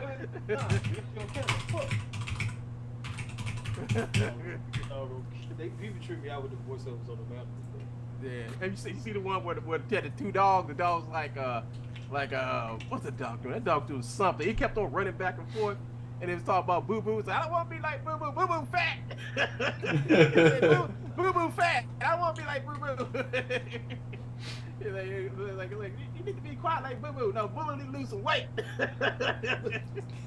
Oh man, it's some these people called Rockstar, and they like do a lot of voiceovers and shit. But I think that's got to be the funniest one. That cat one was funny as fuck, and cause I just been like looking for funny shit to watch. Like when I'm on YouTube, when I ain't shit to do, when I don't want to animate, I just look for funny shit to watch.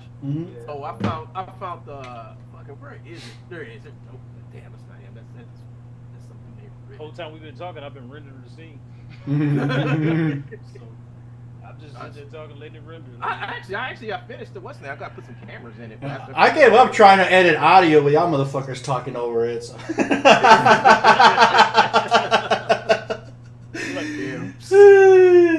I started playing with Stable Diffusion. Here it is. I found it. Here it is. So where is it? I think it's in shorts.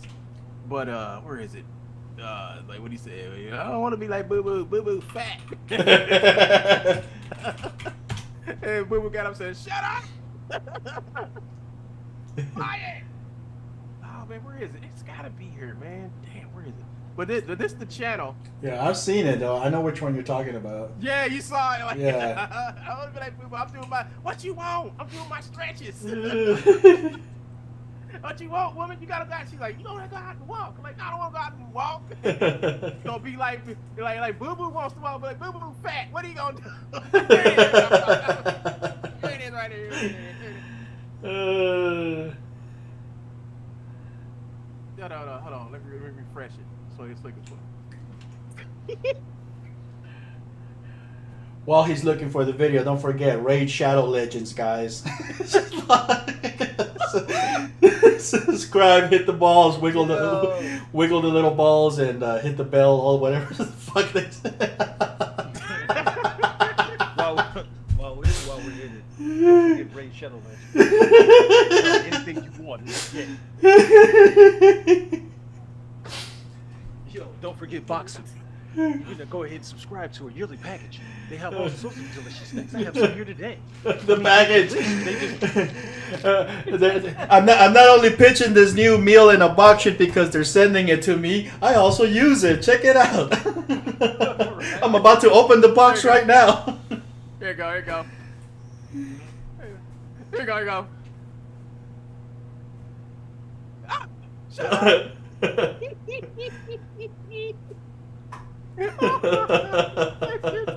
He's like, shut up! Oh shit! Like, Boo Boo fat. Like, what you want? Don't do my stretches, woman. Hold on, like I go. Oh, dude, I was crying. I had to watch that video like 5-6 times. Like, oh, that shit had me crying. That one in the cat. That shit had me crying, dude. I want to feel like Boo Boo need to get up because she fat. Yeah, man. Anyway, man, hey, I tell you what, man, I'm gonna go ahead and get off, man. I've been off with y'all for 5, almost 6 hours. Dude, I've been working on this thing. I've been streaming since 5:30 this morning. Dude, I thought I was gonna get up, get some work done, so I can get like shit done after 10 outside of the computer and. Friday. Yeah. If you want on a Friday and it's like a good time today, oh, I'm coming on your stream. I'm coming on your stream. I'm like, oh shit, he ain't doing nothing. He ain't doing nothing. Yeah, he ain't doing shit. He's only editing sound. He ain't gonna. It's just. Let's go over there and get hood over there. Let's go. That's great. Come on, Quasi. Come on, Quasi. Come on, get hood too. I know Quasi got a lot to say. Hey, man, we need to start doing this a little bit more regular. Just bring more people on, you know? Boo Boo ain't fat, he's just big bone. He just got to come in. Yeah, I just want to say, like I wanted Rand to come in. Rand didn't come in. Oh, dude, Rand, come on, Rand, come on. They know what the link is. They know what the link is. You know, it's like it's like anybody can come in. I see you come in the lobby. I'll let you in. You know. I told everybody, I say once a week I'll try to hook up with Evis, you know, because Evis got the Zoom shit, so we can hook up with Evis and we could like have a nice little chat between all of us and everything, you know. Mm-hmm. Like back in the day, I used to do this shit a lot. I used to bring in like 6 people at a time. We just we would fucking hang out for like 10 or 12 hours on YouTube talking about shit, you know. One day out the week, maybe one day out the month, we all just get together. We just act fools, you know. Yeah. You know. But yeah, we talked about a lot though, man. We Yeah, got a lot of shit covered in this one. I feel like I've grown as a human being thanks to you guys. Oh shit! don't say that. Yeah, man. We got a message, a profile to keep up, man. You saying that's gonna mess it all up. I don't know nothing. Yeah, you don't know nothing. No, but I mean, I've been enjoying it mainly because I don't get to do it often. So, like at all. So, like, the only time I get a chance to actually have these conversations. Man, trying to contact you is like trying to find James Bond. Me? Yeah, man, it's hard to contact you. You're like you ain't on Facebook, you ain't on Instagram, you ain't on Twitter, you ain't nowhere. I mean, I am on Twitter, I am on Instagram, I just don't be on them. Like you can send me a message. Everything is under Quasi Media, but it's the band you can speak of but not hear from. I mean, that's basically. But the reason why I say that is because most of the people I do get to talk to be under 23, under 25. Man, don't be giving away your age on that. Oh, I ain't tripping on that. But the thing that gets me is that they always ask some questions. They always thinking they know more than what they know. Which, and I'm not saying in a negative sense. It's like you haven't gone down the path far enough. You saw what you saw and you thought, oh, I got it. Like, nah, bro, it's a few more equations, a few more pieces to that equation, bro. But like the Casanova, TT Casanova, he's been studying up under you, right? Yeah. So you actually been pretty. So I know he got to be younger than you because the way y'all talk like Jedi and Padawan. Snatch the pebble from my hand, grasshopper. Anytime he does a live stream, he's like, yeah, man, my mentor told me this. I'm like, and I hear it, I go, I kind of That's cool, man. That's cool. Like, yeah, it's definitely some Padawan shit. Because when I first met y'all, both of y'all just rolled up, same time rolled up on me in my stream. And the way he was talking to him, like, I've been trying to show him the way, but he would not follow my words. He's like, he's like the young little hottie, and he's like, I don't have to listen to you because I can do it better, master. No, you will not. You will fail. No, I won't. You've already failed. You failed. I got on his ass yesterday, but yeah, right. Look, Rand ain't lying. Like his age told me he was in Baghdad. I was like, dude, I've been to Baghdad, Kosovo, Bosnia, Afghanistan. Djibouti, Africa. I thought Quasi, Somalia, Uganda. I thought Quasi was a little younger than I thought he was until I actually saw him on the what's the name we was doing together. Yeah, I was like, whoa, what the fuck, dude? You got gray hair? What? I was like, whoa, dude, wait a minute. The person I'm talking to can't be the person. Like, God, I was like, damn, I'm literally 21 years younger than my mom. So she had me when she was 21. She's 63. You know what I'm saying? So it's like, oh yeah, that puts you right around my age. Yeah, right around my age, man. You're like shit. Dude, we're all over 40, man. It's like we're literally grown as men. He said, I got something the old guy. I mean, I'm gonna be 50. Like my 49th birthday is on his way here in October. My wife 3 years from her. I don't know, but yeah, that's the thing. Like, but I've always been like the older guy, meaning mentally, not necessarily. In most circles I'm in, that's why I said what I said earlier. I was like, I'm able to talk to two other people that can speak in their age range and not still trying to, like, they don't sound like they just woke up yet. That's a plus. The other time I get to do it is with my brother-in-law because he actually got some sense. So he's 47. So it's like us being able to do it. I don't get to do it with him often because I only go out there to see him every so often. So when I do go, it's like, oh damn, I get the chance to really have this conversation. So I was like, so I'm listening to, because me and I was talking yesterday. I was like, yo, I like this dude. Like I've seen him in conversation talk, but to really sit down and actually have a conversation and the man can hear me and not go, well, how I feel. None of that came up. It was like, oh, that makes sense. You know what I'm saying? Like it wasn't like, hey, well, listen to how I feel. You know what I'm saying? And so to be able to come in and have a conversation, I'm like, yo, ain't nobody. Nah, one time that you heard, oh man, how I feel about it. Nobody said that. That is beautiful. Exactly. Because how you feel about it is it doesn't matter. What's going on. Right. It's like, so we can have a legit conversation and go with that. So yeah. But anyway, I'm done. All right, so we're all signing off. Don't forget, guys, click the bells, click the balls, Raid Shadow Legends, VPN. No, what is it? What's the other? Raid Shadow Legends. Raycon. Sponsored by Raycon. Coupon code. What's the coupon? You could be like a lord or whatever. What's that one? You could be a lady. Oh yeah. Buy some land. We'll sell you. Buy some. Send me some money. I'll sell you a 1-inch plot of land in my backyard. It's all fake. Like damn. Like what's called something titled. Yeah. What you say? Rand say in Louisiana he be fouted too. Yo.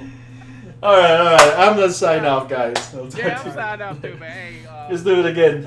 Yeah, we gotta do it again at least once a week. You know, just once, more than once a month. But yeah, definitely, folks. So I'm out of here. This is One Gun with Quasi and Mr. Fernandez.